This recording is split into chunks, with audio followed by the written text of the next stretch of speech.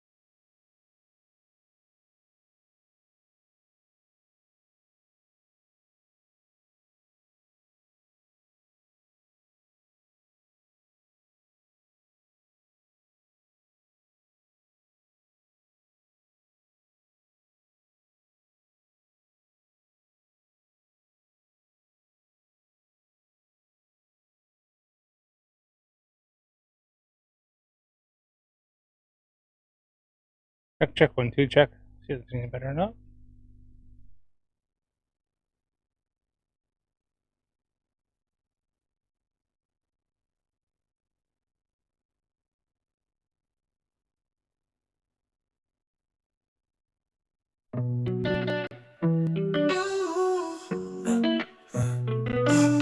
Flat Earth theories getting pounded in the spheres. Blinded by the light, but the evidence is clear. Ships ain't cold fast, ain't no magic trick. Horizon pulling out, yo, science hit quick. Round we spin, yeah, facts so relentless. Empirical proof, got a feeling defenseless. Curious UK globe, rhymes resounding. First blood, dodge these facts I'm pounding. Gravity's the force pulling truth to the ground. Apples don't fall sideways, the orbit profound. Lunar eclipse, syndrome, shadows and curves embrace. Trying to run from the math, but it's past the fake. YouTube vids contain conspiracies thrive, but the stars don't lie, they dance and jive. Experiment, repeatable, tested, done. Flat claims, flat line under the scientific sun. Now we spin, yeah, facts, relentless, empirical proof, accountability, defenseless. Curious UK globe, rhymes resounding. First blood, dodge these facts I'm pounding. Fly past on loop for a pancake nap. Pilots laugh at the claims, even in the gap. Gyroscopes hum truth, keep the planes alive. While first play jigsaw with the missing mind.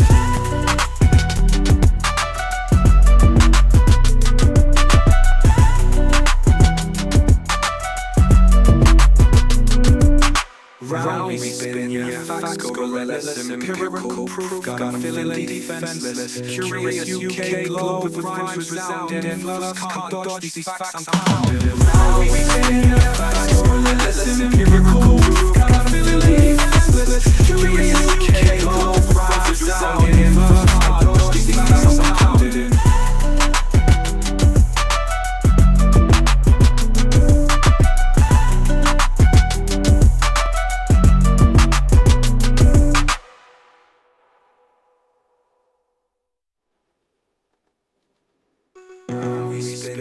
Facts go relentless, empirical proof, got a feeling defenseless. Curious UK globe with rhymes resounding. Flush can't dodge these facts I'm pounding.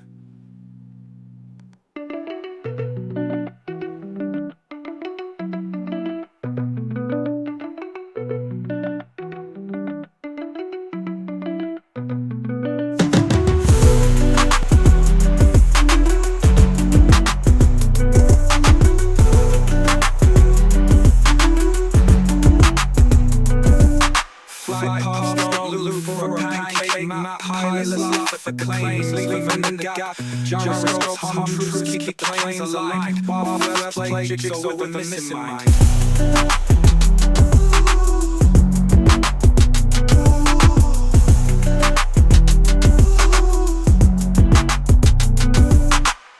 Flight paths don't loop for a pancake map. Pilots laugh at the claims, leave them in the gap. Gyroscopes, hum truths, keep the planes aligned. While first play jigsaw with a missing mind.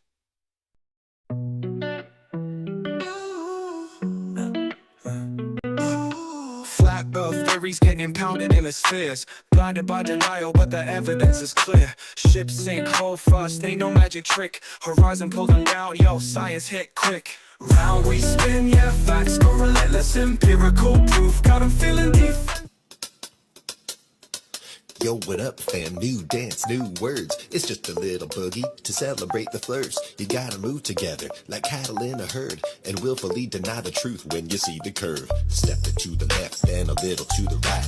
Bend your arm a little bit and put it at your side. Stare off into space and make your face cross-eyed. Now limp around the room like you lost your fucking mind. Do the flirt, derp, shuffle. Yeah, do the flirt, derp, shuffle. Do the flirt, derp, shuffle. Yeah. Yeah. A flirt has beliefs that are kind of absurd. They showed me their true colors, so I'm hitting where it hurts. Their leaders are con men and child predators, denying science and all that mankind has learned. They think the earth is flat and we live under a dome, like we on the bottom of a fucking giant microscope. The flirts should be banned from all technology that came from space travel, and give us an apology. Stupid drop out, low IQ losers. Simple definition of the Dunning-Kruger. That's why a janitor be trying to educate professors after getting educations from a YouTube lesson. You don't make time to study, but you make the time to bitch, and I don't give a fucking shit. I'll double down on that diss. Hey folks, welcome back. Nice to see you again.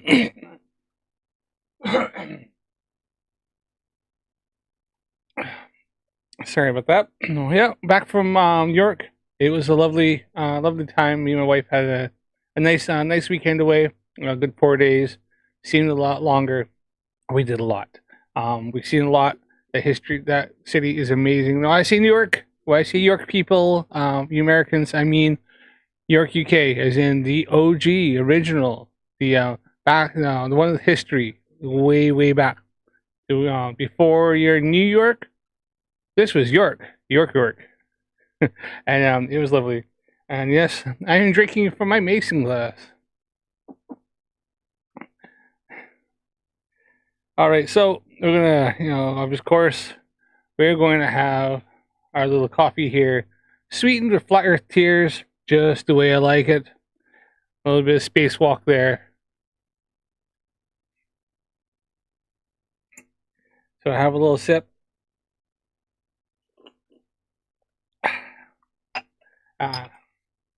Lovely, sweetened with Flat Earth tears, just the way we like it. Always so sweet. I have such a supply. I'll never run out.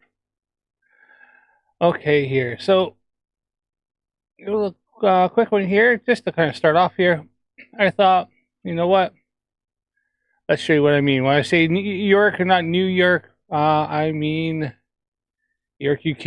A city that is harkens way back to the Roman times. And in fact, then you had the Vikings lived there. There's a Viking settlement for a while, as well as then it was the pagans and everybody else lived there.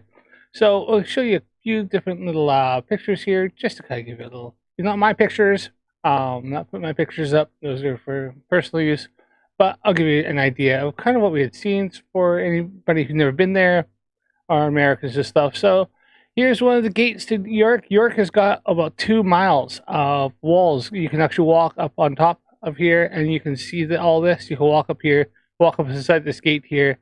I believe I actually was inside this gate. I'm pretty sure it's one of them. There's several there.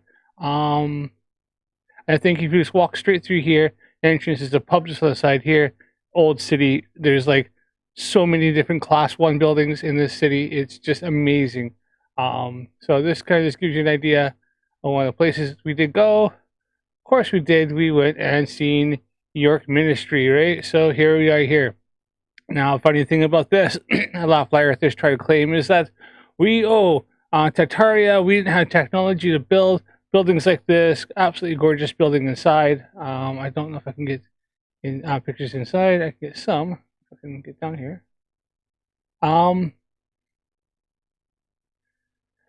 But guess what? When we were there, we were actually not only were they rebuilding some of the parts of this, but they were repairing it, and some of the parts have been built since. In fact, this whole entire building was built on top of another building that had been destroyed way back in like Roman. I think it was Roman ruins. This has been built on top of that. And you can go down into the crypt, and you can see some of the bits of the old massive, huge spirals and stuff, and things that held the roof up. You can see bits where they got broken and smashed, and then they've rebuilt this. But it's all absolutely gorgeous, maintained, and they were working on it when we were there. They were actually making new griffins to go up on the sides that stick out.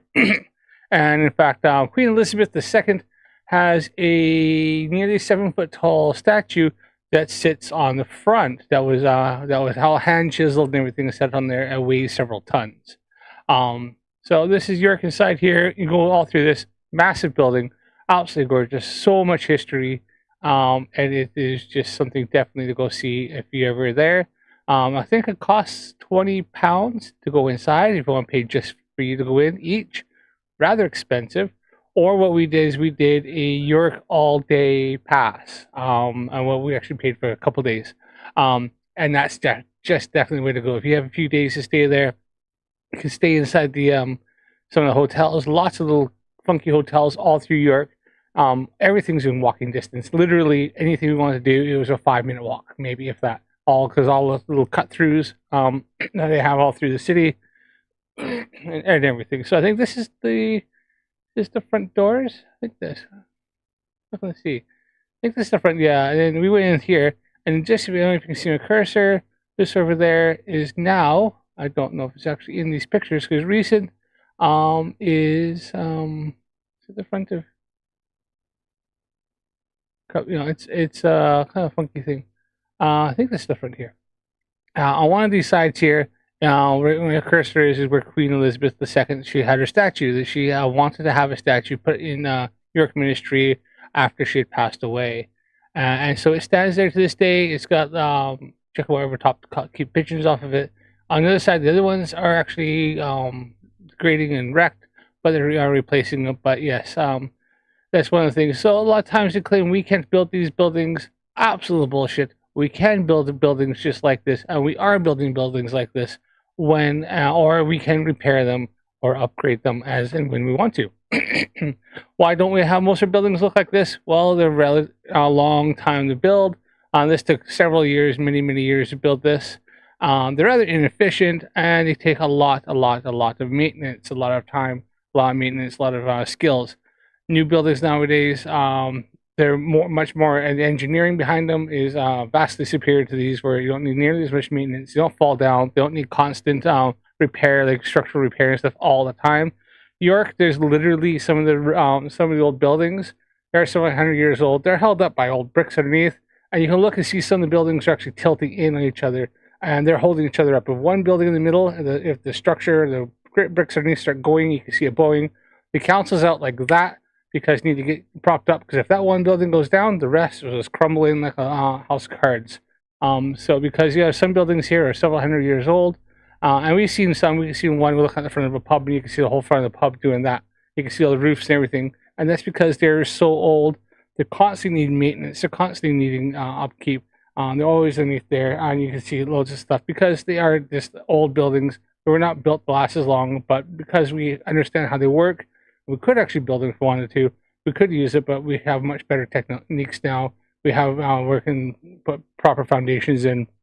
That our buildings that we build nowadays are going to last much longer than those old buildings, and they need far less maintenance, as well as they need. They're much more efficient for keeping heat in, for different light transfer. There's a lot more priorities we have now that they didn't have back then. Well, some of these buildings are lovely and big. Like some of the hotels we're in, they're rather dark, dusty, stuff like that. One of the places we did stay in, I think I'll see if I can bring it up, but we'll look here. You might get a kick out of this one, but it was the Golden Fleece.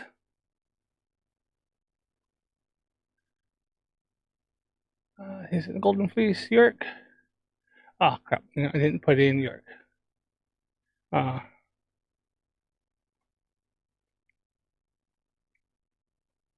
okay, so my wife and I, first place we stayed in was in this old pub here. I think I can bring it up here. It's called the Golden Fleece. Now it's actually it's a pub here. You walk in, you walk down into this room here, walk way down a hallway.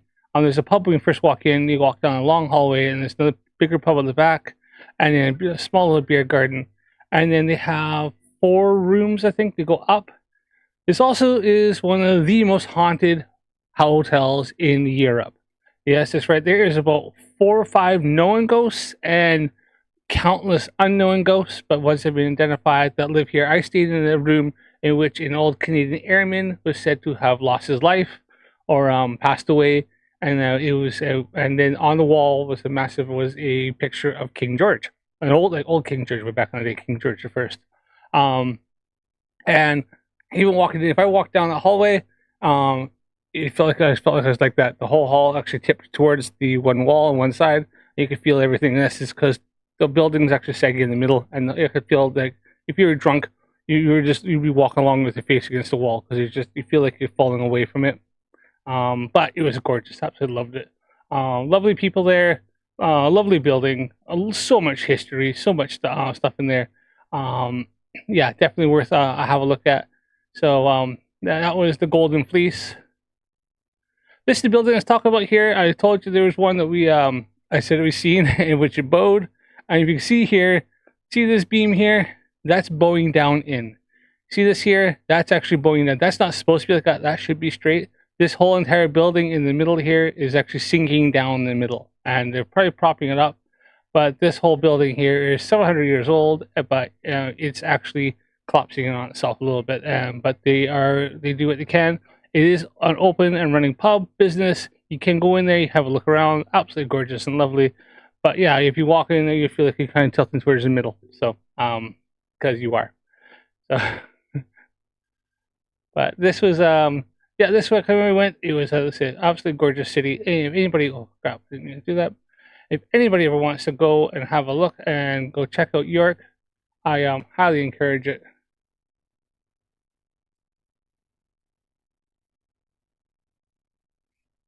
Highly encourage you to go and have a look.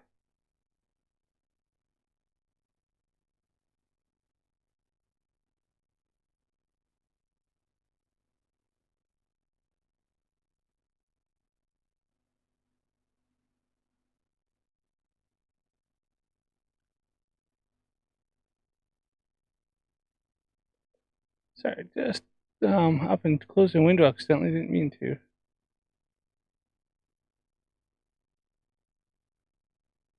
No, that's not the one. That's the one.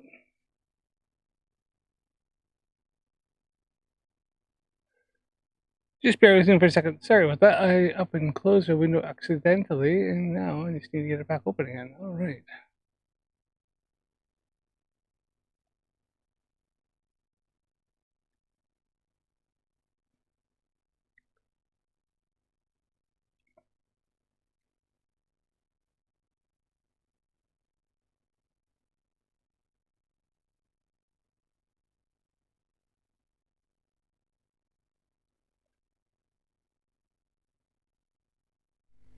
All right, so moving on here, we are going to check out a few different things. Going from that. So I'm going to start. So the other day I was watching. See if I can bring it back up here.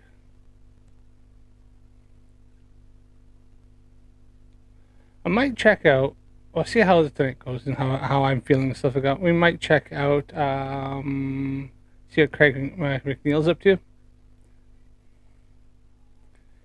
But we're going to check out PhD Tony versus Iron Horse, who's also Iron Horse Ross. He's from Australia. He's Australian flat earther, right? Now, I'll bring this up here. We'll go back to the beginning. I watched most of this myself. And, come on.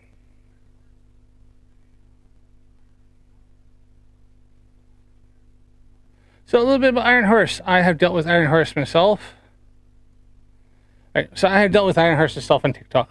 He's different. The guy is definitely you don't see him on TikTok anymore, and it's because he is definitely in his own world. I don't I He's a flat earther. Why is he a flat earth? I mean, he lives on his own flat earth. Um, put it this way: he believes there's infinite number of suns. Every single person has their own sun, own moon. Every single person has their own dome that's above their head at all times. And that's why the sun appears where it is. It appears where it is where you see it because it's your own sun that you see. Nobody else sees the sun. Only you see the sun. Other people see their own sun. Then he believes that there's a fluid above that, and that the sun is actually going through kind of like think if you're looking under ice, in which it's not where it appears, where you think you're seeing it, you're not seeing it. It's actually somewhere else. He also believes in there's a lot of things. He doesn't believe in a lot of stuff as well. Stuff that's like demonstrably true. He doesn't. He'll say he believes in it, and he asks him if he believes in like the example electricity. I was doing this on TikTok the other day. Flat earthers say, "Oh, gravity is only a theory. I don't believe in it. It's only a theory." So I asked several flat earthers, including Fred, also known as Globe Crusher, the one that Globe Face has been trying to get into a debate and back and forth. And he actually fully admitted. I said, "Do you believe in electron theory?" He went, "No." I said, "So you don't believe in electricity?" He went, "No." I was like, "Oh, because yes." I said, "Oh, so you don't believe electricity flows?" He goes, "No." I said, "Well, how do you think electricity works then?" And he couldn't answer it. And a few flat earthers, they say they don't believe in gravitational theory, a theory of gravity. I ask them, "Do you believe in electron theory?" And they go, "Yes." I said, "Oh, so you believe in electricity?" They go, "Yeah." "Okay. So you believe in electron theory?" And they go, "Yeah." So then what's the difference between electron theory? Electron theory is a theory. So gravity, you say gravity is only a theory, but it's the same thing. And then that's normally they kind of run away from that. They don't like that very much because you pretty much get them trapped where they have to agree to something that they know works because it's around us. We use electricity all the time. And then you go, "Well, we have electron theory." And they say, "Well, I can't see gravity." You go, "Can you see electricity?" And the answer is no. You can feel it. You can see the effects of it. And you say, "Oh, lightning. Lightning, that is electricity. That is the electrons moving, superheating the air." And then you're seeing the flash of it superheating the air real quickly. You're not seeing electricity. You're seeing the air molecules being heated rapidly. Um, so yeah, that's so that normally I know it's a bit of a catch up, but it just shows that the fact is that they'll deny one thing, but accept something else, even though they're pretty much they're par for the course for each other. So, uh, but Ross doesn't. I don't know why. He denies electricity. He denies a lot of stuff that we know. He denies germ theory, even though we know germs. But yeah, we'll have a little look at this. This is quite funny. Now, pretty much in this, PhD Tony is a PhD who I think he's a PhD in.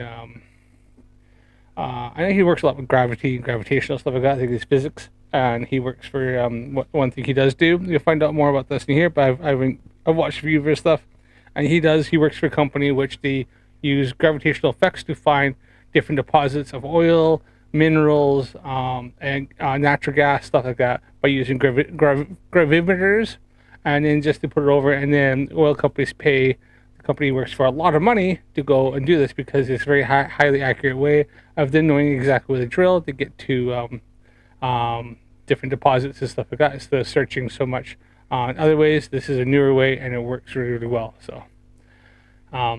So he knows a lot about stuff when it comes to gravitational effects and stuff like that. And Ross knows nothing. And you'll find a lot of Ross does is just go, "Oh, I don't know, but I don't believe that because I don't understand it," which a lot of flat earthers do. This is a very common tactic. But let's move on here. All right.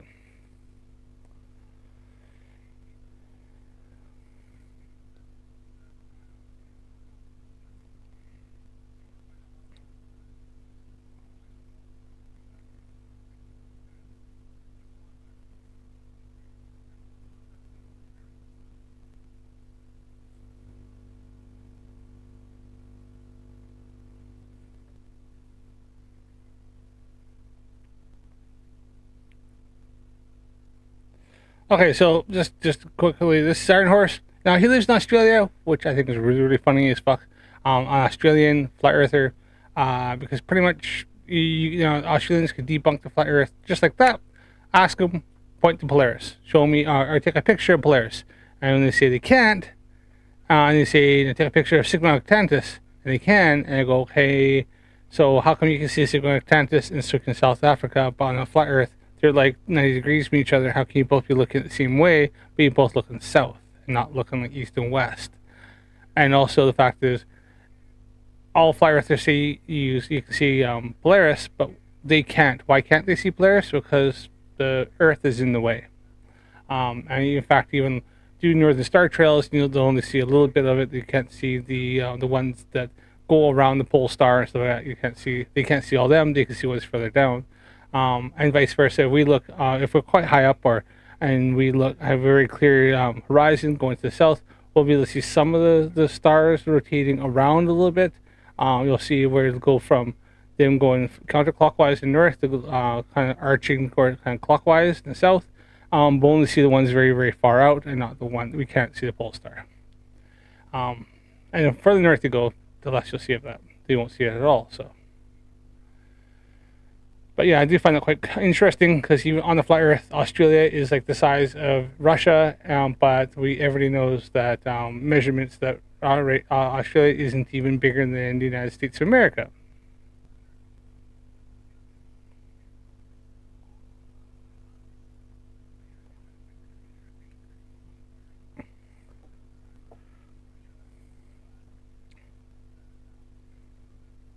Oh shit.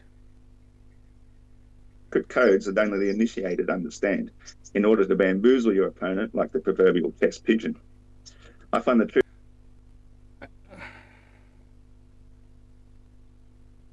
All right, sorry about that. I didn't have my my sound on. Here, hold on.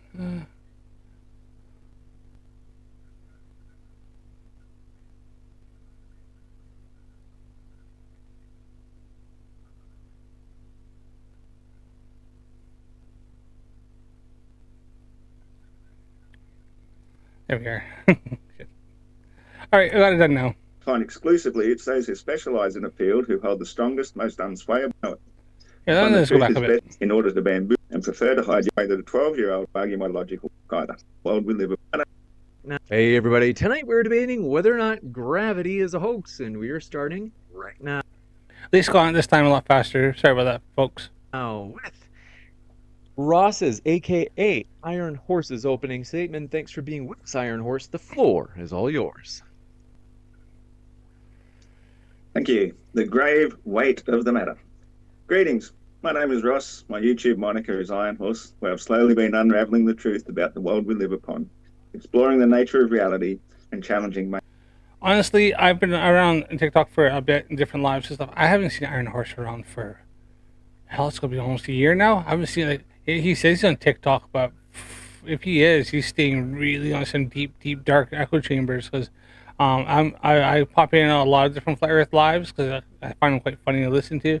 And I haven't seen Iron Horse in any of them. I haven't seen him around in, it's got to be nearly a year. Like, it's been so long. I've seen him on once in a while pop up on MDD here, but that's it. Even then, like this is like second or third time maybe I've seen him. So yeah, I don't even think he's on TikTok. Or if he is, man, he's in some freaking really backwater, dark freaking rabbit holes.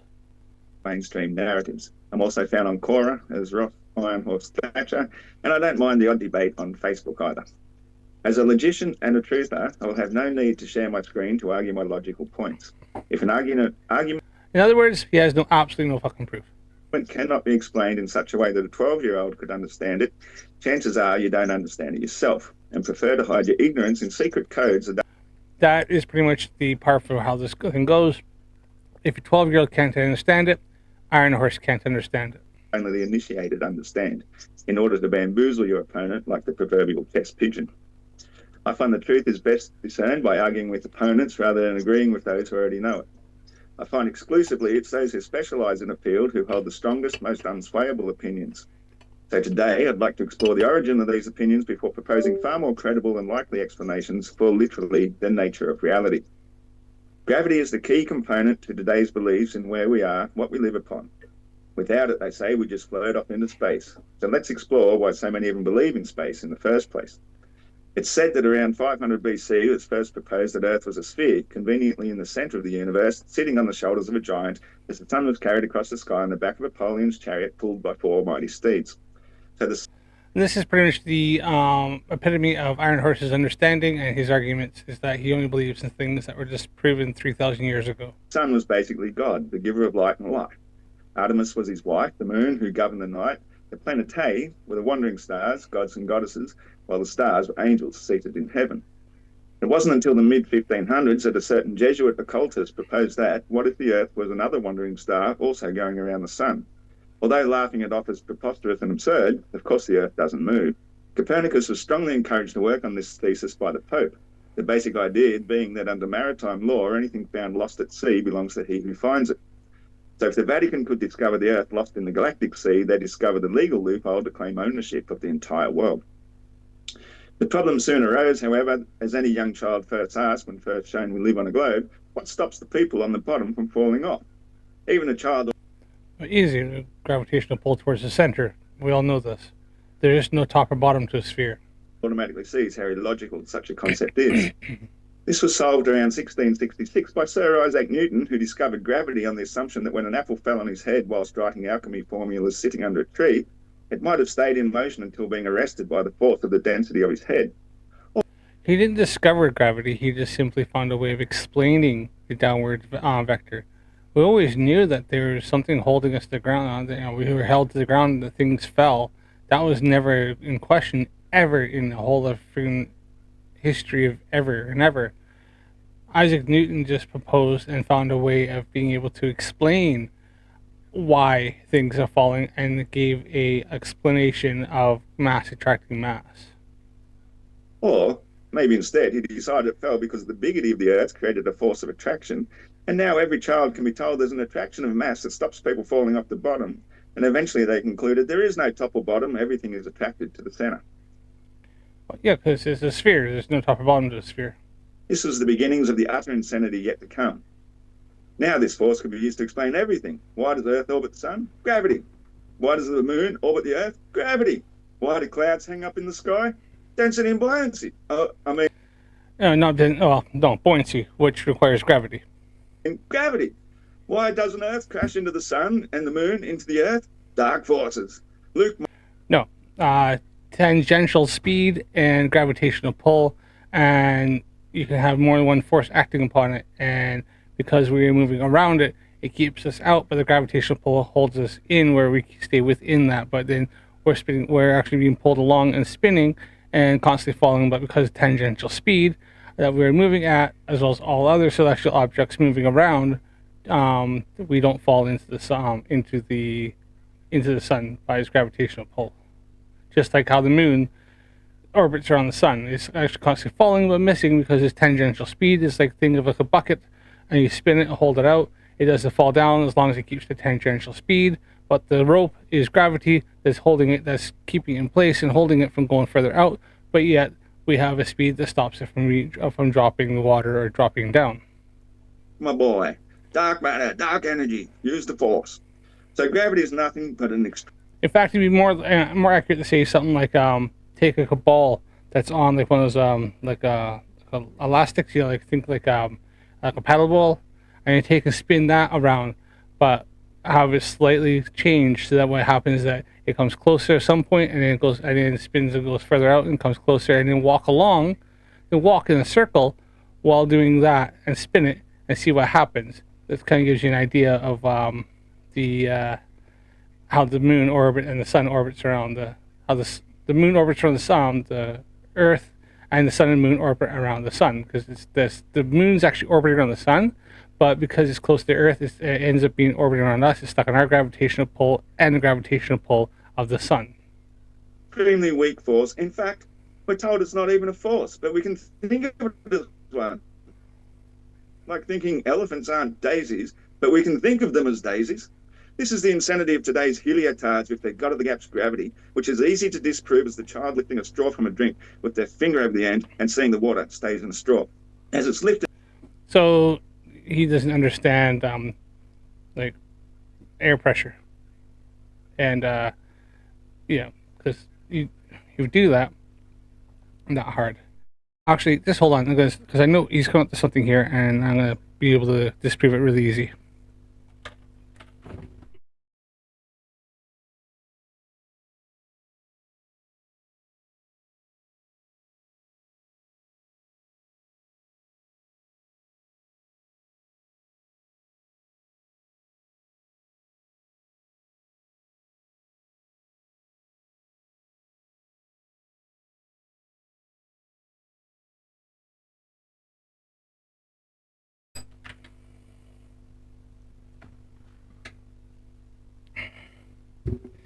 Yeah, Iron Horse brings up this his argument about the straw and the finger a lot in this. He thinks it's a gotcha moment, but he's talking a lot of bullshit, and it's easily debunked what he says. So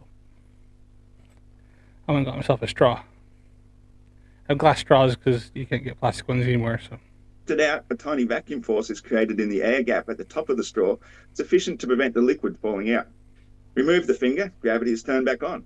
In every instance, the force of a vacuum far overweighs the pseudo force of gravity, but don't let that stop you from believing. it's like creating a vacuum. When you're sucking through a straw, all you're doing is just causing low pressure here, and you have higher pressure, causing higher pressure here going in, and because of that, because you're causing lower pressure in here, it pulls stuff up the straw. Same thing will blow through it, causing lower pressure here, and then it's pushing higher pressure here, which is pushes against the pressure that's already inside here. It's 14 psi, 14.7 psi already inside the straw. I increase the pressure, it pushes it out. I suck it in, I lower the pressure in here, and then the air pressure pushes it up inside. Easy. It makes sense that since everything about gravity was given to us by priests, occultists, alchemists, and sun worshippers, that we should also believe in gravity on faith alone. But just imagine, if you will, and please look up afterwards a railgun projectile video, an object fired 8 times faster than the speed of sound, that a small to medium wandering star could shoot through a vacuum of space some 10 times faster than that projectile, spinning on its axis all the while, that this extremely weak pseudo-force called gravity is sufficient to hold onto Mars-thick layer of gases, trillions of tons of magically curving water. Mars doesn't have a thick layer of gases. Mars' atmosphere is actually quite thin. Water over 70% of its surface, It's huge thinner than cargo ours. ships on every angle of the surface, and gently Now Venus has a thick atmosphere, but Mars doesn't. wafting clouds hovering in the air. And now you know why the very idea of it is utter insanity. See, this is how much Iron Horse doesn't really know. He thinks that Mars has a thick atmosphere, because he's done absolutely no research whatsoever. Newton's first law states a body at rest remains at rest, and a body at motion will remain in motion, unless it is acted upon by an external force. This is the key to wisdom and truth. And he stated that correctly. He doesn't understand a single fucking word of it. Imagine a hypothetical void of space with an object of mass in it. Any mass, doesn't matter. With nothing to rest upon, it will drop perpetually, possibly even accelerating infinitely, as there's no air resistance to cause terminal velocity. But it won't know it's dropping because there's no other object to compare itself with, the origins of relative motion. A thing is only in motion. Dude, what is James doing here in the corner? Look at his face. Oh. He's making all sorts of weird faces. Oh, sorry, just noticed that. Relative to another thing. Look at that. But if we introduce What is he doing? another mass, and they're both... Hold on. That's it. Look at that. What is James Kuntz doing? Look, he's making these freaking weird ass faces. He's looking. Sorry, that's just tickled me. together, even they will be unaware they're in motion because relative to each other, they're still perfectly still. So what then if we introduced a base? He's doing the fish face? What the fuck is he doing? He's doing... What the fuck? To this void and filled it with all manner of things. The properties of matter are basically described as solids, liquids, and gas. How would we arrange this base? Well, we'd say the more dense things would displace the less dense things until finding a place of sufficient density to resist them from dropping any further. Well, until finding a place that would hold on, this one, I'm gonna go back. As solids, liquids, and gas. Perfectly, they're both dropping together. Even they will be unaware that. Sorry, I got distracted by James's face. Sorry. Let me go back. But if we introduce another mass, and a thing is only in motion relative to another thing, but if we introduce another mass and they're both dropping together, even they will be unaware they're in motion because relative to each other, they're still perfectly still. So what then if we introduced a base to this void and filled it with all manner of things? The properties of matter are basically described as solids, liquids, and gas. How would we arrange this base? Well, we'd say the more dense things would You forgot plasmas. Plasmas is a fourth state of matter. displace the less dense things until finding a place of sufficient density to resist them from dropping any further. Well, Density isn't a force. It has no vector, and yeah, there's no force. Density is a state of matter, like how dense, like density of my plastic bottle, right? Is the state of matter. It doesn't care. It doesn't make it up and down. It has no vector. The density of how dense my water bottle is stated is on how dense the material is made out of. That's all it is. How densely packed the molecules are. The density of my water bottle is denser than this, which is why I can move this around, because I'm able to manipulate the particles inside here to move them around because they're more loosely packed. A water bottle, though, is much more tighter packed, so it's the denser material being a hard plastic. That's what fucking density is. It has no vector. That's why my water bottle and my this both drop. I'm not going to drop my water bottle right now because it's full of water. Both fall down at 9.8 meters per second squared. Unless, act upon the force being air resistance. they'll stay at rest unless another force acts upon them. Therefore, we must conclude that the force is resistance. As the dropping objects first meet the least dense matter, the gaseous atmosphere, it eventually slows them to a terminal velocity. Now, let's say object A discovers itself to be a large flat slab which achieves terminal velocity well before object B, which discovers itself to be a large upright spike. Finally, they meet at the base, the place of the most resistance. Object A lands with a solid whump, but barely indents into the surface. Object B has virtually buried itself in the ground because it hit with a greater force. Is it correct to say the ground pulled on B harder than A?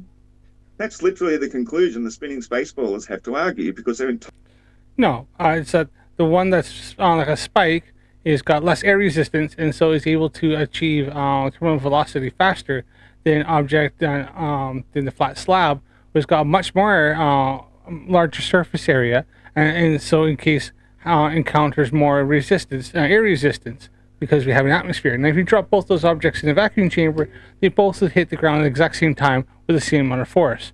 Because both would be able to achieve terminal velocity, the same rate of speed, and both were of the same material and the same weight, same weight, and then they would both drop the same rate, would both impact at the same rate. Now, if you dropped like a feather, like a brick or a bowling ball and a feather in a vacuum chamber, well, the feather is obviously much less dense than the bowling ball. In a vacuum chamber where there's no air resistance, both hit the ground at the exact same time. But obviously the bowling ball has a much greater mass to it, more weight, and so it needs more resistance against it when it hits something to help it to stop, or else it's going to cause break or cause more damage compared to the feather. The feather has much less mass to it, and so doesn't carry as much inertia. Right, so then we hit stopping from that speed. You have to hit inertia. The bowling ball holds much more inertia, so you have to have something like you see that in a test. You'll see the bowling ball lands on a box or lands on a big foam thing, and the feather just lands on the ground, so it doesn't cause any damage to the floor. I've done the same sort of test. I used a book, a very thick book, and a piece of tissue, side by side. Dropped them. Obviously, the book falls faster than the piece of tissue. This is because the piece of tissue is affected by the air around it and air resistance. But as soon as I put that piece of tissue on top of the book, even though it just lay it on nice and gentle, and I let them both go at the same time, the tissue and the book both fall at the exact same rate. The tissue doesn't float slower. The tissue goes down at the exact same rate speed as the book. And why that is because the book is counteracting counteracting. The book is blocking the air resistance, like blocking the air. Right. So now I've been able to what's the word am I thinking? Like insulate. I'm able to insulate this the tissue from air resistance and be able to remove that factor, and so then the tissue and the book both fall at the exact same rate, even though it's on top. So if it's density, that book should fall faster, and that tissue should still just float down the same rate because it's not pushing it down. The tissue could just float off wherever it wants, but it doesn't do it. And I have a video in which I did this exact experiment and showed it. And that is a very simple example of disproving Iron Horse and his whole density buoyancy bullshit. Because if you just do my simple experiment at home with just a heavy book and a piece of tissue, and you put on the back there, then something why, then they're completely two different densities, and yet they fall at the same rate. Why is that? And you won't be able to answer that. I guarantee the Iron Horse won't answer that. No flat earther hat can. Entire existence depends upon the attraction of mass. Not without admitting to gravity. The logician, such as myself, will argue that the force of resistance prevented A from hitting as hard, and its shape spread the force of impact over a greater surface area. So Newton basically said they would stay in motion until acted upon by another force. That's not it. It has to do with how the force, the inertia of that object and how it's spread over an area, right? If you had something, if I dropped this straight down and it probably either break or impale into like a soft material. But if I took the exact same thing and dropped it like that, it probably wouldn't impact it. If I had like a piece of, I don't know, some sand here, drop the sand, probably impale into the sand. But if I dropped it like that, exact same thing, it wouldn't impale in the sand, it probably landed on top. And that's because all the inertia from this is spread, in this way, is spread over just a little tiny area. And so all that is only over a very, very small amount. It's called force, right? PSI, pounds per square inch. Right here, you have many more, you have the same amount of weight, but spread over many more inches. And so then each little bit of what here is now only got a tiny fraction of what it does, but spread over a larger area. So then it's not forcing nearly as much inertia or force into a small bit. It's spread over a larger area, which now a larger area, that be made sand, is able to absorb all that, compared to this, where it's able to, you have a much smaller area of a soft material, and it can't. This is too big to absorb, so it's going to impale in before it slows down its inertia. Force, and that force has to be resistance. How did the base come to be? There's many theories, such as in the beginning was the Word, and the Word was good, and the Word was God. Either way. The Word. But the words can't do stuff like that. And when he says God, which God? Right? There's about 3,000 different gods. So Iron Horse, I always like to say, so he kind of went against the Christian faith there, and then now he's saying he believes in God. So which is it? Do you believe in Christ, or do you not believe in Christ? So which God? Right? It says 3,000 different gods. And this is often something else I've heard. I think Ricky Gervais said it. Like he was an atheist. He goes, there's 3,000 different gods. So if you deny every other god except for your one God, you're an atheist minus one God. You deny 2,999 other gods. So you're still an atheist to 2,999 gods. I'll just deny one more God than you do. Here upon the physical realm, nothing can be built without a base. We may think of the scale of... By the way, my take is that the fact is I don't think we have all the answers, nor do we know what God or what we've encountered. A lot of the stuff that is in our books or in religions is made up by men over many, many years, and all designed to try to kind of control population to get them to believe and think what they want. But religion is big business. I was just showing you the York ministry there. That's a massive building. It's got gold. It's got friggin' like something like obviously gorgeous architecture everywhere. Friggin' like a marble, the friggin' high end like hardwoods, like absolutely a massive thing, huge organ, lovely, absolutely gorgeous building. Worth a lot of money. I mean, the amount of money that it takes to maintain that, let alone try to build that, or the fact that they're upgrading it, is probably within the millions and millions and millions, and that's only one cathedral. One cathedral. I got the ceilings of that thing were freaking like massive, huge, right? Just to heat and light that building must just be phenomenal, right? But it's a religious thing. It's owned by the church. I don't know if it's Church of England or Catholic Church. I didn't actually look that hard to see if it's Protestant or not. But that's a lot of money, and that's only one cathedral in one city.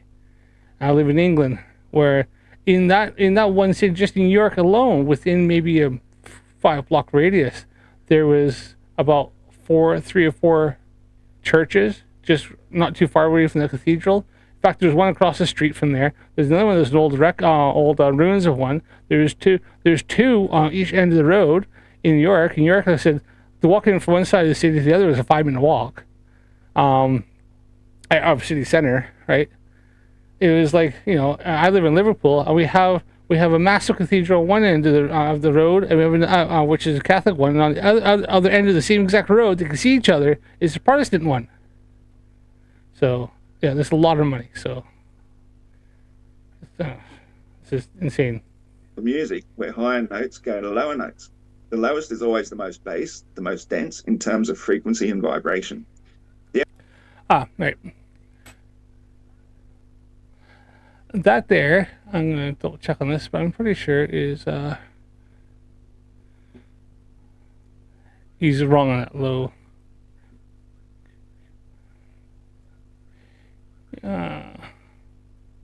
Low frequency sound waves. Let's see if I can bring up an image. I think images work a bit better. There we are. So what did he say again? Let's just go back here. I just want to see this one more time. The etymology is always the most bass, the scale of music, where higher notes go to lower notes. The lowest is always the most bass, the most dense in terms of frequency and vibration. Really? Let's see, and this is once again where Iron Horse is completely wrong. And why did I say that? Well, let's have a little look. Sound frequencies. High frequency. Which one has more density to it? He said low. Let me just double check here. I'm pretty sure he said low. Let's just go back here and see.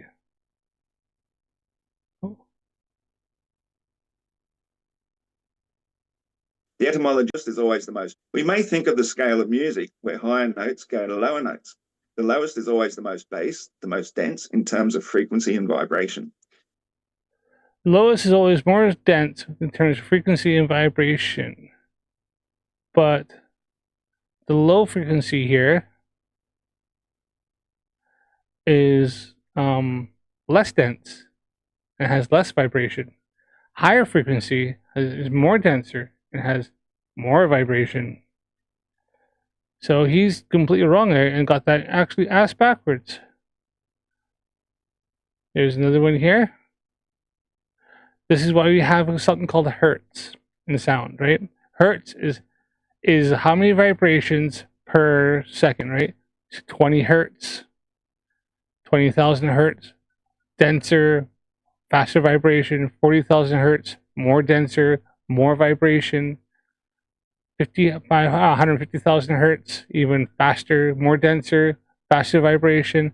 Now, what he could talk about is that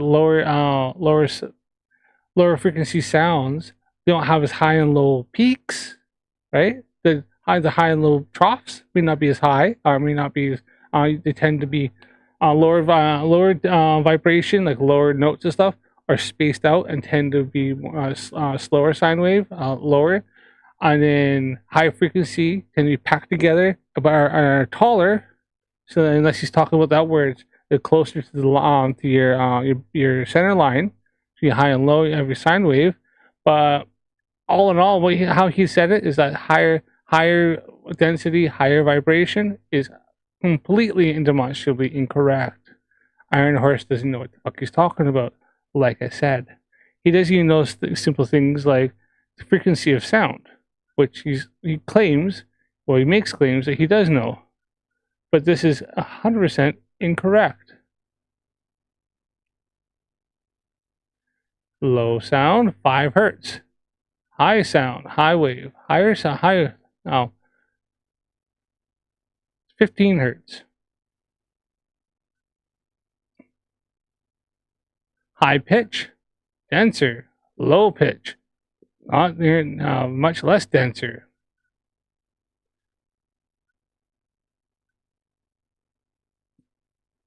So, I guess, yeah. See, go back again. See what you said. The etymology is always the most base. You may think of the scale of music where higher notes go to lower notes. The lowest is always the most bass, the most dense in terms of frequency and vibration. The etymology of words can be very... And he's completely, like I said, he's wrong. He's wrong a lot in this. telling, no pun intended. Remember, this is still his opening. He's already freaking getting shit wrong. The opposite of light is... You think he'd know this stuff because he's freaking, like, prepared this. Dark and heavy. Let there be light, then scale it down all the way to the base. You can't build a building without a base. When a sculptor creates a beautiful statue, he doesn't place it on the bottom or sides of a sphere to display. It needs a solid base. You cannot build a house without a base, flat and level. And the best, and also the most traditional way to determine level is with water. You don't build a swimming pool on the side of the wall. You put it in the ground because you know the properties of liquids is that they fill their container, creating a flat and level surface. And they're also subject to forces act upon them, i.e. gravity. Just as every river flows to the sea, you cannot claim gravity forces a stream up and over hundreds of miles of curvature to get there. The curvature doesn't affect the flow of rivers and streams. Rivers and streams are affected by the topography of the land, and they go from higher altitude to lower altitude. If you have a sphere, I have here,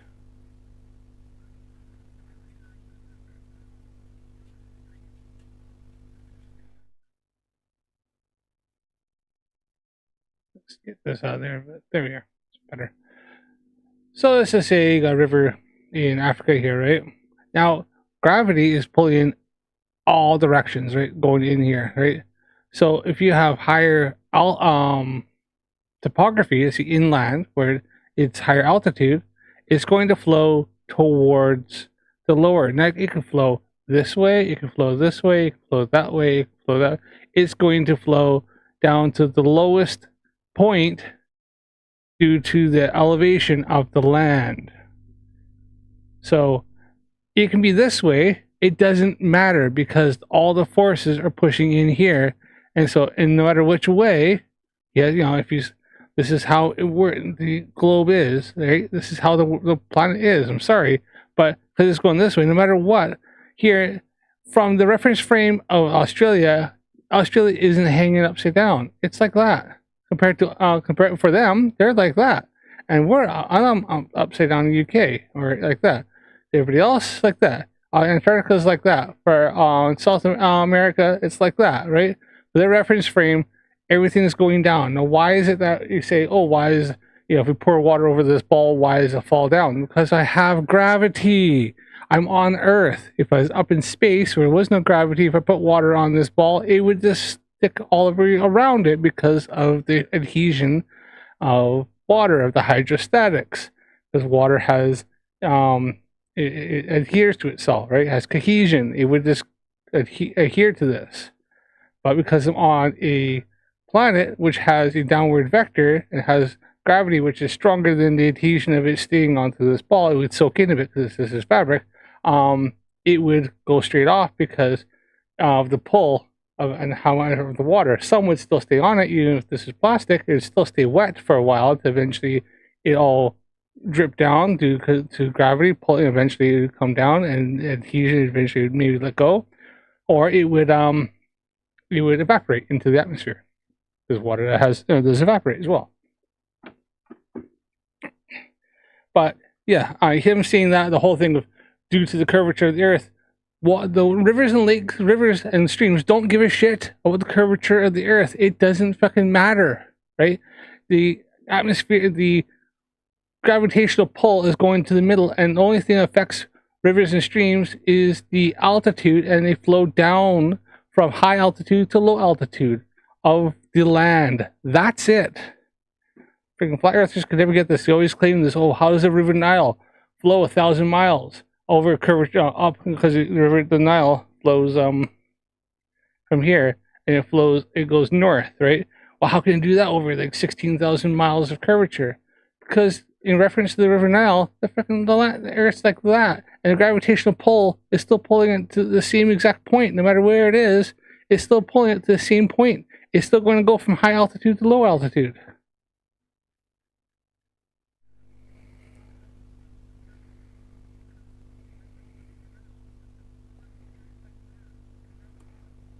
Never flow from high to low, always seeking the next level.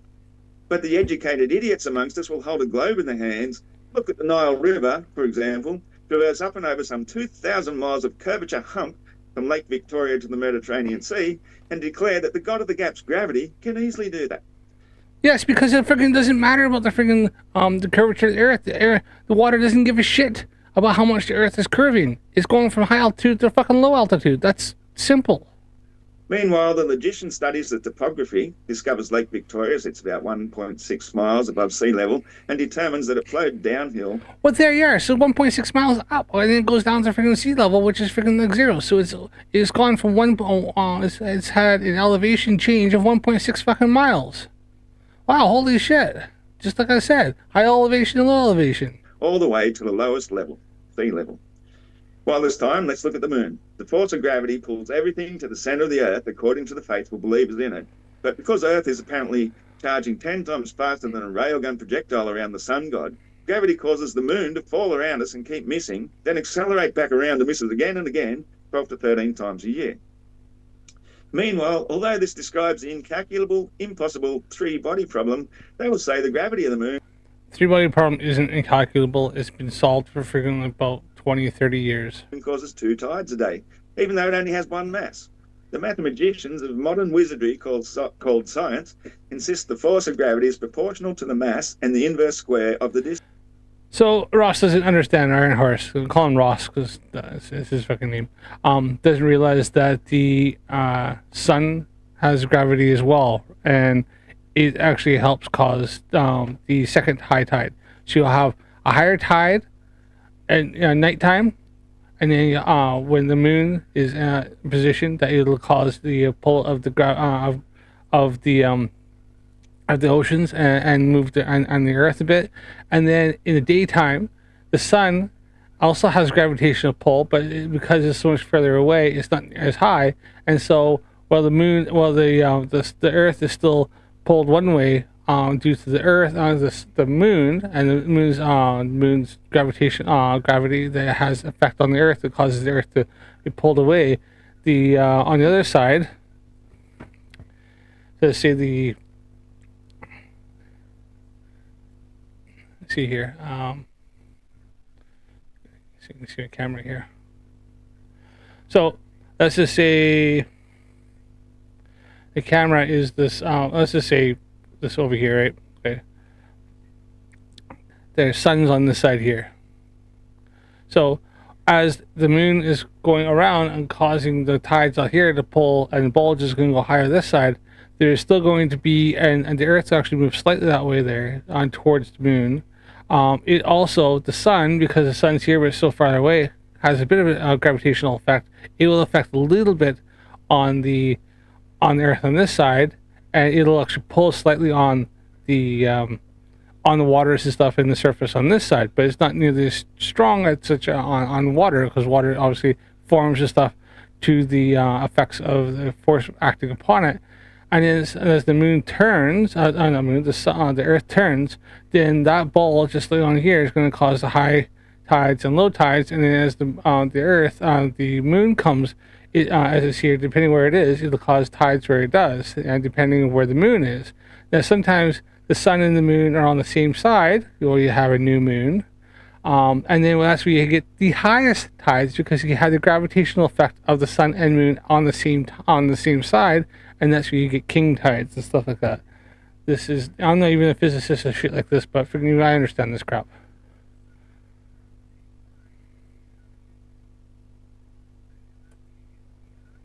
Distance.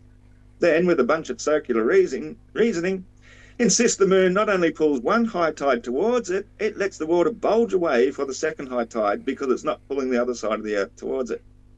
Meanwhile, they'll say two bulges are permanent as the Earth rotates through its own oceanic bulges. The It logician, does. however, argues that if gravity's force is proportional to the square root of the distance and the oceans are actually on Earth's surface, where gravitational force must be strongest, then even if the moon was capable of pulling a bulge of water facing it, with 1/6 of Earth's gravitational pull from almost 250,000 miles away from our surface, then wouldn't the inverse square law make Earth's gravity 1,000 times or even 1,000,000 times more than that of a distant smaller body so far away? Therefore, the side of the Earth facing away from the moon would have all of Earth's gravity pulling on it, plus the tiny weak force of the moon from the other side, thus creating an even lower low tide, than that which we regularly see occur twice a day between the two regular high tides. Gravity literally debunks itself by its own arguments. It just takes a logician to point out the obvious faults or call them out for what they really are, tremendous leaps of faith. I look forward to hearing my opponent's defense for 2 daily tides on his fantasy ball belief. Since I'm grounded in reality, I'll gladly explain how they work here in the fixed space of the observable universe, where everything finds its place logically in accordance with the observable law of relative density and buoyancy. And that was a little about bullshit, and it's being down to the fact Iron Horse doesn't understand a single fucking thing. Thank you. What is he doesn't understand anything, so what he's done is he's made up his own fantasy world, and so he finds he's happy in that, so that's where he lives. And he thinks that the rest of us live in his fantasy world with him.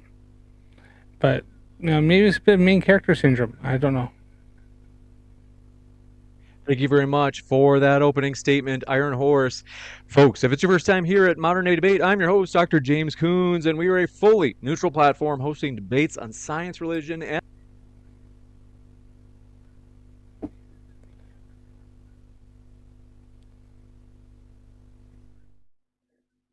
Alright, so quickly on the whole thing, Iron Horse said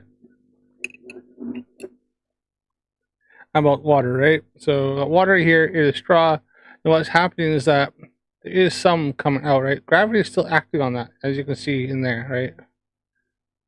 Perhaps they're not causing a perfect seal, but there's still gravity still acting upon that, right? It's still pulling it out. What happens is that because we've got a gravitational effect pulling this water, get that off, there's a drip my shit. It's still wanting to pull on this water down, right? But you have air pressure around 14.7 psi, so it's pushing in all directions around me here, and so it's pushing up on here. And because I've got gravity wanting to pull down, I have air pressure pushing up on this. It's maintaining inside the water inside the glass. And maybe I should get some juice or something here for this, but I'll get some juice. Hold on. This makes it a little easier to explain.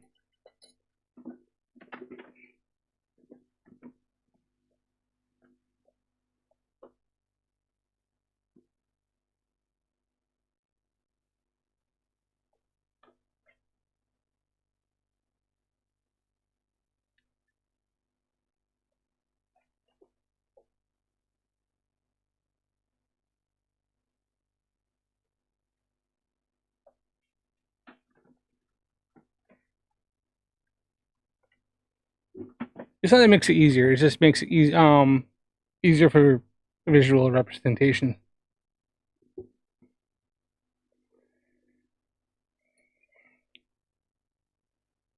You can see that even better. All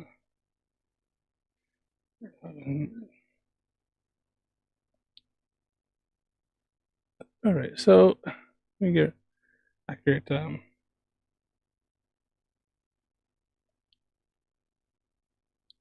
I don't know if you can see that better or not, but so like I said, because you got air pushing up in here, you got gravity wanting to pull it down. Still, it's still acting upon it no matter where I go with this. If I turn it this way, and I let it go a little bit, it's going to go up inside the straw,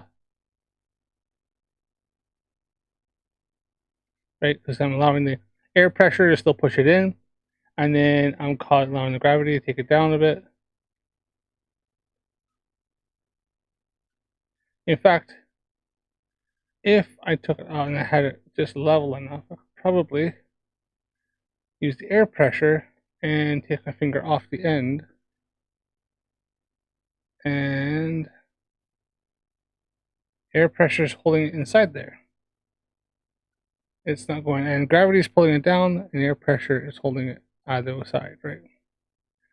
But if I put that on there, right, it's going to stay stuck no matter what.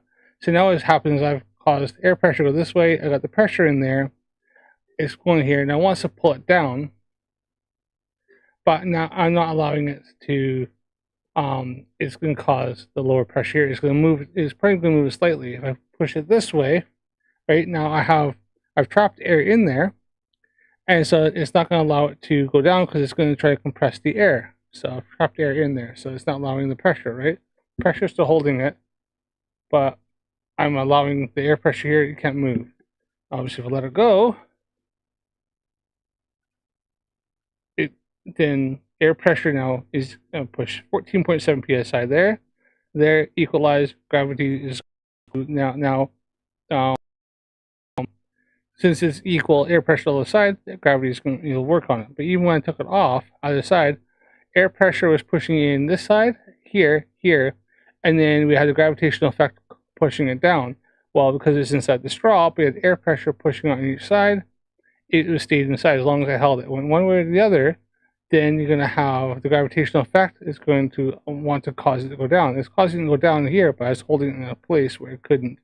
It was pushing down, and then and the air pressure was holding it in each side.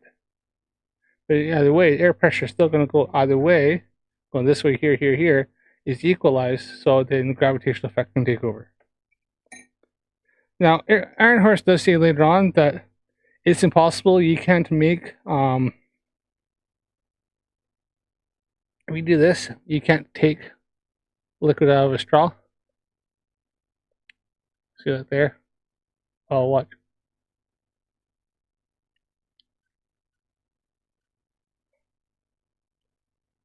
He said you can't suck it out.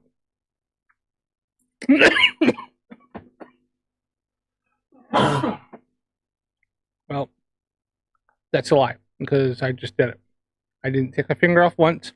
Pressed on there still, see? Liquid's still in there. But I can suck it quite hard, and I can pull it out. In fact, I can pull water down, further down. And I can go further in. And what I'm doing now is I'm causing a greater lower pressure here than up here. And because there's still some air pressures in here, but I'm causing less, I'm bringing the pressure down here, the pressure differential, then it's allowing to push it down. But it's going to go down so far because then what I'm doing is I'm taking this, causing low pressure up here, as I'm pulling, pressure here is sealed, so then it's going to cause the pressure to drop as the water moves down here, and it's going to allow it to go so far where then it's going to be greater lower pressure here than here, and then this is going to be higher pressure, so then it can't, and then that's why I let go, it pops back up, and that's why it's going further and further up higher.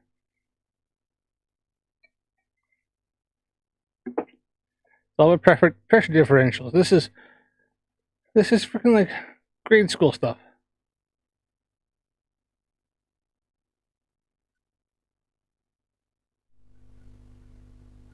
All right, let's keep going here. That's weird. Why is it doing that?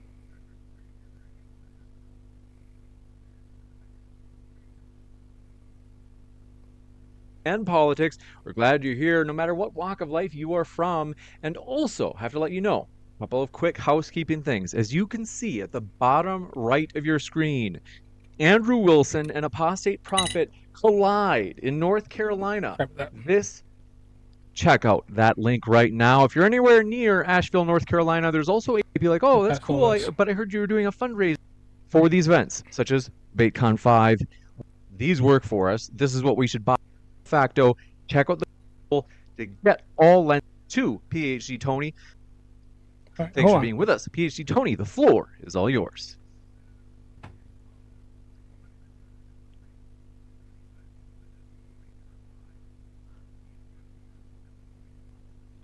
Oh, Tony, let me just double check. muted himself.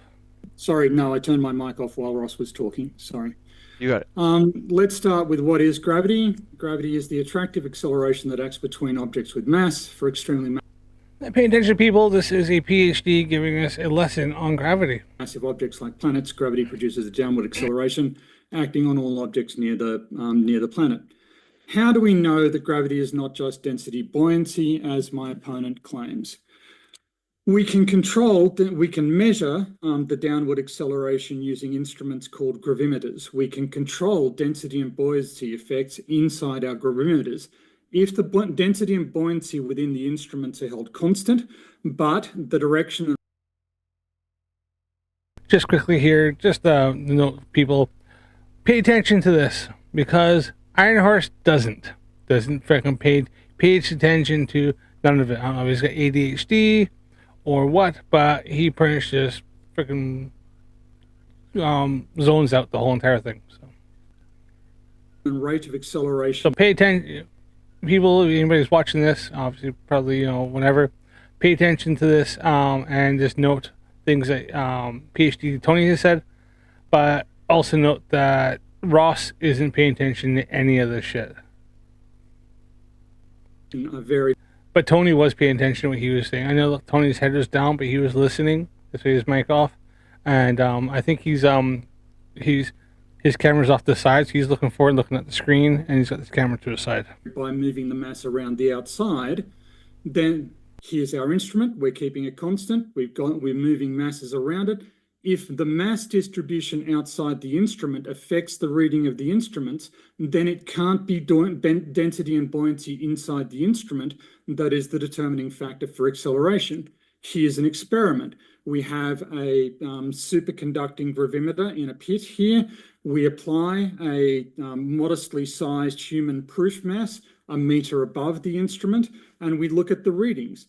The proof mass on above the gravimeter reduces the downward acceleration. Here. Oh, look at that. Hey, one thing Ross didn't present: facts and evidence. Holy shit, and readings. Wow. Take note, flare-ups. Take note, flat earthers. Here's a paper that is often cited by Austin Whitsitt. Again, using a superconducting gravimeter, and you can see the tidal modes here that are clearly delineated. The gravimeter is picking up the gravitational signature due to the motion of the moon and the sun. There is also a mass effect due to thunderstorms. Whitsitt, whenever he talks about this, claims that tides are not due to gravity. This single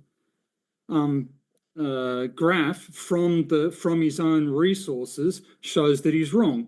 The most famous experiment that shows that masses can accelerate other masses is the Cavendish experiment. People often ask, has this ever been done in a vacuum? Yes, it has. Here, for instance, we're looking at Gundlach and Merkowitz's 2000 paper. I'm sorry about all the ums and ahs that PH Tony does. I don't know if he's like really well versed in doing a lot of public speaking or stuff like that, or giving any kind of presentations like this. I know I'm not the best, but I did notice that he does that quite a bit. But the man, he's quite a smart man. He knows what he's talking about. Where the torsion pendulum, which is that 1.5 millimeter thick slab of Pyrex, is located in an aluminium vacuum chamber and surrounded by mu metal. Mu metal is a nickel iron alloy that is designed to protect the apparatus from electromagnetic influence. Here's another experiment, Lee et al., more recent one. Both experiments here. On the right, you've got the angular acceleration feedback technique of measuring gravitational, and on the left, you've got the time of swing experiment. These apparatuses were located in a cave in passive thermal rooms. They were shielded in vacuum chambers, and they were protected by aluminium cylinders. So yes, we have protected these experiments from other effects. Historically, how we came to an understanding that mass attracts mass in practice is because there are two ways of determining where you are on Earth's surface. One is surveying, and the other one is looking at the stars overhead. But they can, in some circumstances, provide different results. For instance, Bugay, in his trip to South America, to Ecuador, noticed a 7 arcsecond difference between the surveyed coordinates and the celestial coordinates of Mount Chimborazo. When they were surveying the Mason-Dixon line, Mason and Dixon noticed systematic errors in their lines. They didn't close properly, which they should in the absence of an error. Henry Cavendish suggested that this was due to the Allegheny Mountains, the gravitational attraction of the Allegheny Mountains. In the Great Trigonometrical Survey of India in the 19th century, observations at sites that were about 5 degrees apart from one another were off. The surveying techniques produced different results from the celestial techniques. So he went.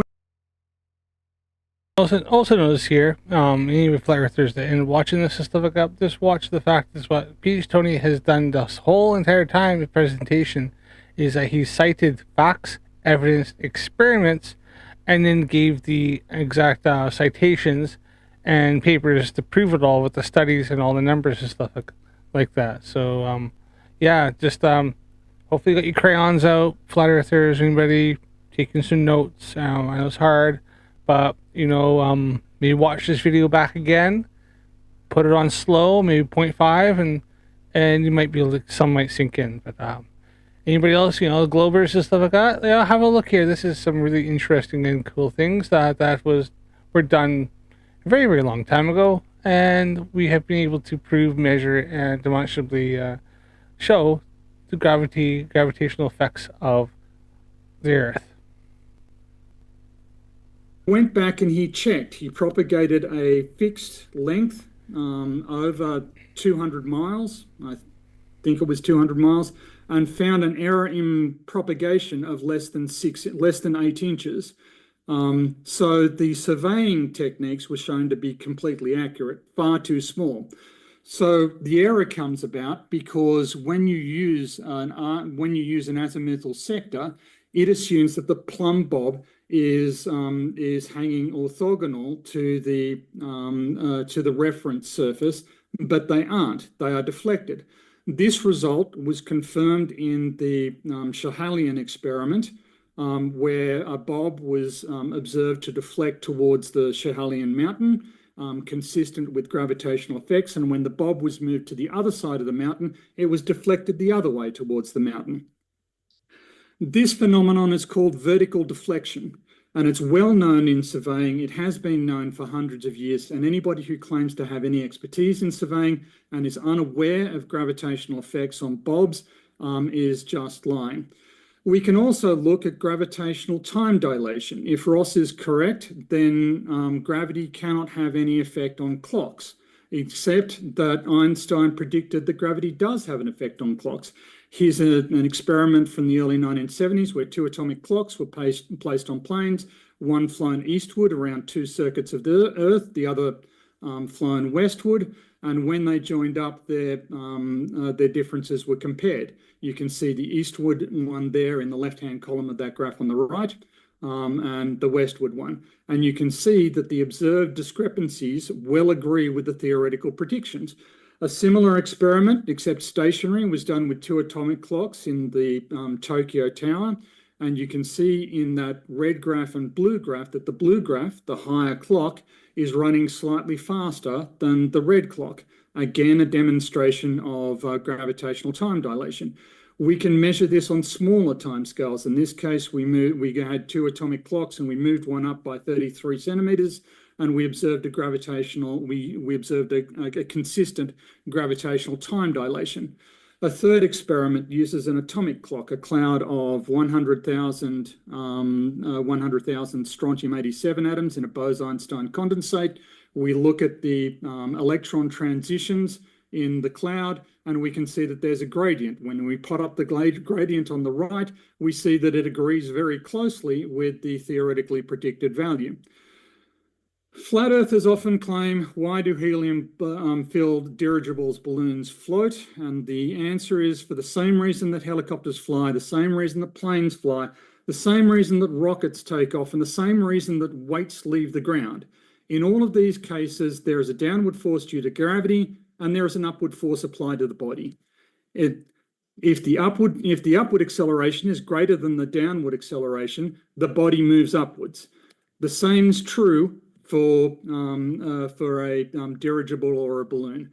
Just because buoyancy exists and the buoyancy acceleration is larger than the gravitational acceleration doesn't mean that gravity has ceased to exist.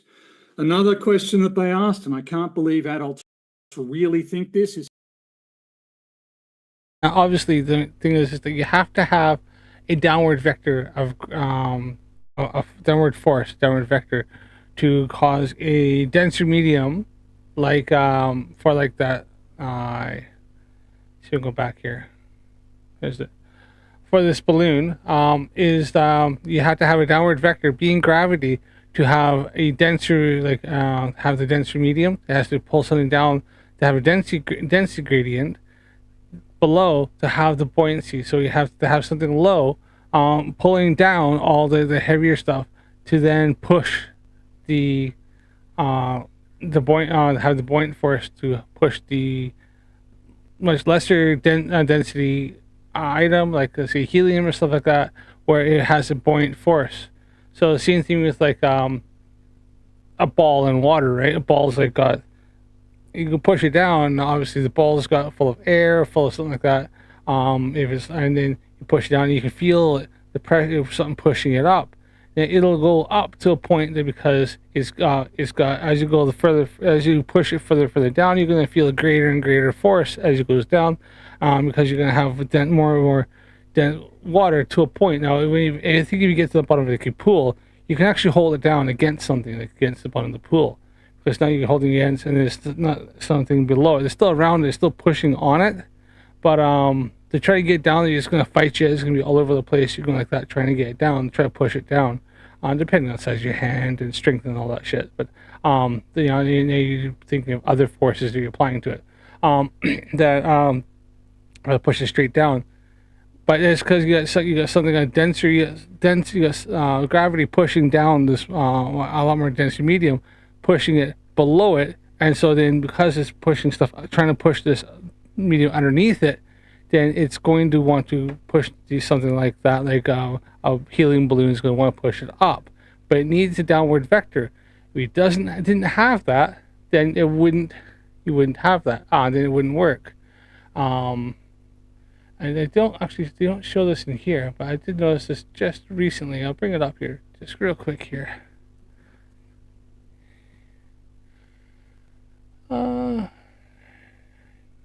These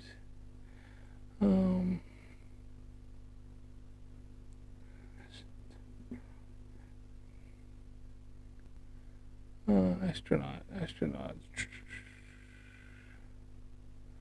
Chinese astronaut,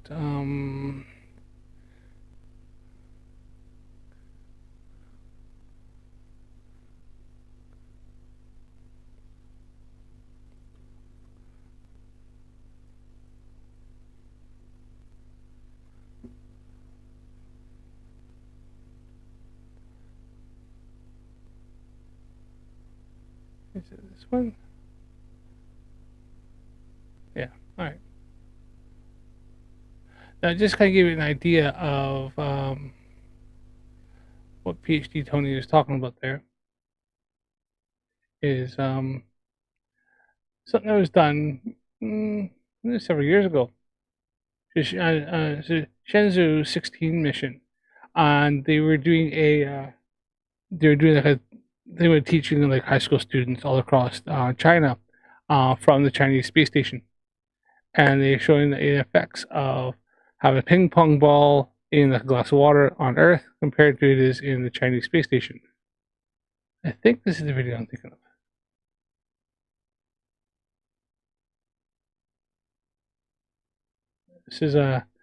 This is different. Let's see here.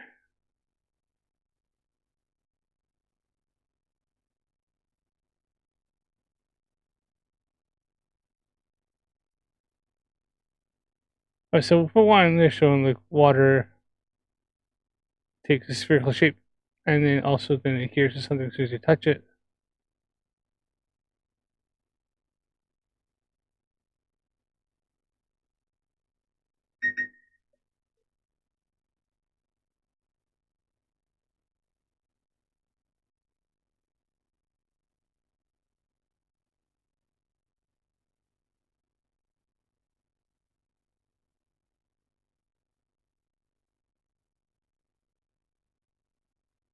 Sorry about that. My mate just messaged me. I have my sound on my phone.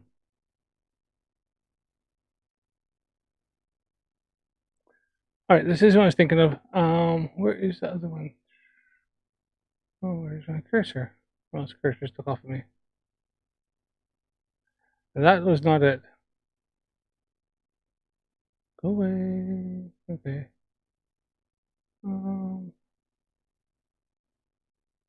Ping pong ball.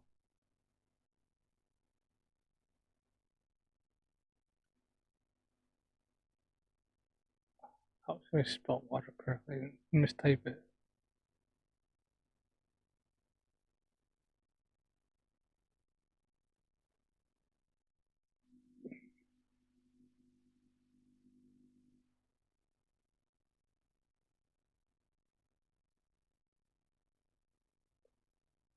This one? Yeah, this will do. I think this is it here.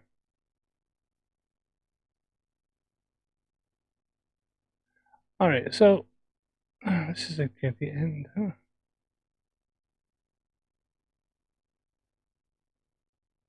So here you can see, if I can get that to behave itself here for a second.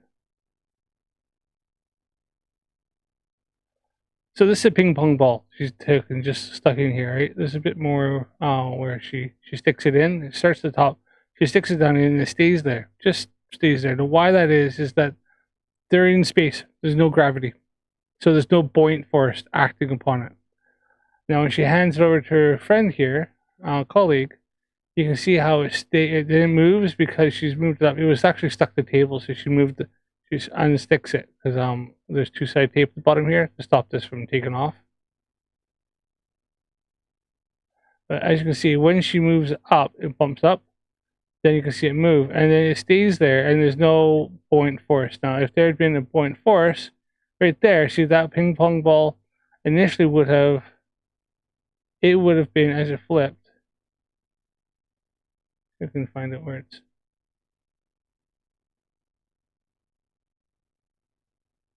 See here, he's holding it. He put the cap on, and it's still staying where it is. It's not, if there's buoyancy, this would be coming up and hit the top.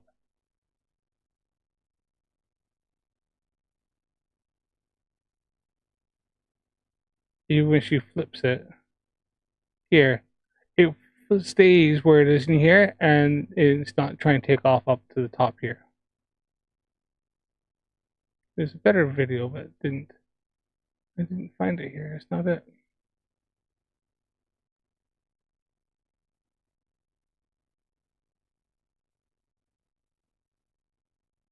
No, that's not it either.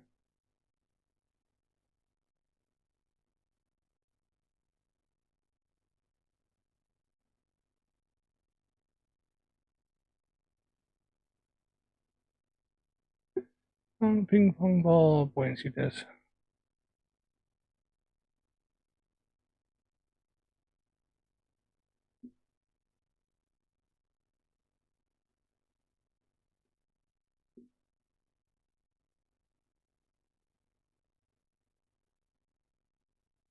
One more time, see if we can find it. If we can't find it, then we'll move on from it.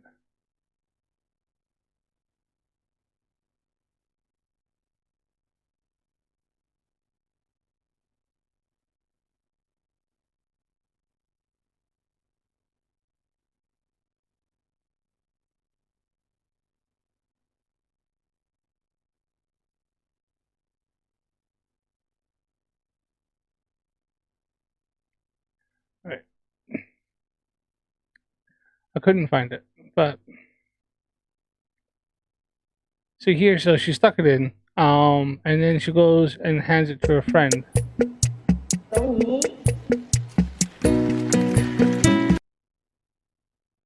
It don't get copyrighted, so only it starts moving up when there is like when they're moving it, and then it's getting there's a force, right? Here we are. So it's showing them sticking it in. So she's got a ping pong ball there. And she sticks it in with a straw, and it stays there. Unlike situation on Earth, the ping pong ball doesn't float in the water, and it's because there's no gravitational effect. There's no There's no gravity, so buoyancy doesn't work. Buoyancy comes with gravity. In weightless, in weightless space, buoyancy almost disappears. Now they're in microgravity of a little, they have a tiny bit, but it's negligible. So there you are.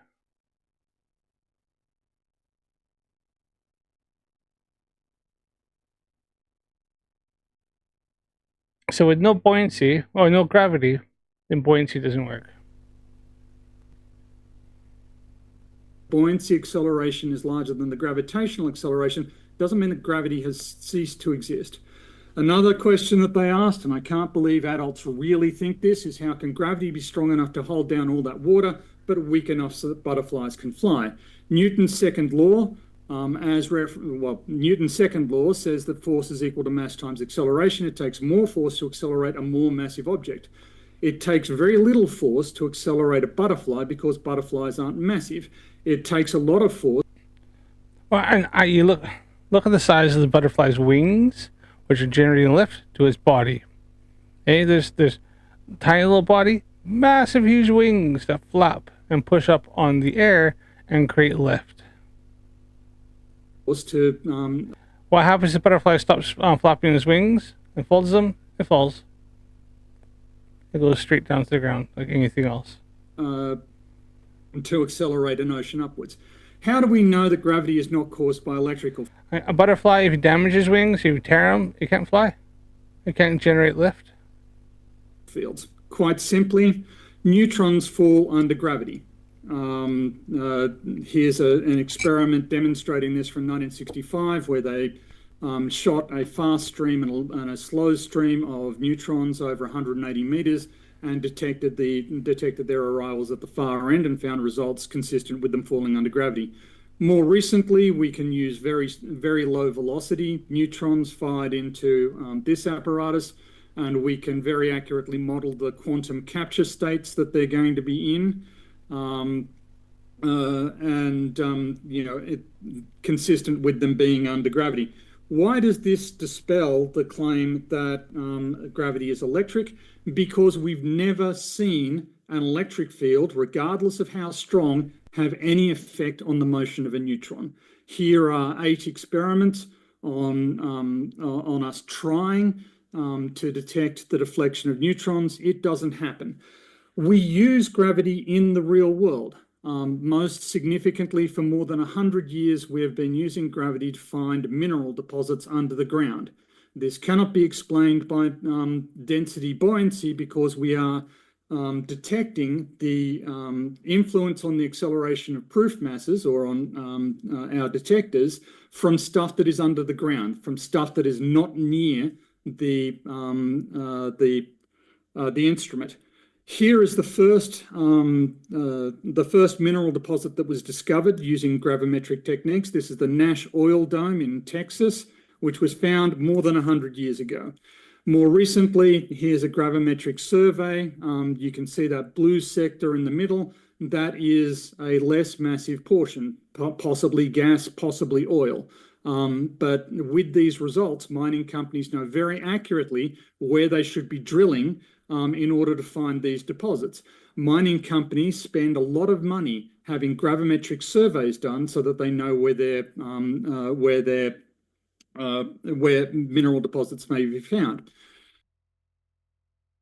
In other words, real world, in reality, experiments and ways of being able to utilize and measure this to do real world things, i.e., exactly where to drill for natural gas or where to drill for oil deposits or mineral deposits.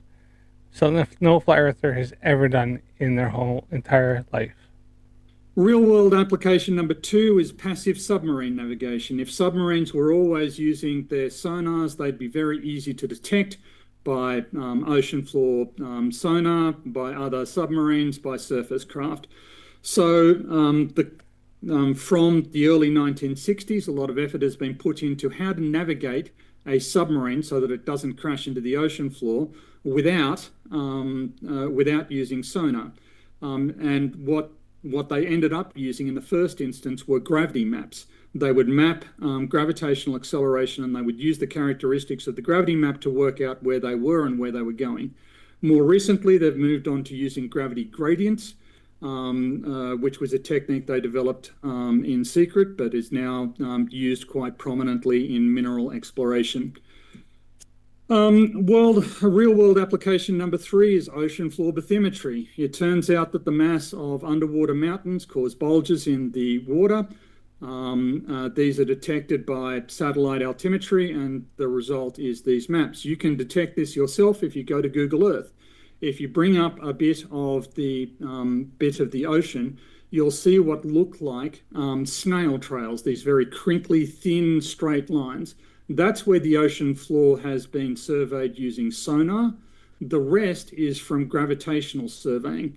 So here's an example of a portion of seafloor that was surveyed during the MH370, and we can see on the right, that's the sonar survey result. On the left is what it looked like before when we were just using gravity, and you can see that the gravity is muddier. It's lower resolution. The sonar does a better job, but gravity provides a very cheap way of getting reasonably accurate results.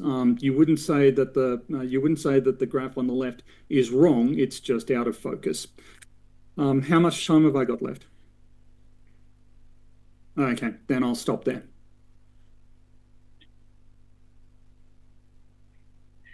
With that, we will jump into the open dialogue. But first, a couple of other quick housekeeping. So there you are. PhD Tony came with citations, with experiments, with real-world examples of gravity, how they've measured it, utilized it to be able to find things, how to map the ocean floors, how submarines can use it, how you can find different deposits underneath the ground, and also different ones like how mountains, because of being a massive object, were affected, like certain instrumentation stuff like that, and how using that they're able to use experimentation to prove that that's exactly what's happening. And Ross brought absolutely nothing except for his own fantasies. Now watch as Ross misunderstands every single fucking thing. Things, folks, I have mentioned before, we have that lens have after this open. If you want to submit a standard question, GoFundMe linked at the top of the chat, super chat. Just let me know, like, hey, here on YouTube. One last little note. Now, Atheists for Liberty between Destiny PM sponsoring this event. It's going to be a massive. Thank you very much, gentlemen. The floor is all yours. So to clear up Ross's misunderstanding of how tides work. Sorry, you can go. I think it's first. just a delay. For you. There might be a slight delay. Let's go with Tony's. I had a question for Tony. Let's go with 1 second. Let's go with Tony's question first. Honestly, I think the delay is in Ross's brain and not the internet, but who am I to say? And then Ross, I promise we'll go to yours right after. I think what we're getting is just a bit of a delay with the connection. It's ahead, not Tony. so much a question, it's an explanation. So the bulge on the second tide that is often but not always observed in tides is because the planet is pulled away from the oceans. Also, if you look at the force balance for the water on the far side, the force normal to the Earth is along the line of the attracting object is absorbed by Earth's surface. And the remaining component of force is normal towards that second bulge. So when you do a force diagram of what's acting on the other side, it produces a second bulge on the far side. So the claim that the second tidal bulge is inexplicable is not true. Also, we observe tidal effects using precise gravimetric readings. So we can directly measure tides and we can compare them to our theoretical calculations and we get very accurate results. So there's no reason to believe that our models of gravity are wrong. Okay, well, that's completely illogical because if you're going to pull the Earth away from its own oceans, where the Earth's gravity is the strongest, the oceans itself would come with it. You can't pull the Earth away from its own oceans. And if you did do that, you'd get closer to the moon and you'd be nullifying the first high tide facing the moon in the first place. I don't know how you can even argue that as an actual valid point using gravity. It's absolute Okay, that you nonsense. don't. You can't even pull water in the first place. Water cannot be pulled. You can only pull the container of the water. And that is absolutely, completely, demonstrably incorrect. Ross thinks you cannot pull water. You cannot manipulate and pull water. You can only push it, he thinks. So that's just, you can do a home experiment with a rubber balloon and a thin stream of water, or a brush or comb through your hair, and then put it through a thin stream of water and see what happens. No force will pull water, but you can easily repel it. And that is wrong, and I will show that right now. Yeah, sorry, I've already kind of done this. So,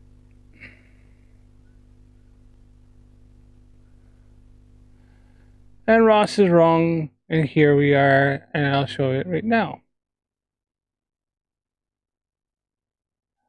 This is a force pulling water.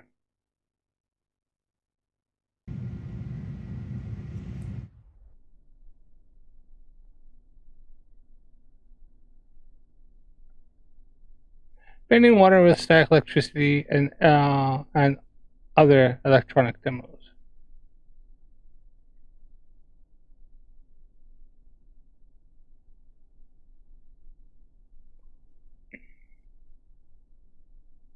And watch what happens. Is that water being pulled, or is that water being repelled? Well, look at that. Even the water itself, how come it's coming up and going around? Hold on, wait a minute. How is that water being pulled? Hold on. The water is being pulled and not repelled. And it's easily being done. How is that? So Ross is wrong again. And this is easily proven and demonstrated using high school math. You can do this stuff easily at home. This is like a home experiment. But there you are. Water being pulled.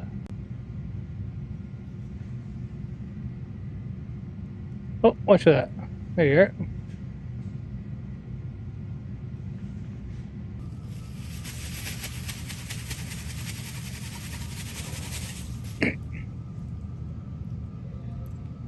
Oh, yeah, look at that.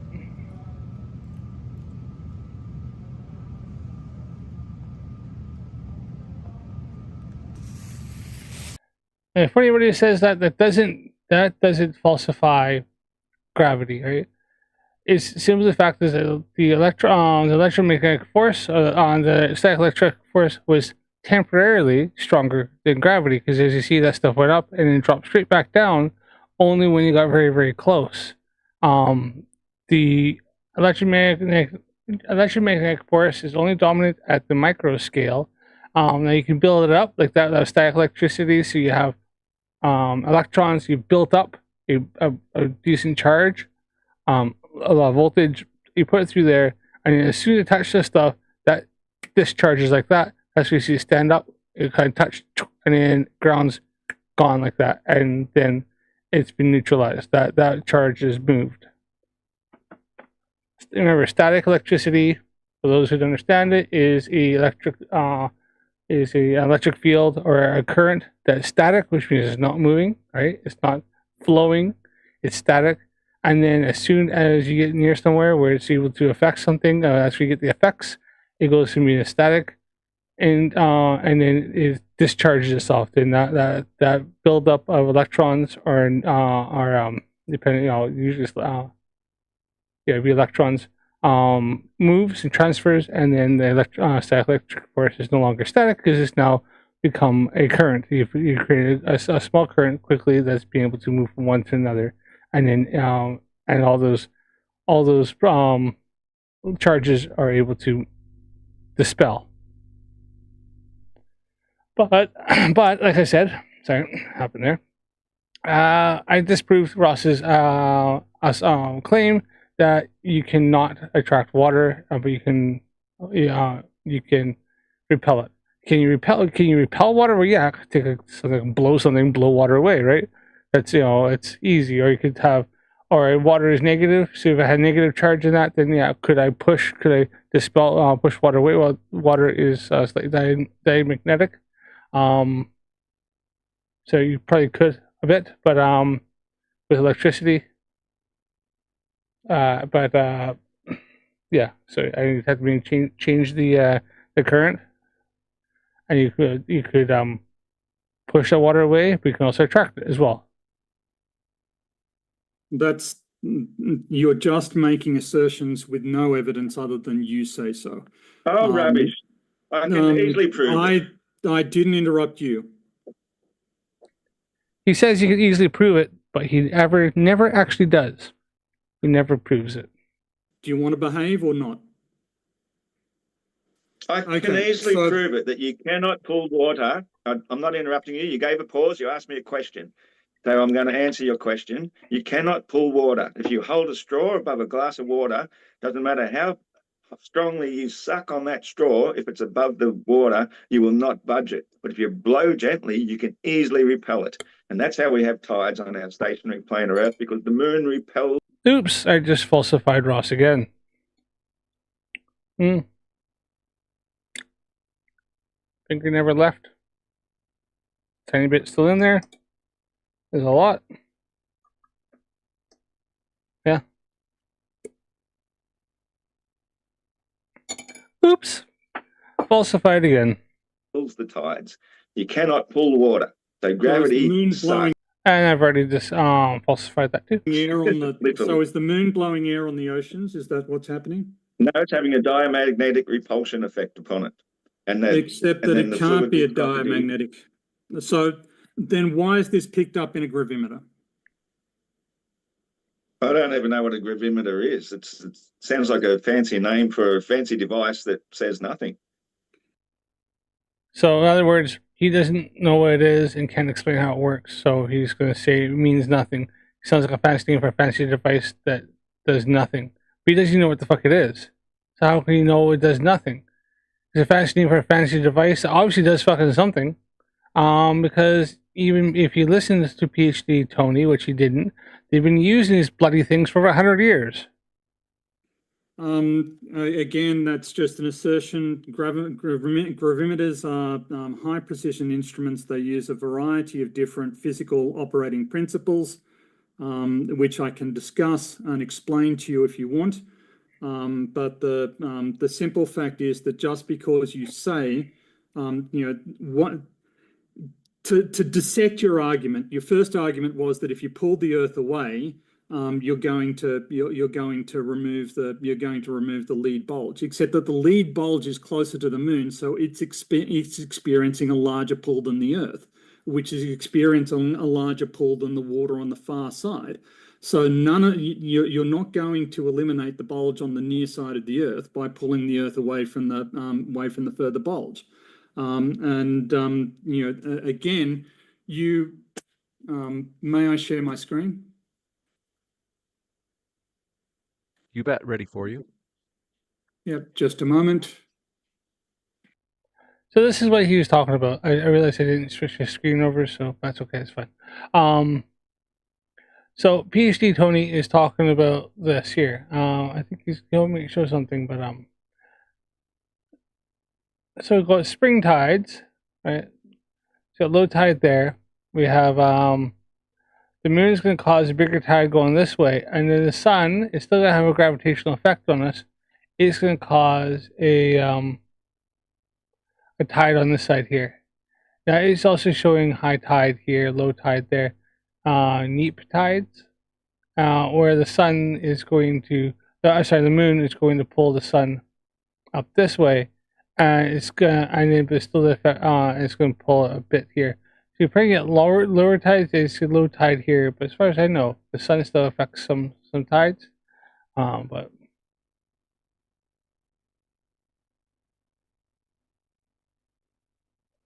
this one here might explain a bit better. It seems like it's All right, so there you are. So it's kind of right. So where's this? Well, this one here is from diagram showing from stock Adobe. Okay. Another one here is the showing the first quarter. So we have the spring tides. So you got the lunar tide and the new moon. Obviously, this is going to be your higher tide, your bigger tide over here, because you have the sun's gravitational pull and the new moon, as I said before. So the solar tide and the lunar tide on here, and it's gonna on here you got the full moon, and you'll have the tide on this side here. But it won't be it's gonna have as much force here. Then here you're gonna have the neap tides. You have the sun, the earth, sorry, the moon pulling the tides up this way here. We also have the sun with the solar tide still going this way. Then you have the second quarter where you're going to have, which will be a few days later. It will be, so you'll go through the first quarter, full moon, then the second quarter, it will be on here, and you'll have the tides on this side. You still have the solar tide. So this is well understood and explained in physics all the freaking time.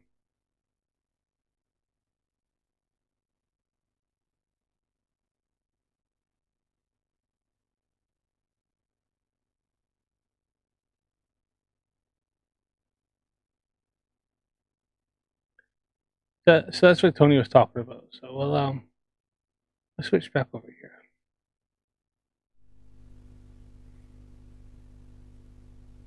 Well, as a quick pause, obviously the Earth's gravity is still going to be 1,000,000 times stronger than the moon's because the ocean is on the Earth. Yes, that's why the freaking oceans are not pulled off of the freaking Earth. The Earth still has a greater gravitational pull, and that's why you have the tides, in which the tide may rise, depending where you are on the planet.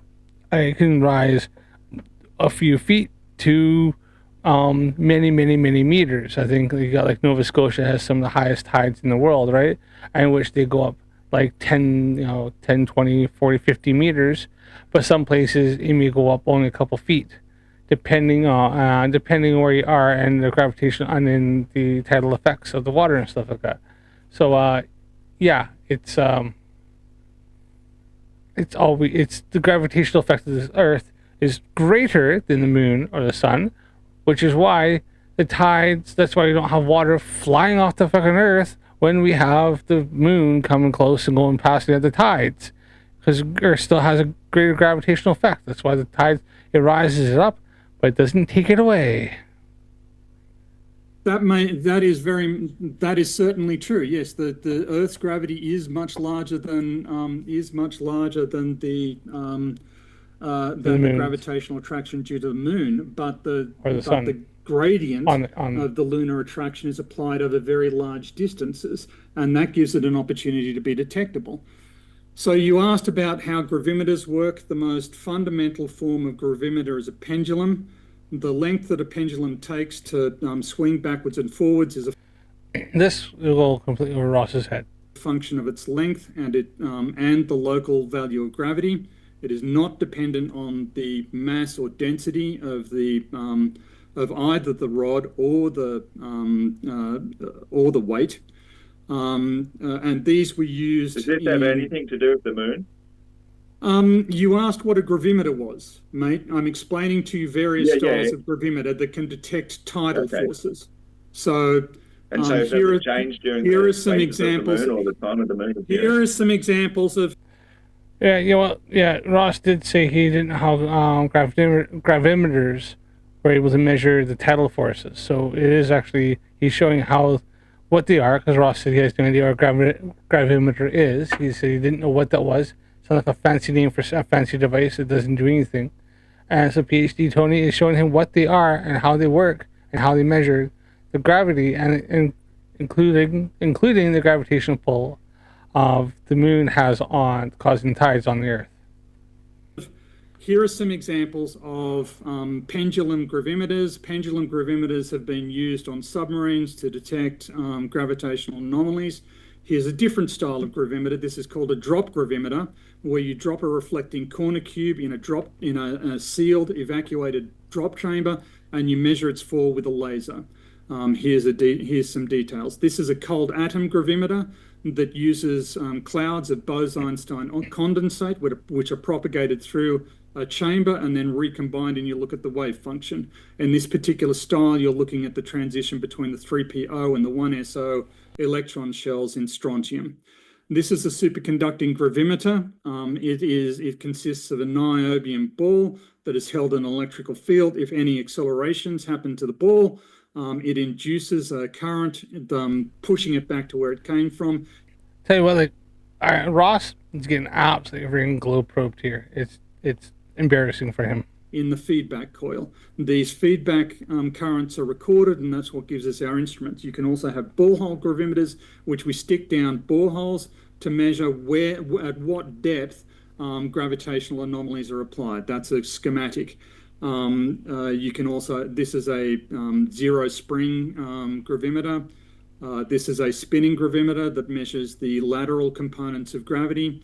And this is an interesting one because it completely refutes your claim. In this style of gravimeter, you have liquid quartz down the bottom in which there are two levers.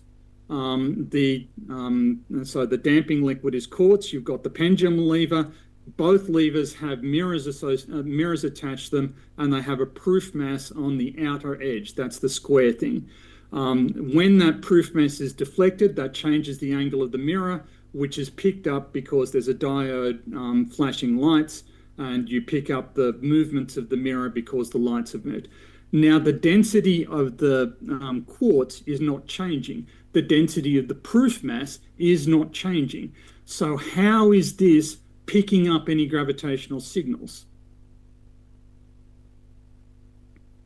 Well, you're the one telling the story. Do you have to take into effect what time the moon is overhead, or when it's rising, when it's setting, and all that sort of stuff? We're talking about the moon's effect on gravity and the tides. We're specifically talking about the tides at the moment. Okay, so evidence that your hypothesis is wrong is irrelevant because we were talking about something else. Is that your argument? No.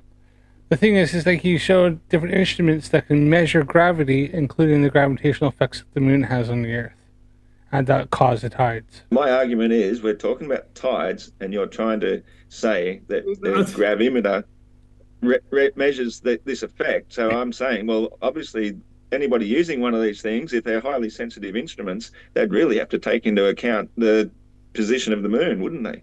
Yes, and they do. They do? Yes. Can I see the manual where they take into account? In the analysis phase of the data, they correct for tidal effects. Yes. Yeah, it's not hard because we know what position the moon is in its orbit, so they could just look up where the moon is, and then calculate the gravitational effect of the moon at certain points when they know it's going to have effects on their readings. So, you said tidal effects, but you didn't say the moon. Like I can there are multiple tidal effects, right? They take into account all of the tidal effects. No, I'm telling you cannot pull water. Gravity. And he's wrong. I just want to say, but you're wrong.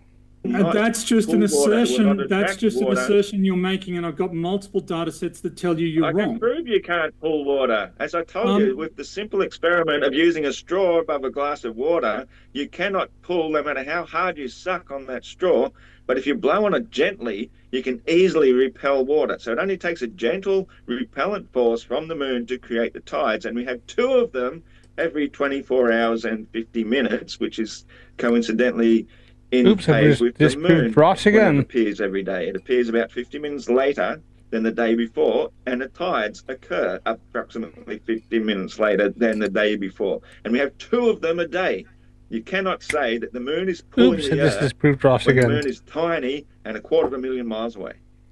It's ridiculous. You asserting that something is ridiculous is not making it so. I showed you that we measure deviations in the surface elevation of the ocean caused by gravitational influence of underlying masses. So your claim that water cannot be pulled is shown to be false. Similarly, I could, if you're interested, show you that actually ice sheets exert a gravitational. Yes, I just did, mate. No, show me an literally example in my where presentation, I showed you. Be pulled.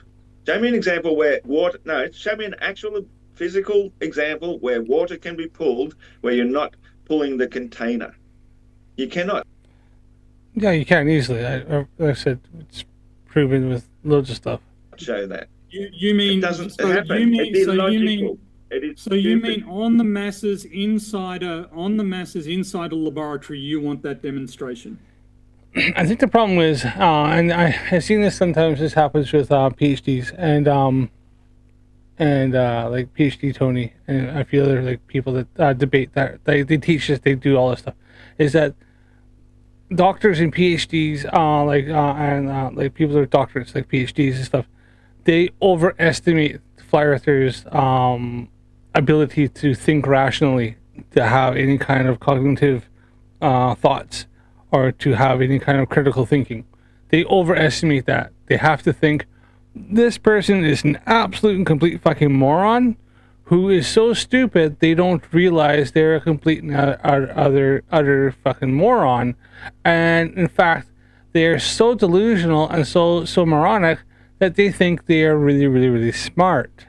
So you gotta take someone who thinks they're really smart but is actually really fucking stupid, like Ross, and kind of address their points. Because if you try to use logic and reasoning and him to kind of like if he's speaking to one of his students, it's not going to work because these people are too stupid to even realize that they're so stupid.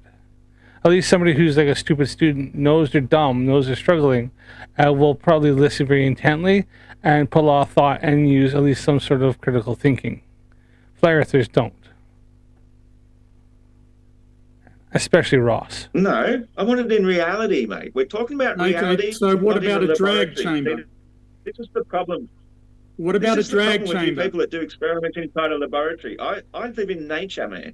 I've been. A lab is still in reality. I mean, it still exists on our planet. It still exists in reality. It's not some magical place where things happen that don't work in reality, that we don't, that we can't see or can't make happen.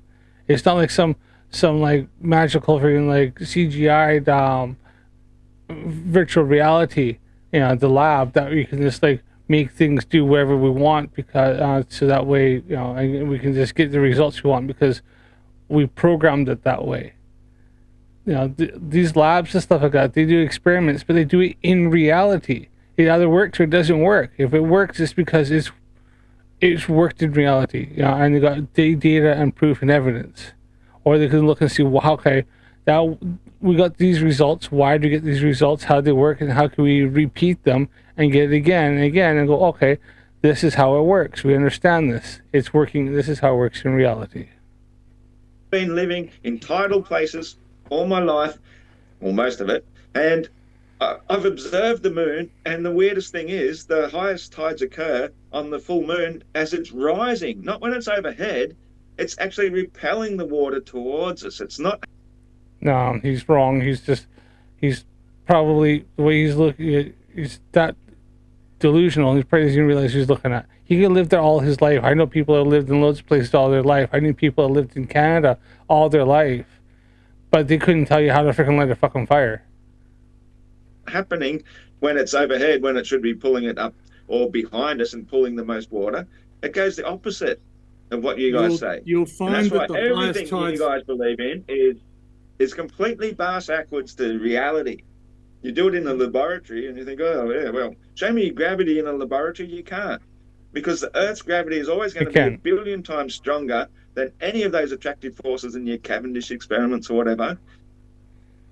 The Cavendish experiment measures gravitational effects. That's the whole point of Cavendish. That if it had gravity, your Cavendish experiment would never work, because the downward force would be way stronger than the tiny little attractive force of those bigger balls. No, because that's the whole point, is that they have the Cavendish has a bar with two exact same weights balanced out perfectly on a torsion bar, so that way gravity is pulling on both of them exactly the same way. So so you have gravitational effect pulling down, but it's countered by each other. And then that's where you introduce the bigger masses, get closer, and then that's where you get the twisting, because you've already countered for the downward gravitational effect by having the balance beam, the balance balls. It's if he knew how the Cavendish worked, then he'd know that what he says is completely and utterly stupid and fucking wrong. Are you done? Did I keep talking? Well, you did for about 10 minutes, so I just wanted to check, because you might just be drawing breath before you pass out. It's more like to make sure he's not having a drink or something, because Ross likes to a lot. Yes, these effects are relatively small, but they are detectable by instruments. You have been observing the natural system using instruments that we have had for 10,000 years. It will doubtless come as a surprise to you that in the past few hundred years, we have developed instruments vastly more sensitive and vastly more accurate than the human senses. That's what instruments are for. And using those instruments, we have come to a better understanding. Your claim that the highest tides occur during the full moon is false. Highest tides occur during the new moon, don't they? When the gravitational attraction of the moon and the sun are acting in the same direction. That's when the highest tides occur. There is another high tide at the new moon, and that's because, as I said earlier, as when they're in a straight line, the tangential component of the force diagrams is at its maximum. So your argument that therefore the moon repels water is nonsense.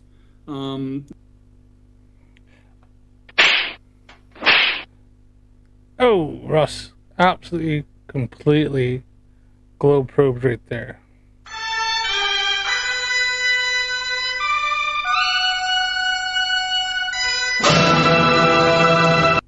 Well done, PH Tony. The moon clearly attracts water. That's not true. You can say it's not true, mate. Because I've tested this for you, Tony, and I've tested it multiple times. Show me the data. Show me the data. Show me your data. Sometimes, yes, we do get a king tide on a new moon, but you know what? That happens in the morning, at 9 o'clock in the morning in the river systems, because the river systems are generally about an hour or so behind the ocean systems. And at 9 in the morning, a place like Ballina, when it got its last king tides that I can recall coming up in the media, happened about 9 in the morning, whereas the king tides that happen on a full moon happen. Proof, evidence, graphs, citations, none? Didn't think so. Flares never have any of these things. About 9 in the evening, because the sun and moon are opposite one another when that happens, but the sun and moon are together during a new moon phase.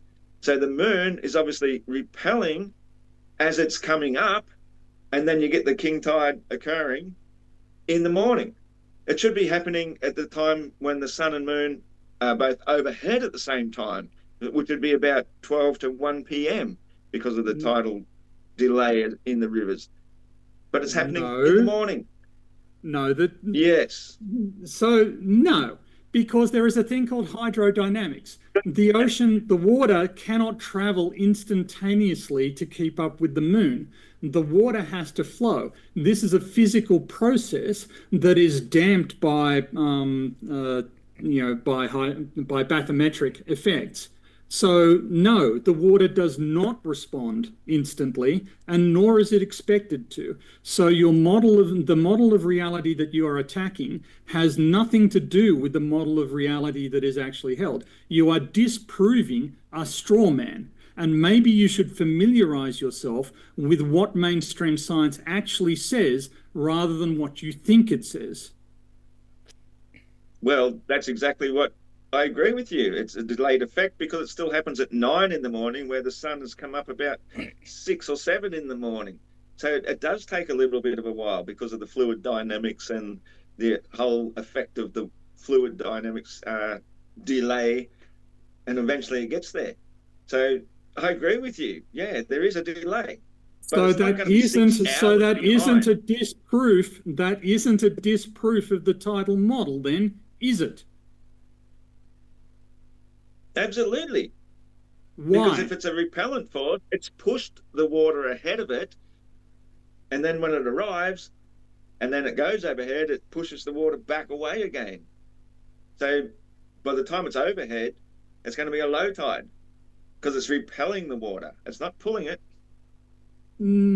If it were repelling the water, then shouldn't the high tide occur at midnight when the sun and the moon are furthest away? The sun has no effect on the tides. It's all the moon. That's absolutely untrue. It's absolutely true because they always occur Okay, 50 minutes later please, per day. please, I'm very please show familiar me. with the way He's wrong. Please show me your evidence that the sun has no effect on tide. The big problem is that Ross has no idea how tides actually occur and how they happen.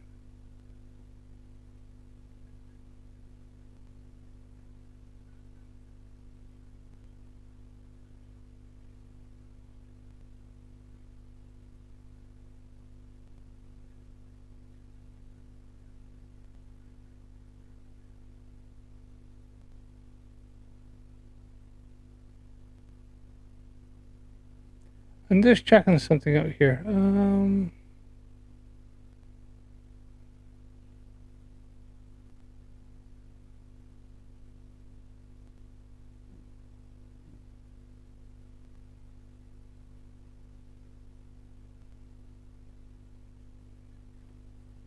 Flies.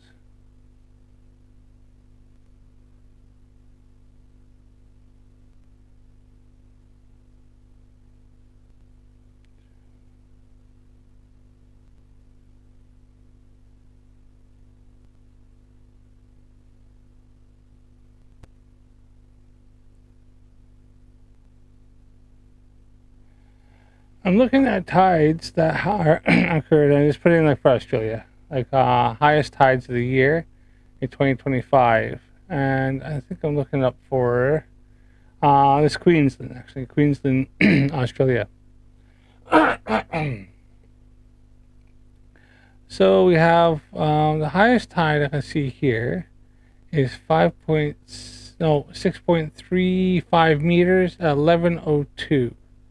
And that's McKay Outer Harbor on the 28th of the 2nd, 2025. Oh, there's yeah.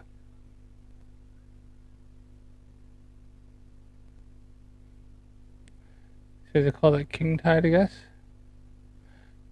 And then the next one from there.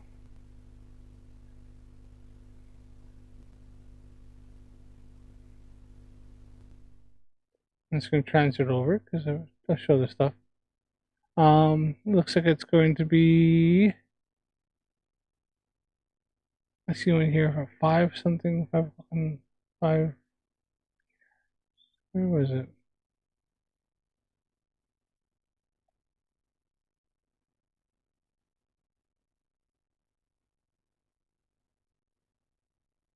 And 4.78, and that's at 2041 in Kumbura. And it's on the 14th of the 1st, 2025. And then you even have 4.78 meters.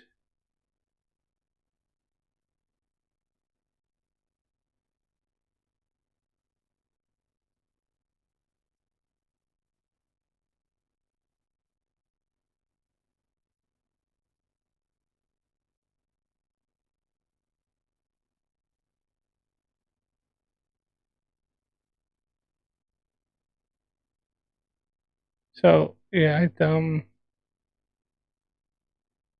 McKay also at just so 6.62 meters is on average. What is that? When is that supposed to be? That's a place. But then, so having a tide at 28th of second of the second 2025, 11:02, and then the next one, which is 6 meters in 28 minutes, 6.28 meters, is at 23:13. So that's like.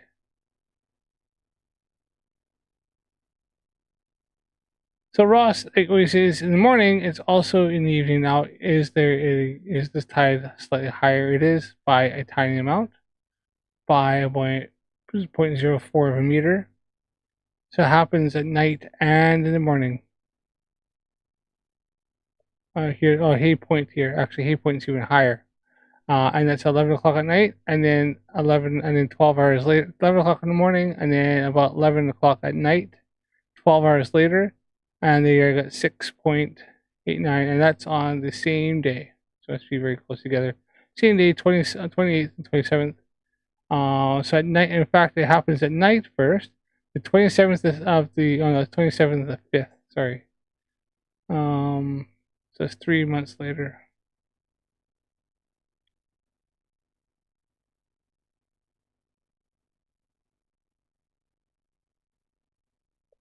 Hay Point, Australia, Queensland. Let's see something here. Moon phases.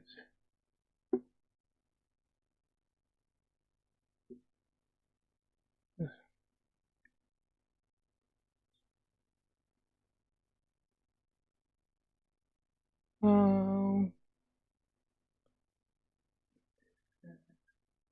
Queensland, 2025.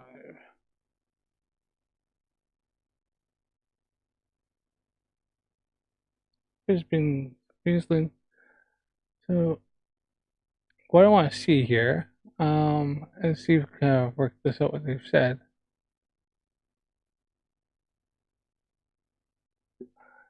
Lost it here.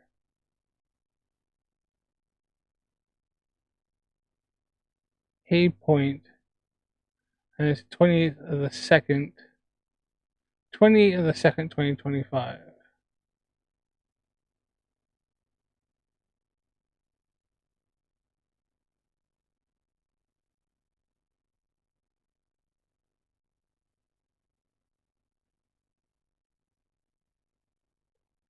28th of I need February. January, February 28th.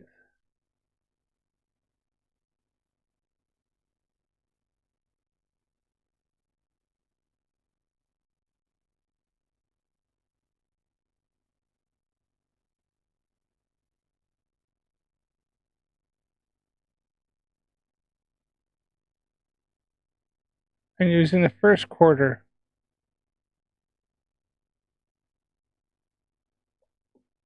which is when you get the highest tides, like I showed earlier.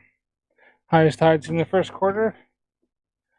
And it's in the first quarter, so then the moon actually would be directly probably to the side.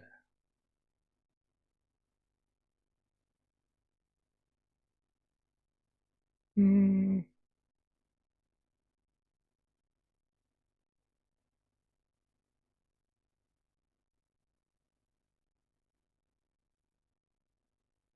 Is that what we just predicted here? So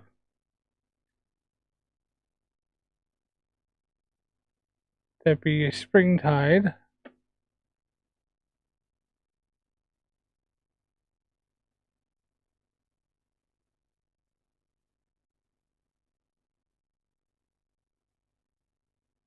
your neap tides, which would be your full moon, new moon.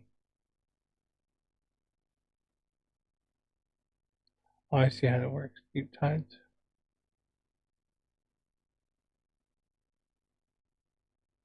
This would be the first quarter, which would be the when the sun is by that point there. Some of these don't make sense. These diagrams.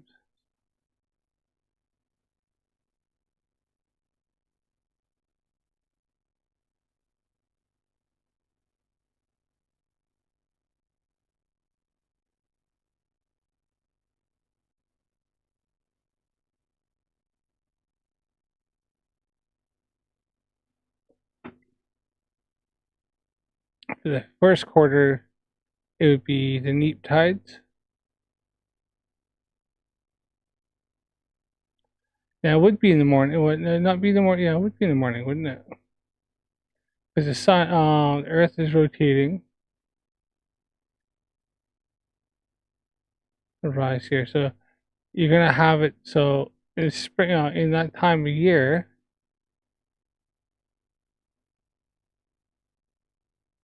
first quarter there.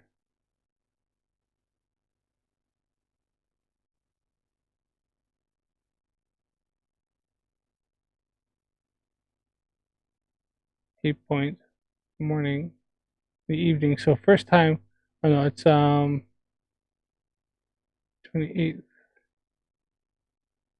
the second, 5.9, 4.999, 28th of the second, 5.7.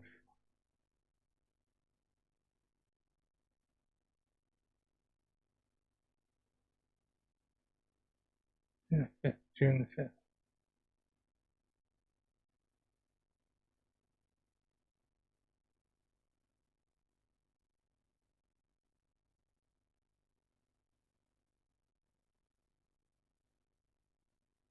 June the 3rd.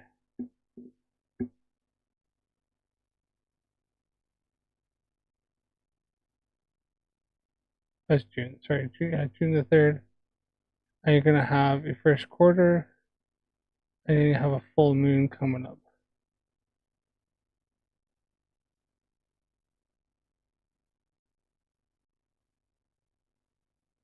Obviously, yeah, not the scale, but new moon.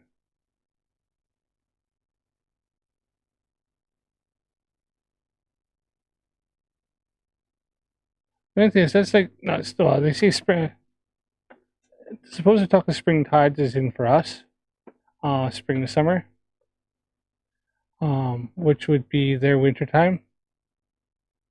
But we'll say that. So, yeah, you would have that in the morning, and then in the evening you can also have it. First quarter, yeah.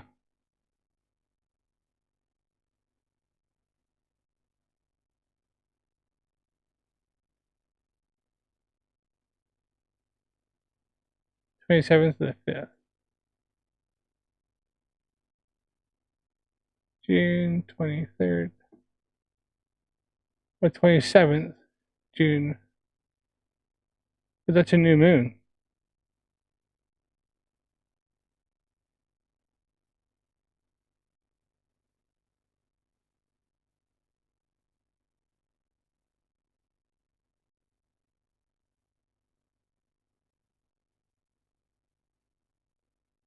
So Gladstone, when it's having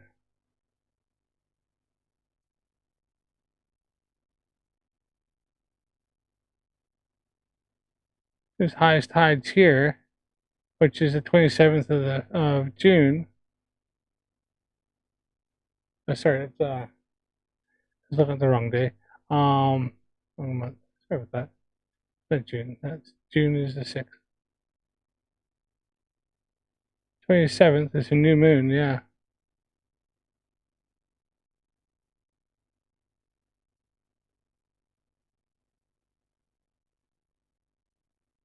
And yeah, the 27th.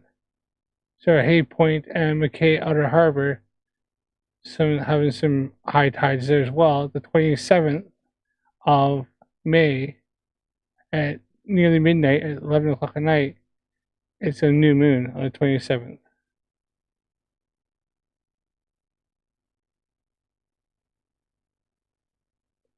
Which would coincide with it being, like what the 20 say, would be spring tide, because this would be taking the stick from the Northern Hemisphere. So them coming in, so then they would be having that on a new moon. Is we having the spring tides, the highest tides, as said. 11 o'clock at night, and also in the morning, right?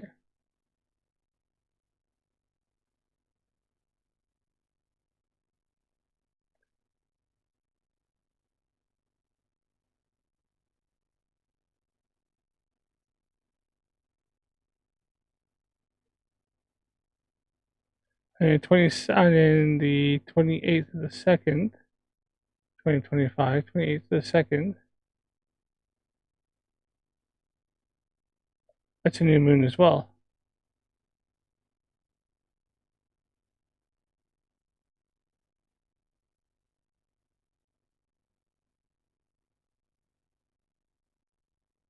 That's not first quarter. It's 20th of the 2nd is a new moon as well.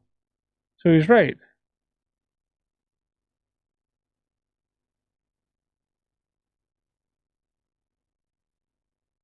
The king tides, which I looked up for Brisbane, Australia, is when it's happening, it's during a new moon. It's not pushing. Yes, it's happening in the morning because it's the Earth and everything is being pulled. The sun and the moon is on this side, so then it's causing the Earth to move away, and it's pulling, and then moving through the bulge.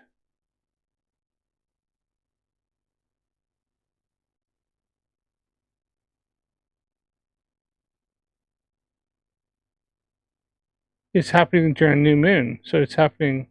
So one happening in the morning, so we're here, and also having at night. We're having it's pulling and it's causing it to. Oh, okay, yeah. So, like Tony said,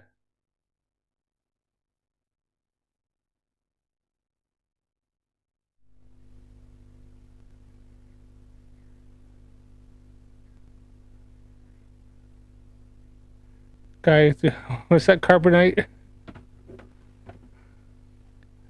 Carbonite sword swinger. So 9 asked the guy with the beard tapped. Is he? Yeah, this guy here. It's his name is Iron Horse Ross, and he's insane. I think he's got some problems with the drink, and he's never actually addressed it. And he lives his own little delusional world. So,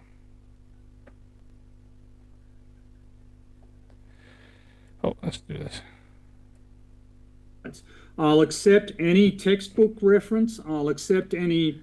Have a listen to him for a little bit if he's still there, Carbonite Sword. Any scientific paper you can show, or are you just saying that the sun has no effect on tides? See, this is the problem. You only accept something if somebody else has done it. I'm not accepting something just because you say it. That's right. I don't care. But I can tell you, I have personal experience with it. I've had decades of personal experience with it. I've been using a moon chart for decades, and I've been observing the tides twice a day in nature myself, not in the classroom, not from a book, out in reality. And so I know what I'm talking about. You don't. Can you show us your calculations of when? Can you show us your calculations of when? I'm not going to let you filibuster. Can you show us your calculations of when high tides occur and how big they're going to be? So your predictions, please show us your theoretical predictions of when high tides occur and how big they're going to be. And then we can test the accuracy of your understanding versus the accuracy of the scientific community's understanding, right? It's not like I'm going to spend all day sitting out there taking recordings of what I observe every day. Okay, but So he actually isn't a expert, and he actually hasn't done the measurements because he can't be bothered. The scientists who have taken the trouble to make recordings, who have instituted tide gauges, they're wrong because they bothered to look at the data, and you couldn't be asked to look at the data. The data matches observations. How would you know? You have no data. Excuse me, it was my turn. I was just going to say something. For years, as I'm watching the tides and I'm watching the moon phases, and I've got my moon calendar, which I have all year round, and I'm watching the phases and the times and when the eclipses are and all that stuff is going to occur. When I go out and watch the tides, and then when I watch the moon, nothing made sense. None of it made sense whatsoever. But as soon as I Exactly. He couldn't make sense of any of it because he's too stupid. realized that the moon was repelling the water, not attracting it, everything fell into place. It makes 100% sense. And it doesn't make any sense because it's not doing that. So we should believe you. The lesser high tide behind it, the major high tide in front of it. So we should believe you because it's not doing that because I just fucking proved it's not doing that. I've just proved that Ross has no idea what the fuck he's talking about, and I don't think he can remember what days, what times he's out there. Yeah. You think it makes sense? Yeah, because it makes observational sense with my years and years of observations in nature. That is not in any sense quantified, nor in any sense formalized. So the people with the formal data who have actually bothered to take measurements, we shouldn't listen to them. We should listen to you because you've spent a bunch of time outside looking at the moon. That's why we should listen to you. Yep. Okay. Absolutely. Very persuasive. And we shouldn't listen to instruments that actually detect the gravitational attraction due to the moon and the sun. We shouldn't listen to those either. There is no gravitational attraction. It's absolute bullshit. We measure in instruments, when I mate. watch the high tide approaching, when the moon's approaching to me, I think that's just an absolute anomaly. It should be occurring when the moon's gone past me overhead and dragging the water with it. But no, it's actually pushing the highest tide towards me as the moon is approaching. You keep asserting that, and it's not true. Okay, so you've got no answers. You can't tell me how we can pull water. My next question to you was, well, my first question, as we're going to start going back and forth, is what's a neutron? You said a something neutron is a subatomic particle that has a net zero charge. Can we see a neutron? No, you cannot see a neutron. Can you see air? So how do you know they exist? Can you see air? How do you know they exist? Can you see radio waves? How do you know they exist? We have demonstrated their existence. So we have demonstrated their existence through experiment. Are you denying the atomic model of matter? Well, yeah. Okay, so you're denying the atomic. So you're denying electricity. Told you, he denies electricity.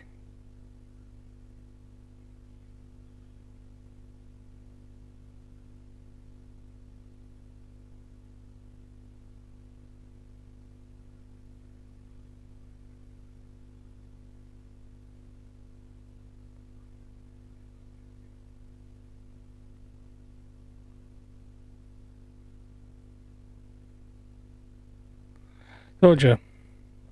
No. Okay, what is electricity? What is it? What constitutes it? It's a dynamic force. No, it isn't. Electrostatics is a field of study. You can have electrostatic fields. Yeah, you can. And okay, so it's not a dynamic force, is it? See air, of course, but I can prove air exists just by simply lighting a candle and putting a glass. Okay, let's go back to electricity. Let's go back to electricity. What causes electricity? Sure. Well, definitely not gravity. I'm not saying that gravity. You're saying that if I can't see something, I've got no reason to believe in it. Can you see electrons? No, you can't see electrons. So why do you believe in electricity? Well, electricity works. How do we know it? How do we do our calculations on it? Well, we've got laws regarding it. We've done experiments for it. The same experiments that resulted in electricity existing and being used by human society have also told us that neutrons exist. So you're rejecting neutrons, but you're accepting electricity. Why? What's the distinction between the two? Why do you reject neutrons and accept electrons? I didn't say I rejected them. I'm just asking you what one is, because you use that as part of your argument to say you could detect them falling due to gravity. Yes. And Yes. I'm saying, well, how can you if you can't even see them? You can Because we have instrumentation that can fucking detect them.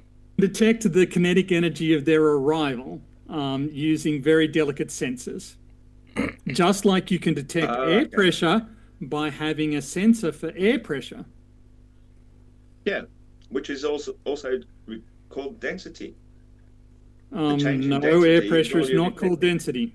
That's why they're different words, It mate. is. No, it isn't. You can describe it as density, though. It's a change of the density of the volume of the air. No, it isn't. Creates that change. No, it isn't. Everything is relative density. No, it isn't. Everything is relative density. You keep saying Okay. you keep saying simple stuff, but the gas You keep laws saying, tell us nuh-uh. you can tell it. Well, have a look at the ideal gas law. PV equals nRT, right? So pressure Again, pressure is you a want function. obscure Pressure is code. Why don't you just say it in plain English?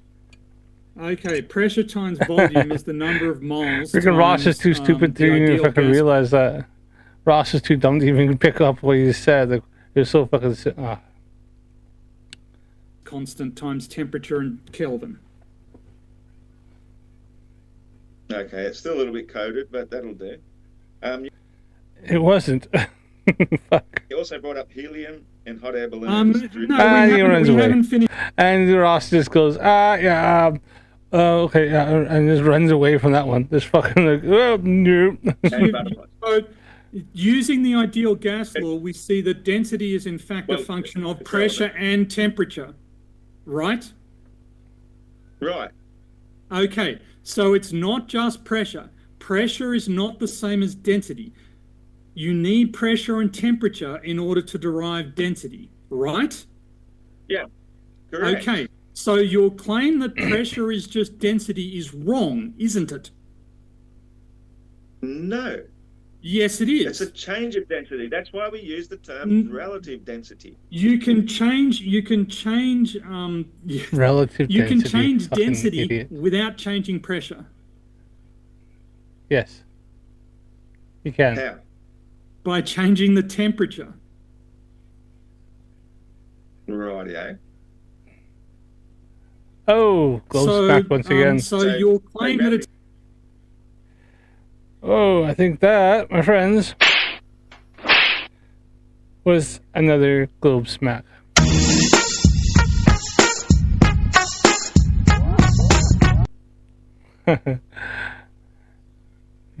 Taking it hard here.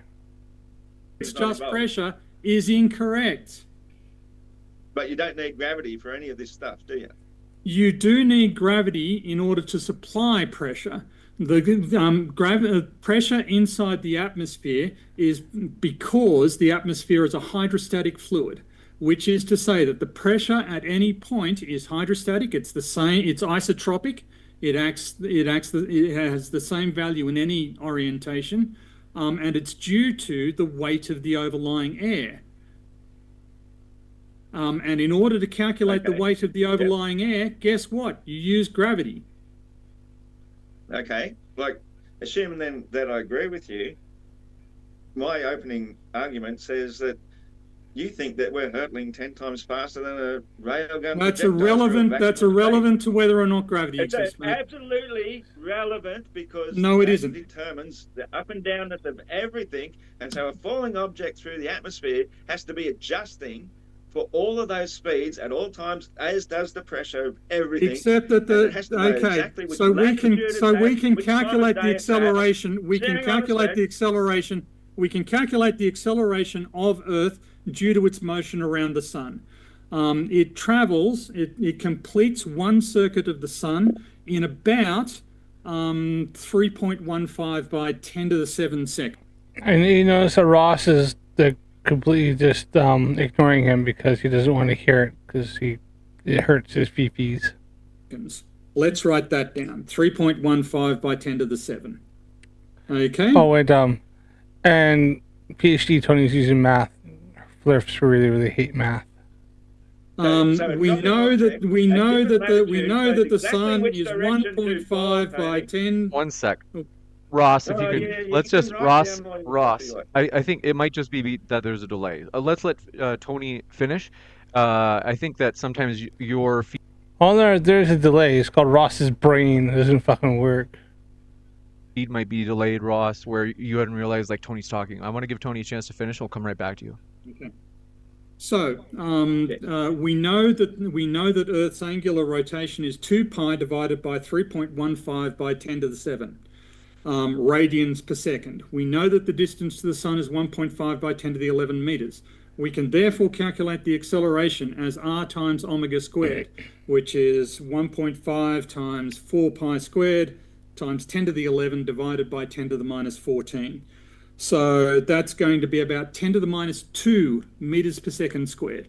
So it's going to be very small. Also, we're in free fall around the sun, so the sun's gravitational attraction doesn't have an effect on falling objects in Earth's atmosphere.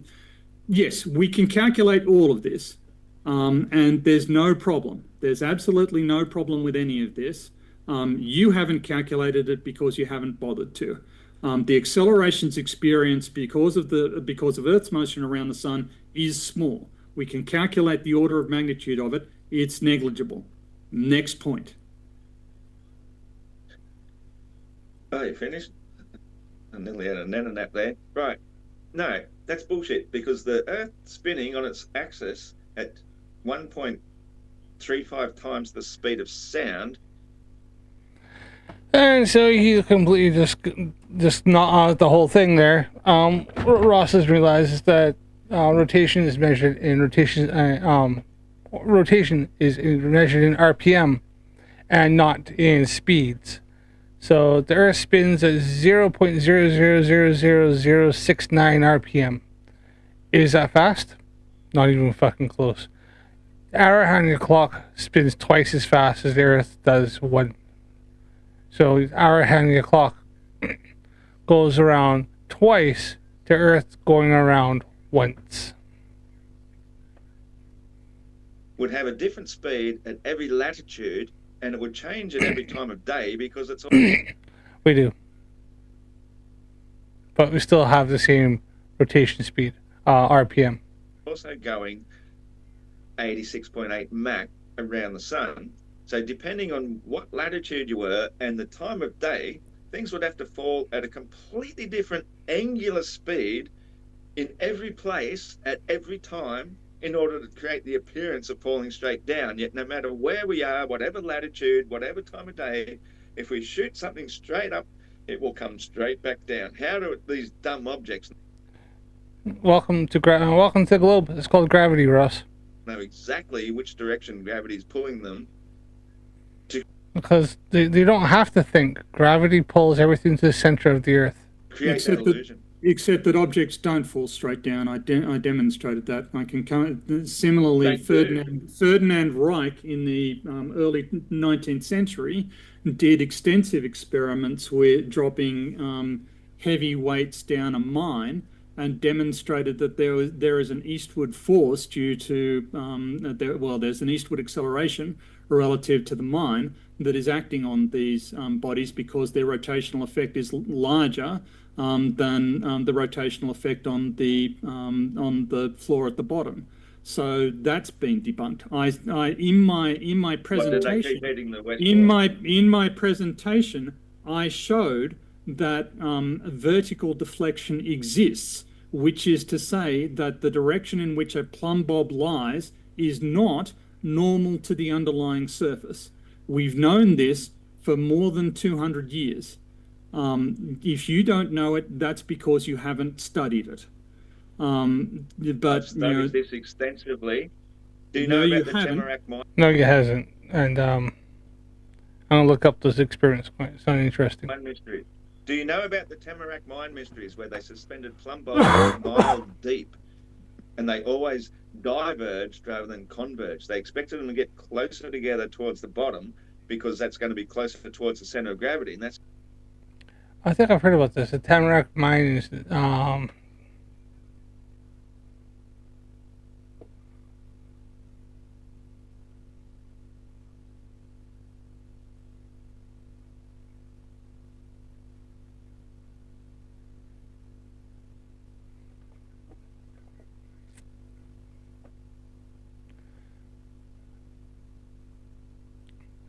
sorry, let's look this up here.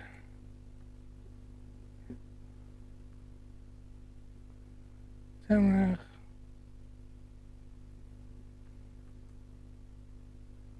Crap. Take caps lock off. Mine.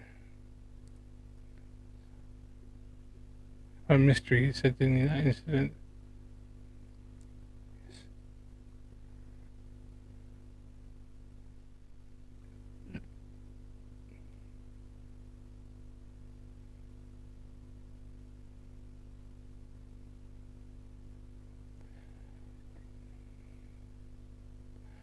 There's one thing about flat earthers is that a lot of times their evidence tends to debunk them.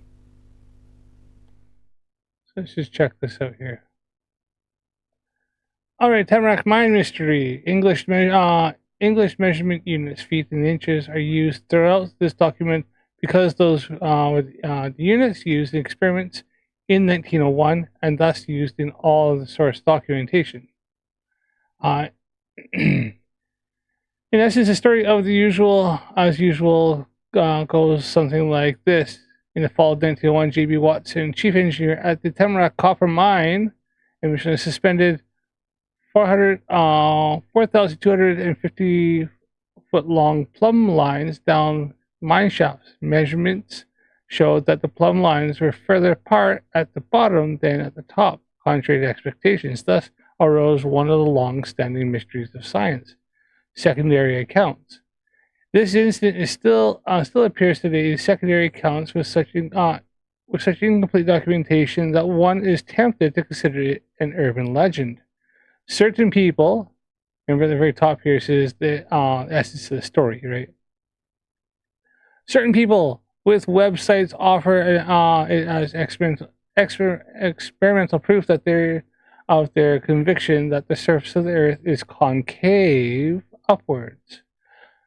This most frequently seen secondary account by Ray Palmer, 1910-1977, titled "Earth's Center of Gravity Up or Down," appeared in Flying Saucers. November 1960, Palmer, who edited the magazine, had a reputation for embellishing stories based on a minimum of facts.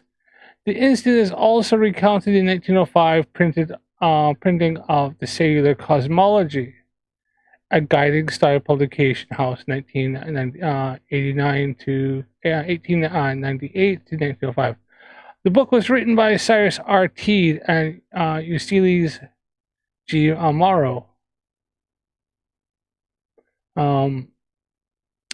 But part 2 by Morrow describes experimental evidence for Teed's hollow Earth model.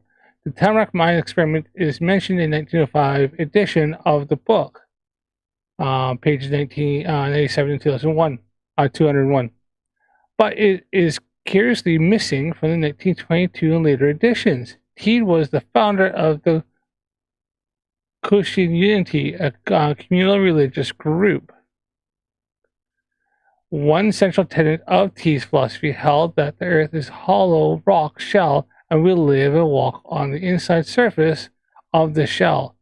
This entire universe, which is mostly an illusion caused by gravic and levic rays and light, lies within this shell. This complicated view was called the cellular cosmology, Earth cell theory, or the Cochin cosmology. Morrow had in 1897 carried out an elaborate experiment to measure the surface of water near Naples, Florida. This is known as the Cochin Geodetic Survey. it concluded that the Earth was indeed concave upwards. Palmer Morrow accounts of the Tamarack experiment are like in many details, but differ in important ways. From internal evidence, it appears that Morrow's account derives from newspaper accounts, while Palmer's derives from Morrow's, and also from newspaper accounts. Palmer's account suggests that an earlier experiment done by French Geodetic Survey had found strange results when two such plumb lines were side by side in a shaft. The purpose of the French experiments was to measure the radius of the Earth. They expected the plumb lines would converge towards the center of the Earth, but by measuring how much closer the plumb bulbs were at the bottom than at the top, a calculation of the convergence angle could be made. But to their surprise, they found the plumb lines diverged with depth, being up further apart at the top than at the bottom than the top. At Tamarack Mines, two such plumb lines were suspended using number 24 steel piano wire, 4,250 feet long, supporting 60-pound steel bulbs.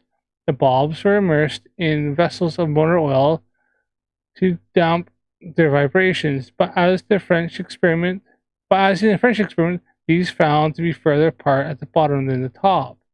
The Daily Mining Gazette described these experiments in length in its October 8, 1901 issue, and the Milwaukee Sentinel and their other newspapers also picked up the story. The experiment attracted considerable attention at the time, and even scientists took note of it. They proposed several explanations: drafts in the shaft, magnetic ores influencing the steel wires, and the gravitational attraction due to the walls of the shaft. The Milwaukee Sentinel report is quoted in T and Morrow. And another shaft, the same phenomenon were noticed, and with very little change except the divergence of the lines was even greater. Several explanations have been offered for the fact the wires supposed to hang parallel to each other were further apart, 4,250 feet below the surface than they were at the surface. But no one has suggested anything that seems to cover the question. With no disturbing forces at work, there should be in accordance with the idea of Earth's convexity, a slight convergence. Professor William Hallock, physicist from Columbia University, read the Mining Gazette article. Hallock had considerable experience with deep mines as well as deep oil and gas wells, and knew that the induced magnetism in steel could be a problem in such experiments. He wrote an article, Magnetic Deflection of Long Steel Wire Plumb Lines, that appeared in Electrical World and Engineering, 8th February 1902, describing experiments he carried out in Columbia University research shaft, which was at least 75 feet deep. He concluded that gravitational attraction of the shaft walls was too small to cause significant sideways deflection, but induced magnetism along the length of the steel wires did produce measurable deflections. Therefore, he recommended that iron or steel wire ought not to be used for plumb lines, where accuracy is needed, as they are deflected by Earth's field as well as by each other. Phosphor bronze would prove most suitable where great tensile strength is needed. Professor Fred W. McNair, physicist and president of the Michigan College of Mines, was described as being sufficiently baffled that he, along with other engineers, repeated the experiment in several Tamarack shafts in February 1902. McNair also dismissed gravitational attraction to the walls as an inadequate hypothesis, calculating that it could cause a force but no more than a few hundredths of a grain, with no measurable effect on the plumb lines. McNair did address the possibility of magnetic attraction between the steel wires and adjacent iron ventilating pipes. He substituted lead balls and phosphor bronze wire, which are not magnetic. His results were nearly the same with the steel. He also suspended that air currents might have sideways deflection, but he had the shafts closed to prevent that. Still, the 4,250 long wires at the top, the verge at the bottom, amount of 0.018 to 0.010 foot. It must be noted that Haddock's experiments had two plumb lines separated north-south, and a situation where the magnetic effects due to the Earth's magnetic field would be greatest. McNair's experiments had the plumb lines separated east-west, where one would expect magnetic field effects to be least. Morrow and Palmer accounts then describe a more ambitious experiment, also at the Tamarack Mine Complex. Two vertical shafts, number 2 and number 5, were chosen. They were 3,220 feet apart. Palmer says 4,200 feet. Morrow says 3,200 feet. One plumb line was dropped down each of them. A horizontal shaft at the bottom, 4,200 feet deep, connected the two vertical shafts, so the distance between the bulbs at the bottom could be measured. It was 8.22 inches greater than at the top. Of course, the Christians, who were no part of the experiments, proclaimed the experiment confirmed their view of the concavity of Earth. According to Palmer, these results were never explained by conventional gravitational theory. He says that McNair and Haddock simply dropped the entire problem. Even today, geologists I've talked to scratch their heads and suspect that the story is a myth. Going back to the sources, we can check the historic details mentioned by Palmer and Morrow for names are given in these accounts of the story. In ongoing efforts to check the facts against contemporary accounts, I have now seen a copy of McNair's paper, Divergence of Long Plumb Blobs in Tamarack Line, that appeared in Science XV 390 June 1902.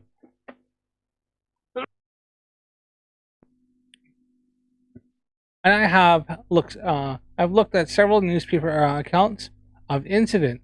I think Kathy Greeter, blah, blah.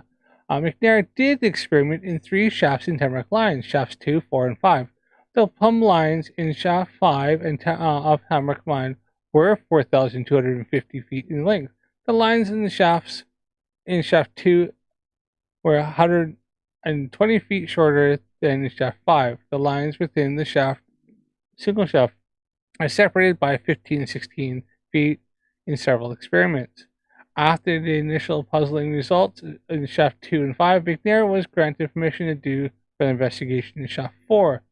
The shaft is now not mentioned in Palmer and Morrow accounts. In these experiments, 24 BNS gauge steel wire were compared with 20 BNS gauge bronze wires. 50-pound lead bulbs were used to meet Professor Haddock's suggestions that magnetic effects could be the problem. In experiments done from January 3rd to 16th of 1902, plumb lines convergence as large as 0.028 feet and divergence of 0.0414 feet were measured. McNair correctly dismissed the effect of gravitational irregularities in the shafts themselves and density variations of the Earth's crust near the shafts. Says one of the explanations was that the divergence was due to the greater attraction of the material at the end of the shaft for the bulb hanging nearest to it. It is remarkable how many engineers and other trained persons held to this theory. There seems to exist a general lack of appreciation for the forces of gravitation, except in the single instance of a force between the Earth and an object upon it. It is of course true that the attractions of other bulb towards the ends of the shafts are different, the stronger being towards the end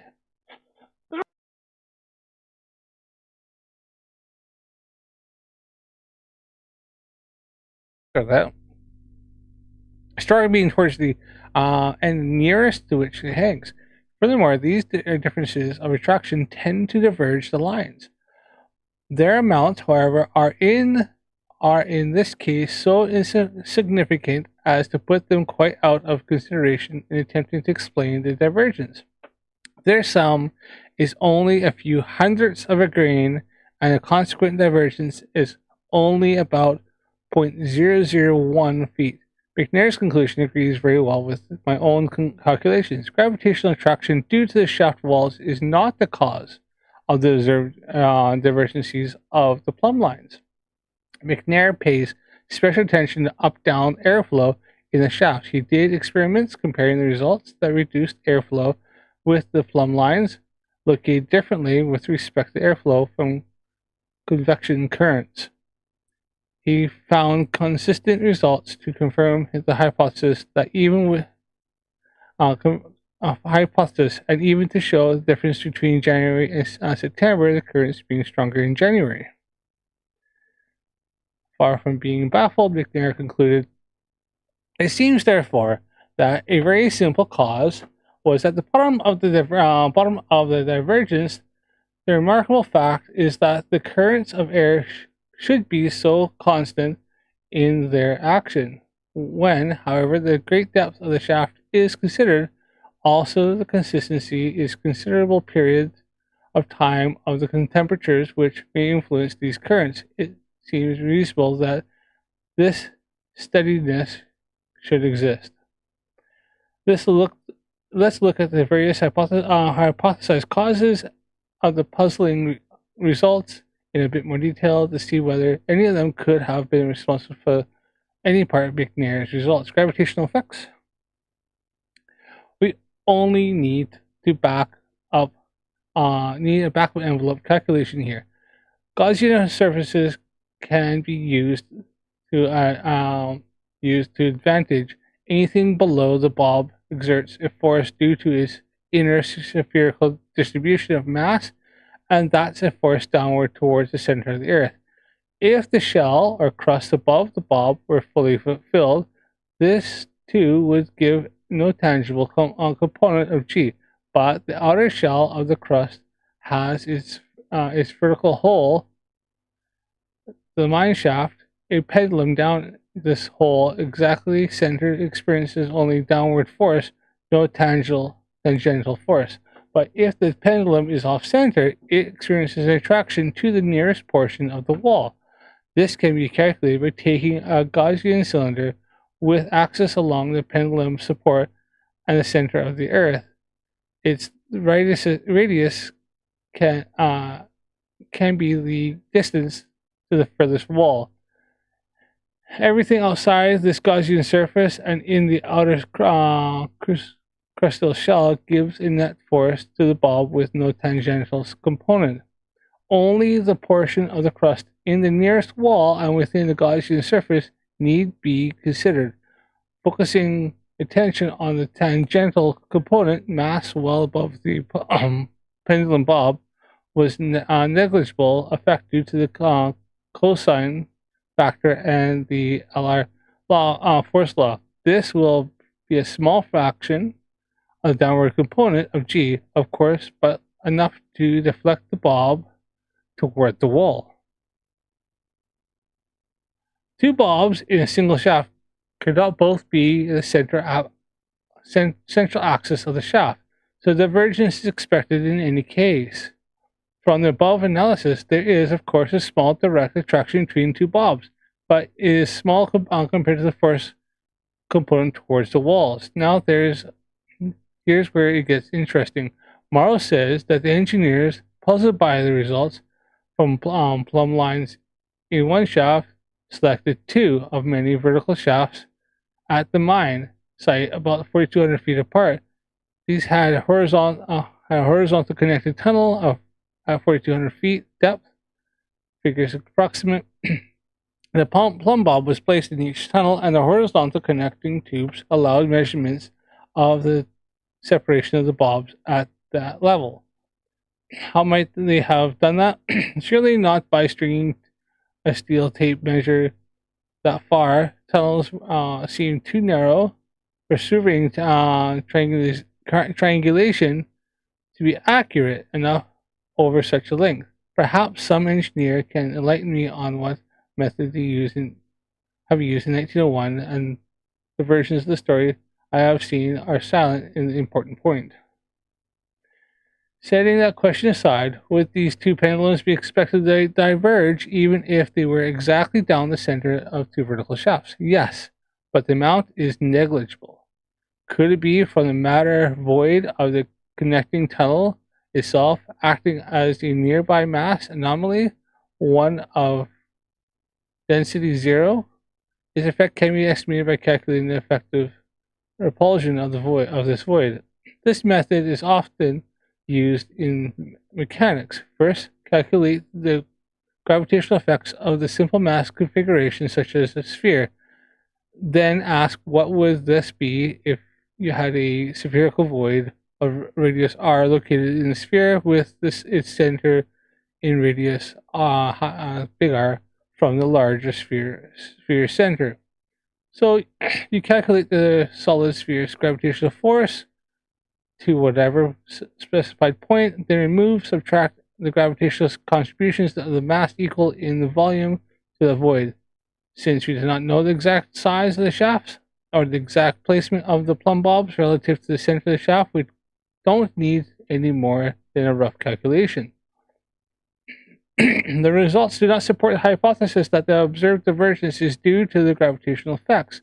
The expected sideways deflection of the plumb line turns out to be only about 0.04 inches of each plumb line, or 0.08 inch greater separation of the two plumb lines at the bottom to the top.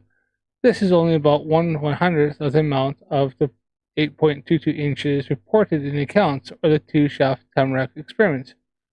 both remember we have no contemporary account that the experiment was ever performed in the two mine shafts separated horizontally by 3,200 feet.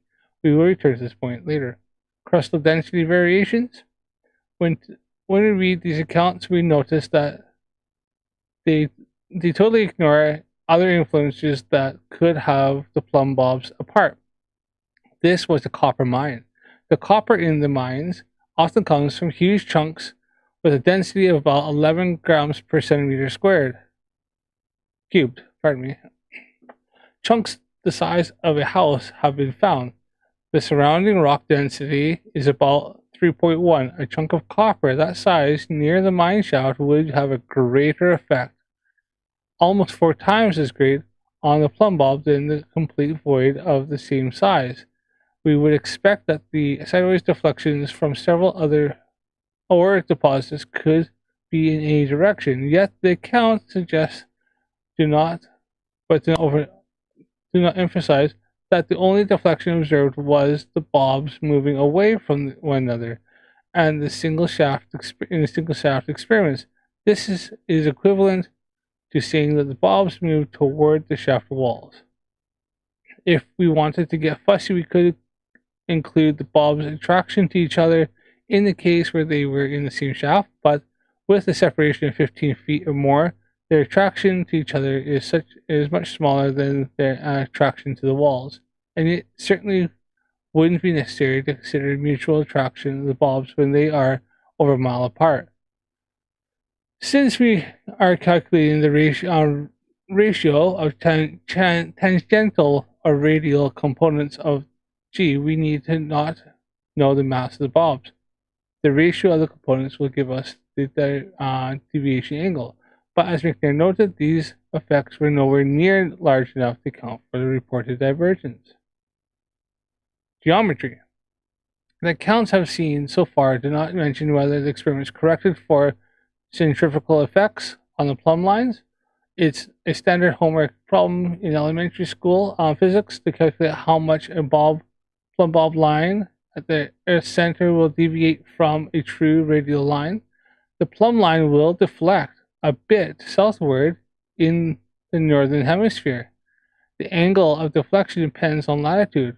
For a latitude of 47.3 degrees north, which is in Michigan, the plumb line 4,200 feet long. The angle is 0.003 radian, so the bob is nearly 5 meters south of the radial line passing through the support point.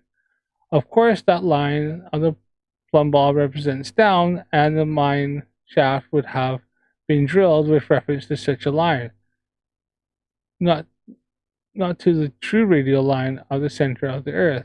The reason is illustrated below.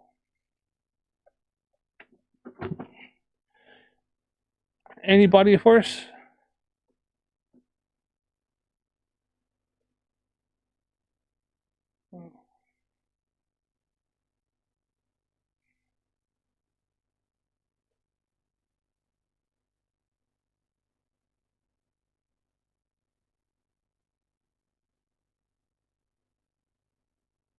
Hold on, just hold on here.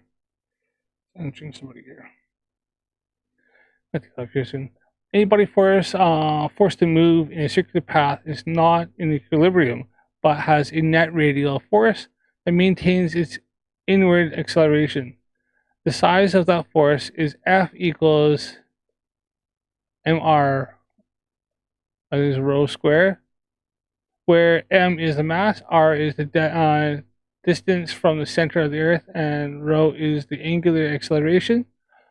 The pendulum bob moves in a circle around the Earth's rotational axis.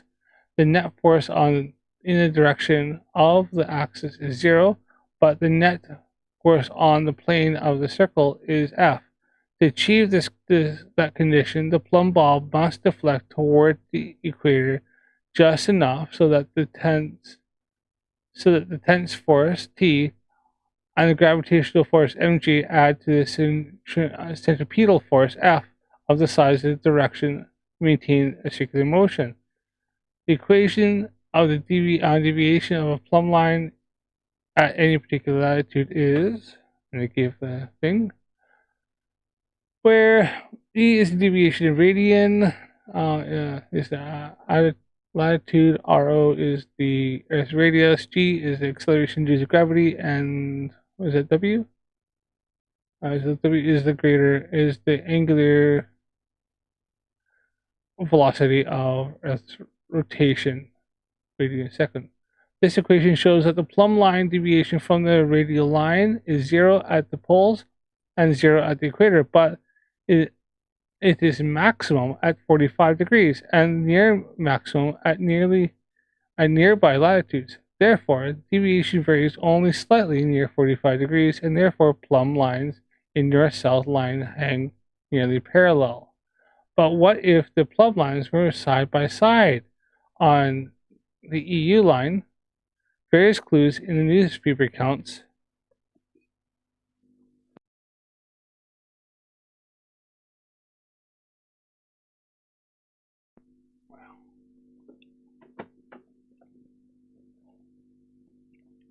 but what if the plumb lines, various clues in newspaper accounts and also in McNair's paper indicate they were. Meridians diverge from one another as they go from North Pole to lower latitudes. So the plumb bob lines do not only deflect southward about 5 meters, but also deflect outward east-west away from each other. This effect makes them further apart by only 0.045 centimeters compared to their positions that had there been no centrifugal effects at all, but it's enough to make them nearly parallel. What if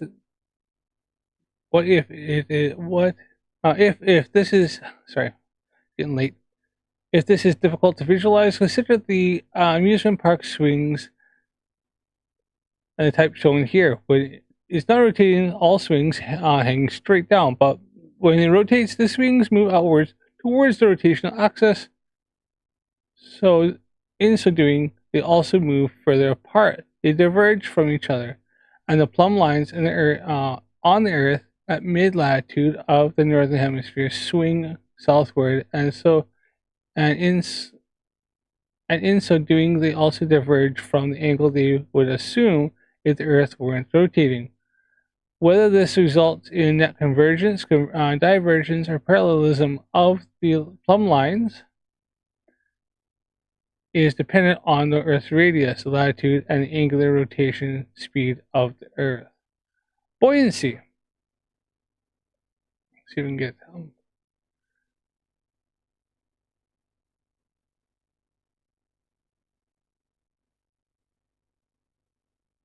if I read all this, okay. The buoyancy, a misinterpretation. McNair says, without elaboration, that the expected configuration of the plumb lines would be nearly parallel. He specifically does not say that they should converge toward the center of the Earth. When he speaks of divergence and convergence of plumb lines, divergence means that the lines are further apart at the bottom than at the top. So divergence simply means diverging from the parallelism. Thus, strongly suggests that he had carried out a calculation taking centrifugal effects and geometry properly into account. How much closer would the bobs need to be to each other at the bottom of the mine shaft if at the depth of 4,200 feet without considerations of centrifugal forces? It works out to 0.021 inches smaller if they were 15 feet apart at the top. This would have been noticed with McNair's measuring methods. This is the convergence that the Caucasians assumed would be observed if the Earth were convex. According to conventional geodesy, but without taking centrifugal effects into account. With the centrifugal effects considered, the plumb lines would 1.1 times 2 to 10 to the negative 5 inches further apart at the bottom than the top, i.e. the plumb lines would be nearly parallel. McNair couldn't have measured such a small divergence from parallelism. This is what McNair expected, nearly parallel plumb lines. But McNair did observe deviations from parallelism from negative 0.004 to plus 0.141 feet, specifically greater than the result expected from gravity combined with centripetal force. McNair estimated that his measurements had an error no greater than 0.003 feet. No wonder he was sufficiently interested to take the time and trouble to find the cause. In his short 1902 report in Science, he reports that he was satisfied that the cause was upward and downward air currents in the vertical mine shaft, determined by his careful experiments in which the currents were blocked as much as possible, and the plumb lines relocated relative to the airflow. During this time, McNair was doing quite a different set of experiments in the same mine shaft to measure the vertical variation of the gravitational field strength using precise pendulums at various depths. In his correspondence with John F. Hayford of U.S. Geodetic Survey, there's not a single reference to the plumb line experiments. Clearly, these small discrepancies in the plumb line experiments were not a source of great concern for McNair. He indicated that his reason for writing the 1902 paper was the fact that the Hoyington Daily Mining Gazette report was of observed divergence of the plumb lines had attracted some attention and brought forth many attempts to explain its existence. Apparently, McNair wanted to set the record straight and give the facts of the matter to counter press exaggerations and divergence of plumb lines 15 feet apart, but no case of convergence. McNair's subsequent careful measurements showed both convergence and divergence no greater than plus 0.141 feet. Morrow had surely read the newspaper accounts. We can't be certain he had read McNair's 1902 paper, but It does say, in the final experiment of the series, a divergence of 0.018 of a foot, 0.216 of an inch was observed. This does greatly agree exactly with McNair's mention of the experiment, not in the above table, in which the special ventilation problems of the shaft of shaft number 5 were addressed by hanging the wires in a different location and blocking as much airflow as possible. McNair saw this as confirmation of the hypothesis that the deviation from parallelism were caused by airflow. Morrow quotes only this value, which most closely agrees with causality, nearly the calculated divergence of gravic rays in a hollow globe. Furthermore, Morrow noted correctly that this divergence is considerably less than that obtained when the air in the shaft was in circulation. Morrow seems to be selecting a number that supports his Earth model, ignoring others. The latest McNair experiment, chosen by Morrow to suit his purposes, actually supports McNair's hypothesis of air current effects, but Morrow misread McNair. McNair had not completely blocked air currents in the final experiment. McNair says it was not possible to stop all circulation. There remained a considerable convection calculation whose downcast portion was centrating along the casing. In case you haven't done the calculation already while reading this, the force required to deflect a 50-pound bulb sideways just 1 inch when it hangs from a 4,200-foot wire was only 0.016 ounce. Calculation using a force triangular calculation, that's about the weight of a ruby-throated hummingbird. So it seems there's no mystery in this whole affair, and no real challenge to conventional jealousy and gravity theory. Caucasians were citing misleading newspaper accounts and selected data to suit their philosophical agenda, without understanding the methodology of the experiments in recognizing the centripetal effect to the Earth's rotation, which they didn't accept anyways.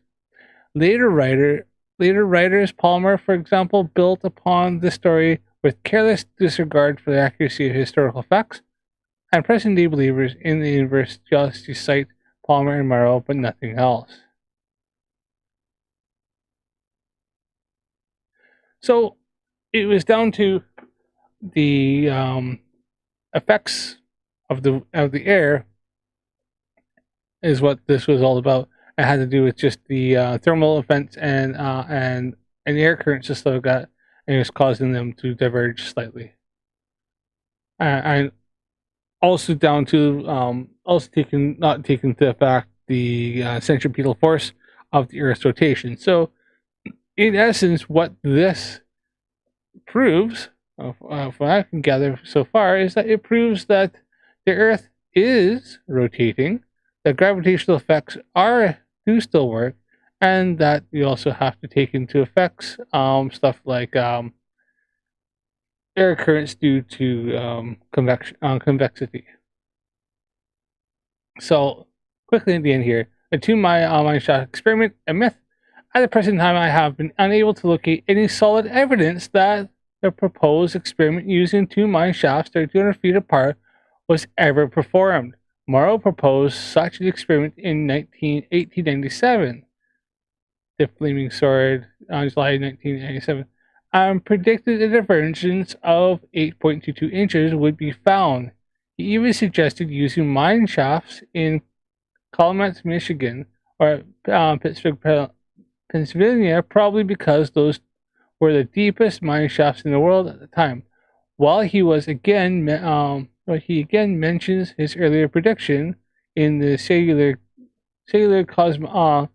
cosmology edition of 1905, he does not say what the experiment had ever been performed, nor does Morrow even mention any plumb line experiments in his 1936 pamphlet Field Theory Publicity. Palmer, 1960, related his experiment as if it had actually been carried out, and he repeats Morrow's 8.22-inch value prediction as if it had been experimentally confirmed. But Palmer incorrectly quotes the separation of the thermic mine shaft 2 and 5 as 4,250 feet apart, mistaking the depth for their separation. McNair's 1902 paper does not mention such an experiment, even as a proposed experiment. So far, I have found no evidence that such experiment was ever done. If any reader had found solid evidence of such an experiment being performed, I'd be happy to hear it, but until then, I must assume it's a myth.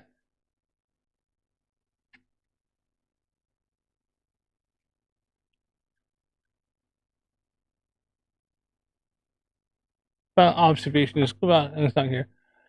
The promoters of the Christian cosmology assumes that the Earth is fixed and stationary. They assume as an axiom that the Earth does not move or rotate, so they would not have done the above analysis of the plumb line deflection southward and the resulting east-west divergence of two plumb lines. These divergences are in fact solid evidence that the Earth does rotate on its axis. So sorry to go through all that so long, but in the end, what Iron Horse, if you had done any research, any readings, such as like the one I found here, then he would have found that what he said was utter nonsense and fallacious. It's one of the ways they were intended to measure the circumference of the Earth, and they found they always got further apart. Don't worry, this whole thing isn't 3 hours long. I think this goes on a little bit longer, and then that's it. This is just 3 hours on here, but I think MDD had let it run for ages. At the bottom. That would suggest that there is a lateral lateral density anomaly or mass anomaly either side of the experiment. Can you bring up this publication? I've read the book on my channel. Can you bring up the publication? He read his book. He read the fucking storybook. So now we know, because I've heard of this one a little bit. So he read the book. Okay, let me just quickly clarify that. What he read, what Iron Horse read, was the book that was like, I don't know if it was like the Flaming Sword, or if it was the field theory, the pamphlet, or did he read? So he read the book by a Hollow Earth proponent that is running a church. Is what he read. He said he read the book. He didn't read the citation. He didn't read anything else. Investigation. He read. So yeah, such an experiment. 1987. So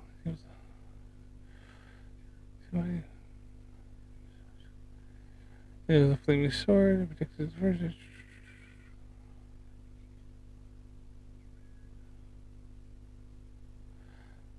Sorry, I was just looking for the. They named the book in this. But yeah, so he read the book by Palmer. That Palmer had wrote a book. So he read the one about the Gazette, or he read about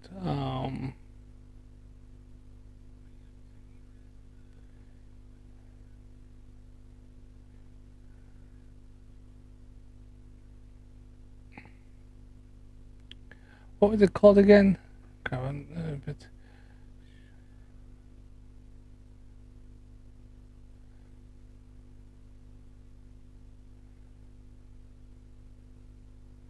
Yeah, so he said that he read this book by this Palmer fella, who was a proponent of where they talked about that here.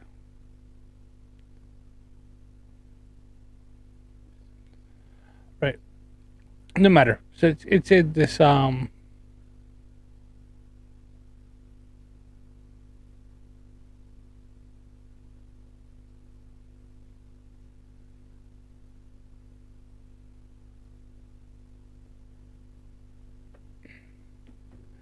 Alright, so yeah, crap. I can't find the name of the religious sect that they were part of.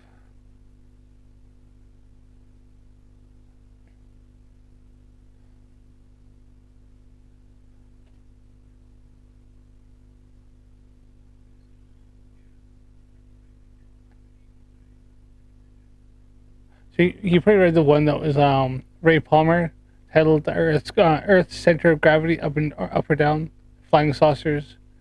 Um, and he was part of the Christian cosmology. So that's probably what he's referring to.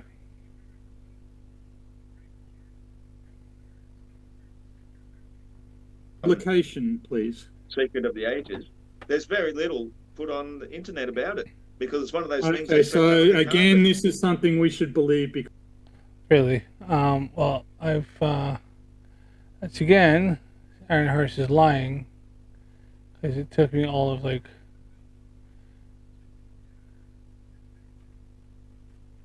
2 minutes to find this.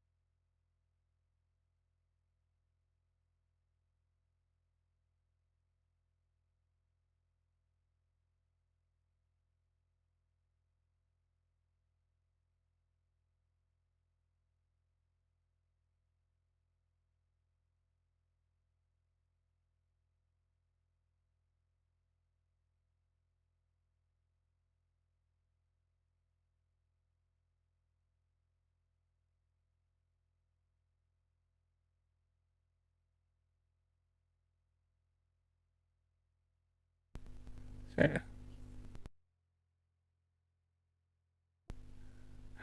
as the wife is coming to say hiya.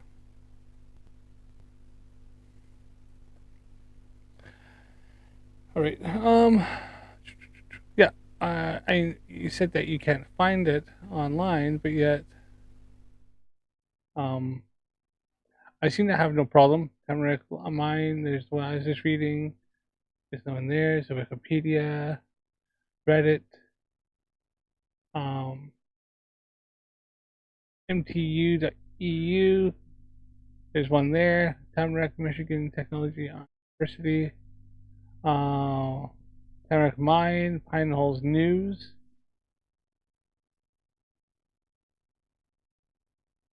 Stuff about mine. Tamarack Mine Shaft number 4. Hollows Mine's favorite experiment analyzed.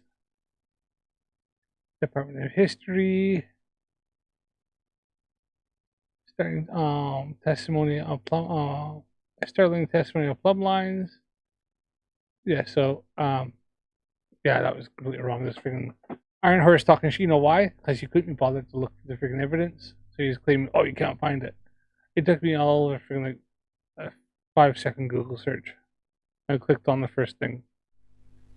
So Iron Horse just being a lazy flirt. because you said so. Okay, great. You can look it up if you like. It's called the Tamarack Mine Mysteries, and there's very little data about it. Okay, so if I find it That's false because I found fucking tons and tons of data on it. on the they internet, swept it's it under the always carpet right, is it? because it goes against the narrative.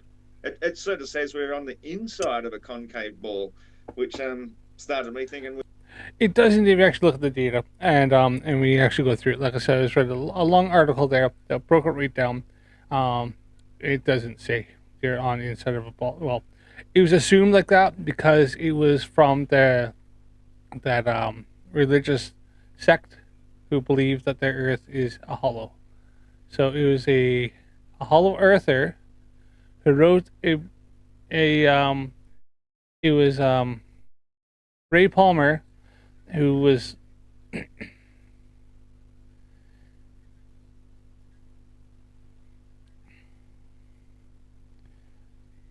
what is it? He's the entire universe.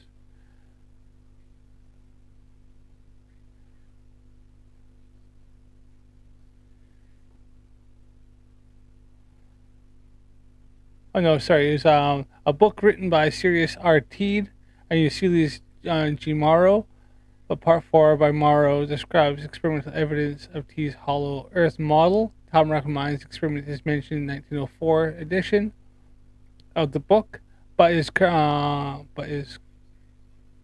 curiously missing in from 1922 and later editions. T was the founder of the Christian Unity, who is a communal religious group.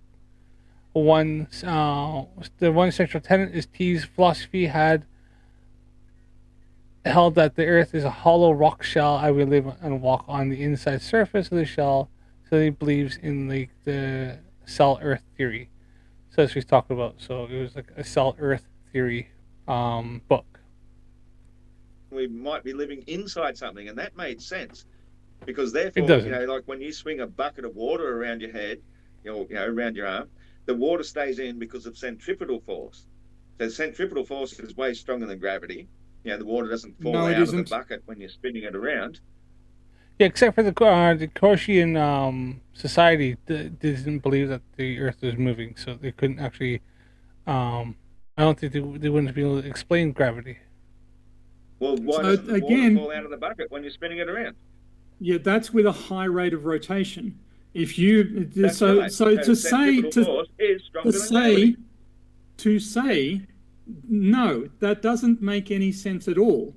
Okay, to say that a particular instance of centripetal force is stronger than gravity is not to say that centripetal force as a rule is stronger than gravity. That doesn't follow. Earth rotates. Earth rotates. Are you insane, man? Earth rotates at a rate of 2 pi radians every 86,400 seconds. Right? Again, we can do the calculation of how much of an effect that is going to have at the equator, and it's less than 0.3 of a centimeter per second squared. So the effect of centripetal force is much smaller, due to Earth's rotation, is much smaller than the effect due to gravity. It's less than 0.3 of a percent. Have you ever been to the fair and you go on the gravitron ride? The way the gravitron works. See, and Ross, what's he doing? Trying to deflect and run. Gravitron spins like fucking. We spin 1 time a day, and gravitron spins like what? How many? Like 30 RPM or faster? Is it spins, and the people get pinned against the wall because of centripetal force. Yes. That's how it works. So that could explain gravity if we were on the inside of a concave world. The way it spins would push everything outwards and therefore downwards. That actually makes far more sense than gravity pulling things towards it while it's spinning through a vacuum of space. Except that we observe in laboratory experiments that mass does attract mass. So therefore, and we observe using gravimeters. I presented several experiments Gravitron spins at 24 RPM, by the way. Confirming this. I can present 24 more if you're interested in those. You showed me I can present I'm in the middle of talking, Ross.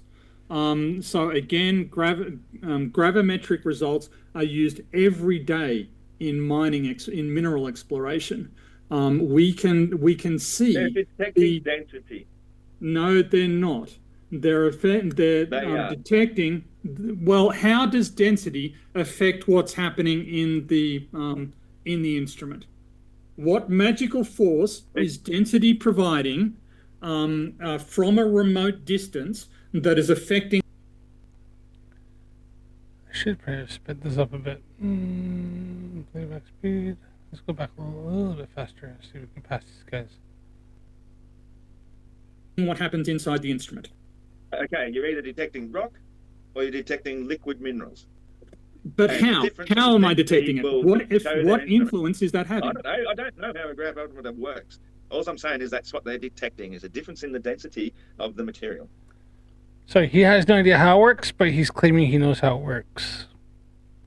Fucking idiot. Except that we can demonstrate that the mass of a kid over a gravimeter has an effect on the gravimeter. A kid. Right? Yes, a kid. You weren't paying attention during my presentation? No, he wasn't. Okay. Particularly, no, it was a bit boring. Okay. See, Well, there it you was like He wasn't interested in it because everything he said falsified Ross's ideology. the third slide that I He doesn't. presented. So He well didn't done. want to know. Um, Ross wasn't interested in knowing the truth. He doesn't want to fucking know. He wants to stay in his own little delusional world. And if you were less of a dick, I might represent it. But now you're just going to have to wander on in ignorance because I presented this evidence. The ad You hoc is ignored definitely it. your strongest argument. I beg your pardon? Your ad hom is definitely your strongest argument. It's not an ad hom, mate. Exactly, messenger. It's You not an also ad said hom. mass attracts mass in surveying. Yes. Can you tell me how in surveying mass attracts mass? There is a phenomenon called vertical deflection or deflection of the vertical. Again, I presented this in my presentation as well. We've known about deflection of the vertical That's for more where than I'm 200. I'm still speaking. We've known about vertical deflection for more than 250 years. The Schehallien experiment, for instance, is an example of vertical deflection. The plumb bob deflected towards the mountain, regardless of which side of the mountain it was on. Yeah, I'd definitely like to ask you about that, because if Earth's mass is like 1 billion trillion times bigger than that little mountain, how does that work? Well, you'll notice that it wasn't pointing sideways. There was a very small deflection towards the mountain because, as you say, Very Earth is small. bigger. Yes, it was small, but it was detectable. That's why we use very sensitive measuring techniques, and that's why we do very careful analysis, is because we're detecting things that are very difficult to detect. And when was this experiment done? And what instrument See, Ross wasn't paying any fucking attention. did they use? Well, they used plumb bobs and, well, they used a variety of instruments. They used plumb bobs, they used extensive surveying, they used an azimuthal sector. You might want to stop talking while I'm answering your question. And it was done in the 18th century. Okay, so people back in the 18th century, so that's the 1700s, using plumb bobs, measured a gravitational pull of a mountain that was greater than the Earth's. No, that's not what I said. Yes, I said, no, it isn't. What I said was they detected the gravitational pull in addition to the gravitational pull of the Earth. Nobody said that the gravitational pull of the mountain was bigger than the gravitational pull of the Earth. That's just you lying about what I said. Yes, I did. No, the Earth would Yes, you always did. pull it straight down. It would never attract towards the mountain whatsoever. Well, the unless there are result, other the forces. result This because Ross doesn't understand a fucking thing he said. results of the Wind experiment currents prove you or wrong. Magnetic forces. Well, okay, so you just disproved gravity. No, He didn't. A tiny mountain compared to the size of the Earth is stronger than the Earth. Gotcha. no, Never that's said at that. no stage what I said. You're just It's exactly you're just what you said. misrepresenting what I said and attacking that No. instead of responding to what I said. What I said was I'm analysing what you said. they detected a lateral acceleration much smaller than the acceleration due to Earth, but detectable towards the mountain, regardless of where the plumb bob was around the mountain. So they moved the plumb bob to various locations, and wherever they moved it to, they were able to detect that it was deflected slightly towards the mountain. At no stage in my description did I say that the acceleration due to the mountain is larger or indeed comparable to the acceleration due to Earth. So, acceleration. Can you explain what's accelerating? The plumb bob. But it's on a string, isn't it? Standing still. Yes, that can but that's just because the acceleration's even out. There is an acceleration due to the material strength of the string, and there's an acceleration due to the mountain, and there's an acceleration due to the rest of the Earth. I thought Again, acceleration was a object change of permanence, speed. Ross. Object permanence. Just because an object is stationary does not mean that there are not multiple forces acting on it. When a plane reaches its maximum altitude, that does not mean that gravity has gone away or that its lift has gone away. The lift and the gravity are in equilibrium. They are equal and opposite to one another. Therefore, the plane flies at an even altitude. Same with the plumb bob. The plumb bob is subject to multiple forces. It's multiple accelerations that end up cancelling one another out. That does not mean that the accelerations don't exist. It does. No, it doesn't. It means they don't exist because they've cancelled each other out. There is no. No, it means that there's no net acceleration. Ross, Stan, if you're sitting on a chair, there is a downward acceleration into the chair, and there is an upward acceleration from the chair. You're not moving. Rubbish. Does that mean that either of those accelerations has gone away? That is absolutely rubbish. I'm sitting on a chair. As Newton said, an object at rest remains at rest unless another force acts upon it. Acceleration is a change of speed. I think you are mentally insane, which is what I started saying in my opening statement, is that anybody that believes an object at rest is accelerating is insane. And you're insane. I didn't think that say I'm accelerating both upwards and downwards at the same time when I'm at rest. You really need to listen to what's being said to you, because you persistently show an inability. Accelerating in two different directions. I was still talking, Ross.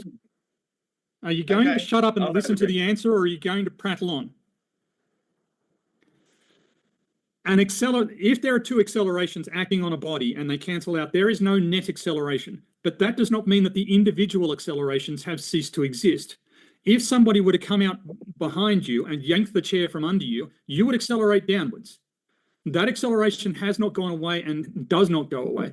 The fact that you can experience I'm still speaking. An acceleration is not a change. An acceleration is not a change in speed. I'm still speaking, and I'm not going to stop speaking just because you try and yell over me. An acceleration is not a change in speed. An acceleration is a change in velocity. And even if it is obstructed, it is still there. There is still a downward acceleration acting on you, even though it is offset by an upward acceleration. There is no net acceleration, but the individual accelerations still exist. And you can fail to wrap your mind around this all you want. You're just publicly embarrassing yourself.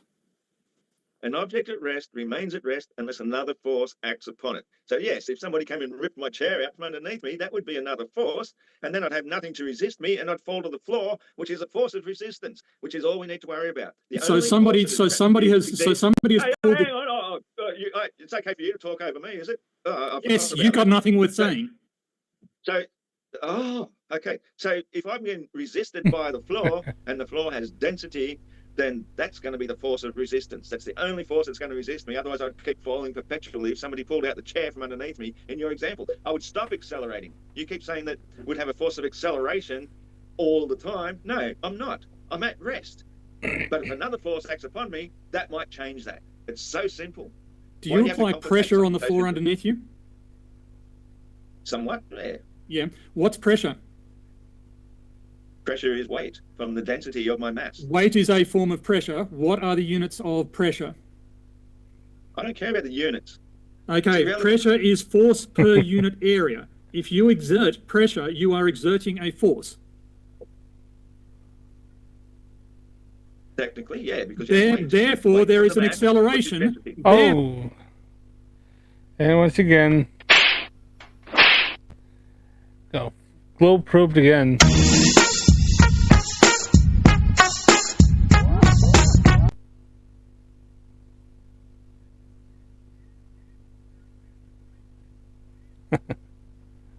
Therefore, even though you aren't moving, you are experiencing an acceleration.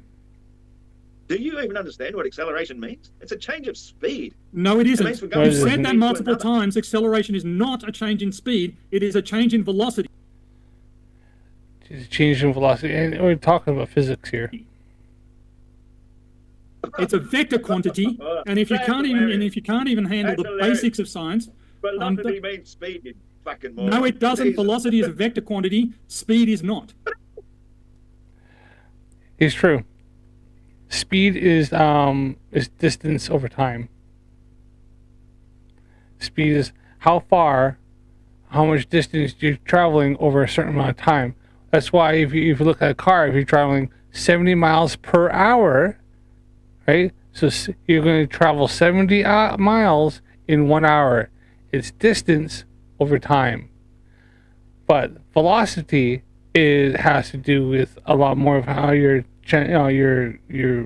for momentum, your angular speed, or your inertia has to do more with that. It has to do with how much force you're applying, how much inertia you have. Has to do with So I think there's more stuff to that. I can't think, but speed is distance over time. Velocity and speed are not synonyms. Am I listening to this from somebody who calls himself PhD something? Oh, holy shit. Velocity. Yeah, it's just the fact is that freaking Ross is just an idiot once again.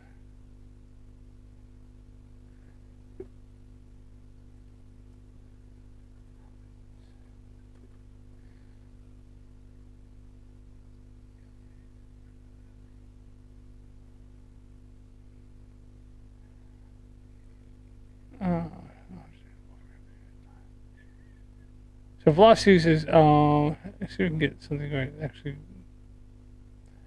get a bit more of a bit.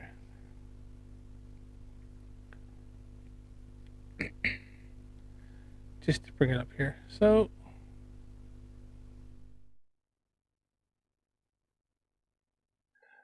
velocity is the rate at which an object changes position with time.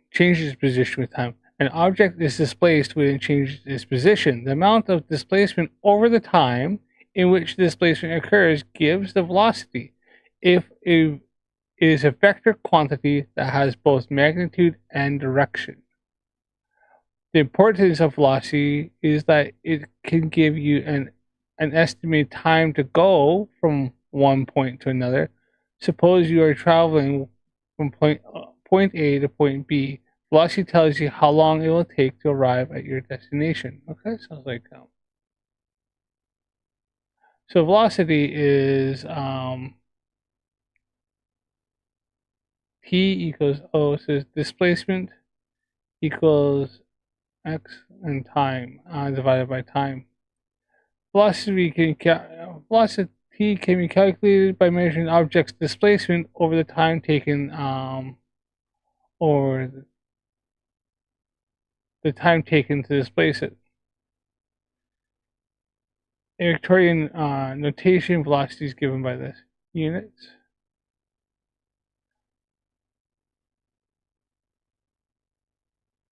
Examples: a car traveling a highway at 60 miles per hour towards the west, a biker traveling at a road of 35 miles per hour towards the east. So velocity is the rate at which object changes position over time. So maybe I have it wrong then. I thought the speed the measurement then.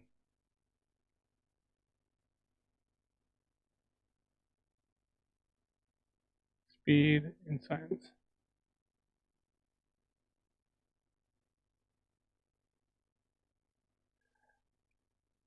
All right, so in science, particularly in physics, speed is defined as a distance traveled per unit of time. It is a scalar quantity, meaning that it has magnitude but no direction. All right, so velocity is like velocity is like how long does it take me to go from this hand to this hand, right? Right, that's the velocity. So you can calculate how long, and then and the distance and the time, right? But it has to do with from point A to point B. It has points, right? So, but speed is the distance traveled per unit of time. Scalar quantity direction. The SI unit of speed is meters per second. There are different types of speed, including uniform speed, variable speed, average speed, and instantaneous speed. Speed is crucial in understanding motion and is calculated using the formula speed equals distance divided by time. So I was right on that, but it has no direction. The speed can be in any way. Velocity has to do with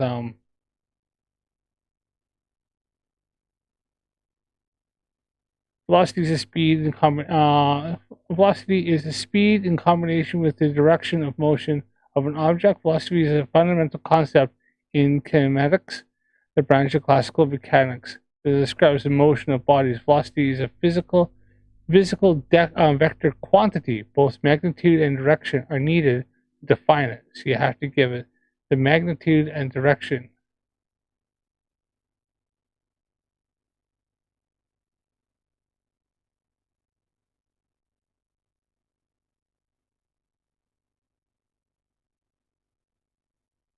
Um, the scalar absolute value magnitude of velocity is called speed. It's a scalar magnitude. So, all right. So, velocity is the speed in combination in which the direction of motion of an object is fundamental. Okay, and then speed is the measurement, the velocity, and then speed. Okay, so speed is distance over time. Speed over time. Distance over time. Okay.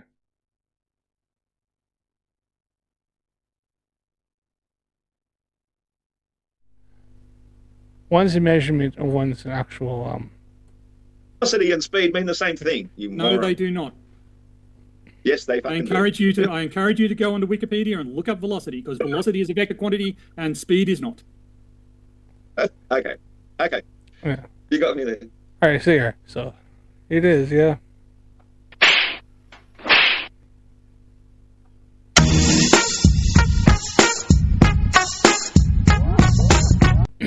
Damn right, freaking PhD 20. Yeah, so velocity is a vector quantity. Speed is the measurement. So it's the how to put it there again?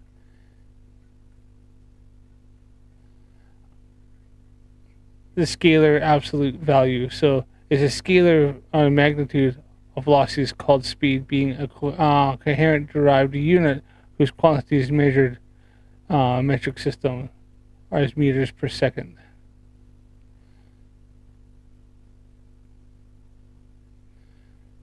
So velocity is a vector quantity.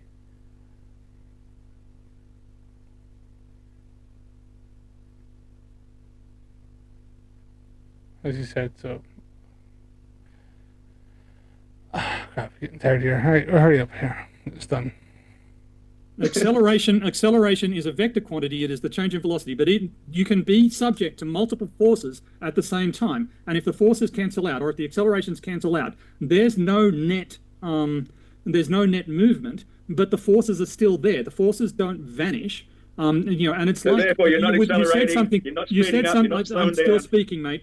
You said something I know. about if somebody But yanks you're a speaking a lot of chair. shit. Hold on, If somebody Ross, yanks a chair. go ahead, Tony. Pardon me. If somebody yanks a chair out from under you, they've applied a force to you. No, they've applied a force to the chair, and the force is not the direction in which you fall. They've applied a force at 90 degrees to that. So the force that they've applied is completely irrelevant to the direction in which you fall. You fall down because that downward acceleration never went away. It was just opposed by an upward acceleration due to the material strength of the chair. The accelerations haven't gone anywhere. They've just cancelled out. That's why you exert pressure when you walk. No, I think when you sit. if somebody tried to pull my chair when I'm sitting on it, I would actually move with the chair. So No, you won't. yeah, if I was trying to sit down on the chair as they pulled it out from beneath me, that would definitely make me fall to the floor. But if they pulled the chair, I'd go with it. If they pulled the chair out from underneath you, at the force of resistance underneath me, and somebody applied another force, I'd still move it for the chair. I don't know what you're talking about. if people can pull chairs out from under people fast enough that they don't go with the chair to overcome the friction.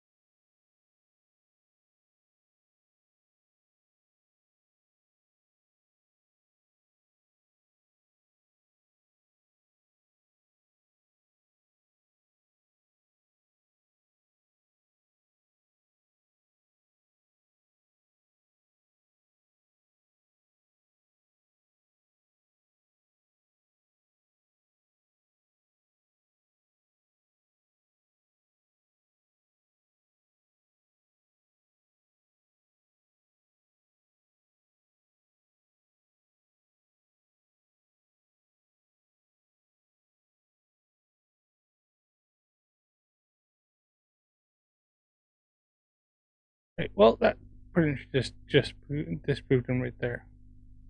One more time.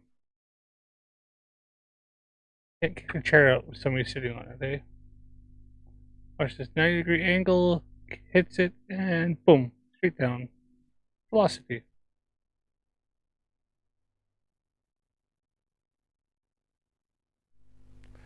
I'm going to shut it down here in a second here, so. Frictional Oh, force. do they really? Okay. Okay. Have you got a YouTube funny video of that happening? Because I've never seen one. I watch a lot of funny YouTube videos, and I've never seen that happening where somebody's sitting on a chair and have the chair pulled out from Oh, that took you all 30 seconds to find that, so. Just Ross being an idiot. beneath them. It's just ludicrous. You ever seen the magic trick where a magician wanders up to a table with a tablecloth on it and yanks the tablecloth out from under the dishes on the table? Same thing. That's a completely different scenario. No, it's not. It's a tablecloth being pulled fast enough. Yes, exactly. And if you pull a chair out fast enough, the person will not go with it. But That's rubbish. But that's well. Absolutely. Well, your nonsense. expertise all on your rubbish is arguments are pretty absolute outstanding. nonsense. All your things are theoretical let's get nonsense. back to the topic at hand. Let's get back to the topic at hand. Okay. You claim that gravimeters don't measure some magical force that you can't describe or quantify. You claim it's called that density. it's called density. What are the units of density? You don't need units of density. It's just a change. Okay, It's a difference of density is density. not a change. Density can remain fixed. It is. No, I can prove it. How? Do you want an No, example? you can't. Okay, I'll give you an example. You got a rubber ball and a lead ball, and you drop them from a high bridge. They will hit the surface of the water from the high bridge at exactly the same rate because relative to the air, they have the same density. But when they hit the water, the rubber ball will come back up to the surface and float because of buoyancy. The lead ball will keep on sinking. However, let me continue. You take that lead ball and you beat and roll it flat and shape it into a boat that has the same mass, the same density, the same weight as it always had, and yet now it floats on that same water. So relative density explains how it works. How does gravity change just because you've changed the shape of the matter? Well, I'd like to say that your argument is self-defeating because you admitted that you didn't change the density of the lead. So the density argument doesn't work, floats. and it's the reason changing the shape floats, changing shape causes things to float, is because it changes the volume displaced by the object in such a way that the mass of the displaced matter is equal to the mass of the supporting object. Also, earlier in your explanation, you claimed that the mass of the lead ball and the mass of the rubber ball is the same relative to air. Would you care to expand on what you meant by that? Yes, because density and rubber don't have the same density.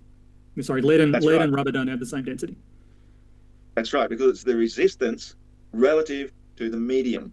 So the medium of air has the same resistance factor to both, but the resistance factor of water is different because of the relative density.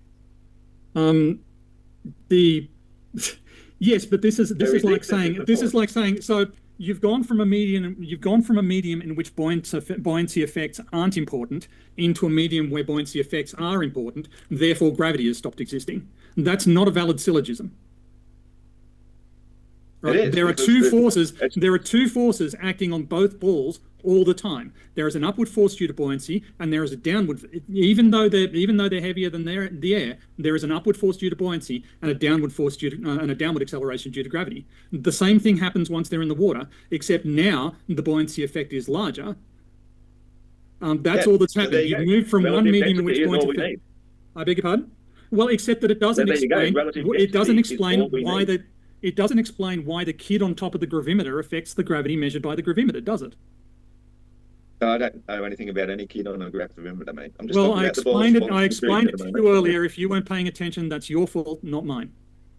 Okay, but we're talking about the evidence that I produced in this. Where we drop balls off a bridge, and we see what happens when they hit the water at exactly the same time because they both had the same air resistance. But when they actually, rubber and steel don't have the same air resistance, and they won't hit at the same time. The medium. Rubber and steel do not have the same air resistance, actually air resistance is a function of mass. So the heavier object is going to experience the The heavier object is going to experience less resistive force due to the air, and the lighter one is going to experience more. So that argument is wrong. They're not going to hit at exactly the same time. They do. No, they don't. Do. Where's your evidence that this happens? Show me your evidence. The Leaning Tower of Pizza many years ago when they. There were no experiments from the Leaning Tower of Pizza. That's a myth. They thought that the more heavy object would hit the ground faster, and then they proved that they don't.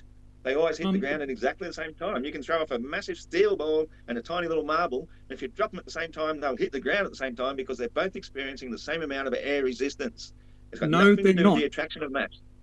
Yes, no, they're not. And so to dispel this, Galileo never did that experiment. Other people tried experiments at the same time, and the proposed experiments the proposed experiments used balls of uniform density but different sizes. In order to get different mass. So they hit at the same time, regardless of the mass, but their air resistance was also the same because they were made out of the same substance. So the claim that air resistance is the same between rubber and steel is absolutely not supported by this. There was no experiment at the Leaning Tower of Pizza, so appealing to it as though it supports your argument is false. And again, it's just an example. It's just an example that didn't exist. So maybe you should use an example that exists. Well, okay. You're claiming something. We did it today. Go out and film it and then show me that they hit it.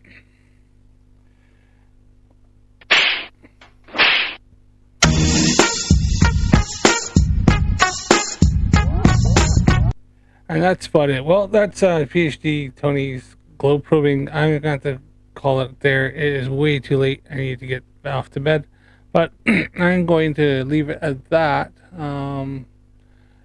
Ross is taking so many L's. I'm going to have to give him a break here, I think. Come on. Just go down.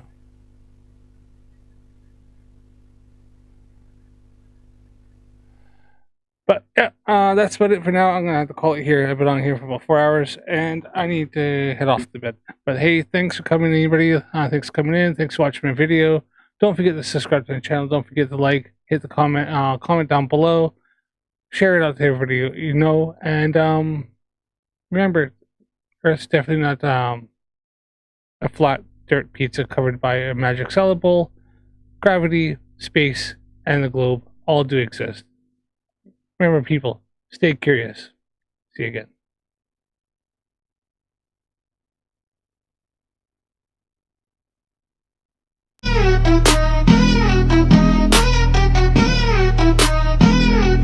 NASA lies, yeah, that's what I say. Don't have proof of facts in any way. I claim the moon's made of plasma, a place no one can go. The Apollo program's a scam, I can't back it up though. They talk about the ISS is floating in space. You ask me in a pool, I'd say is the case. Satellones in the sky held up by helium balloons. But bro, that's just a lie, cause that's what all bitches do. NASA lies is something I'll never prove. No facts, no evidence, debates I will lose. They say they've been to the moon, I say it's not the truth.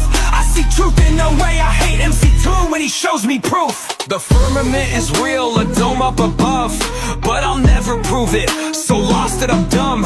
I know the world is flat, trust your sense of sight. Saying gravity's just a theory is why I'm up at night. NASA is phony like a show or movie, fake like on stage. Truman Show, child's play, it's chess but suck at this game. Because I'm just a dick with only my stupid self to blame. But I'm so fucking sure that the earth is flat, based on how I feel with my pop-up flare. Swear my blind faith is what keeps it real.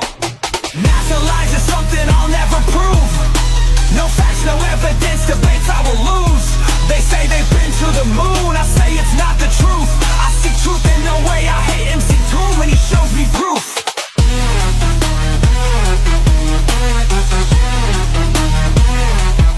Asking the wrong questions, my beliefs are all faith-based. I can't see the fucking answers right in front of my face. Stanley Kubrick is mentioned every single goddamn time. Somehow he filmed it without nobody dropping a dime. The firmament is a dome, it keeps water in the sky. But when you ask me to prove it, I can't know why. NASA in Hebrew, it means to lie or deceive. My flirt priest told me and blindly I believe. NASA lies is something I'll never prove. No facts, no evidence, debates I will lose. They say they've been to the moon, I say it's not the truth. I see truth in no way, I hate MC2 when he shows me proof.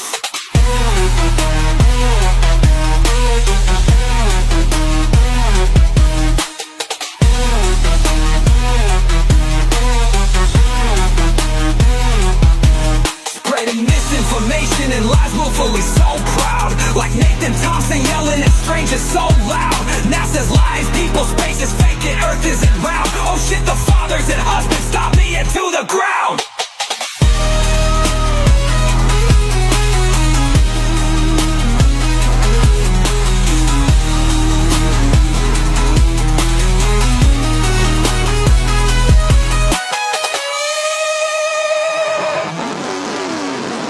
Asking the wrong questions, my beliefs are all faith-based. I can't see the fucking answers right in front of my face. Stanley Kubrick is mentioned every single goddamn time. Somehow he filmed it without nobody dropping a dime. The firmament is a dome, it keeps water in the sky. But when you ask me to prove it, I can't. Why?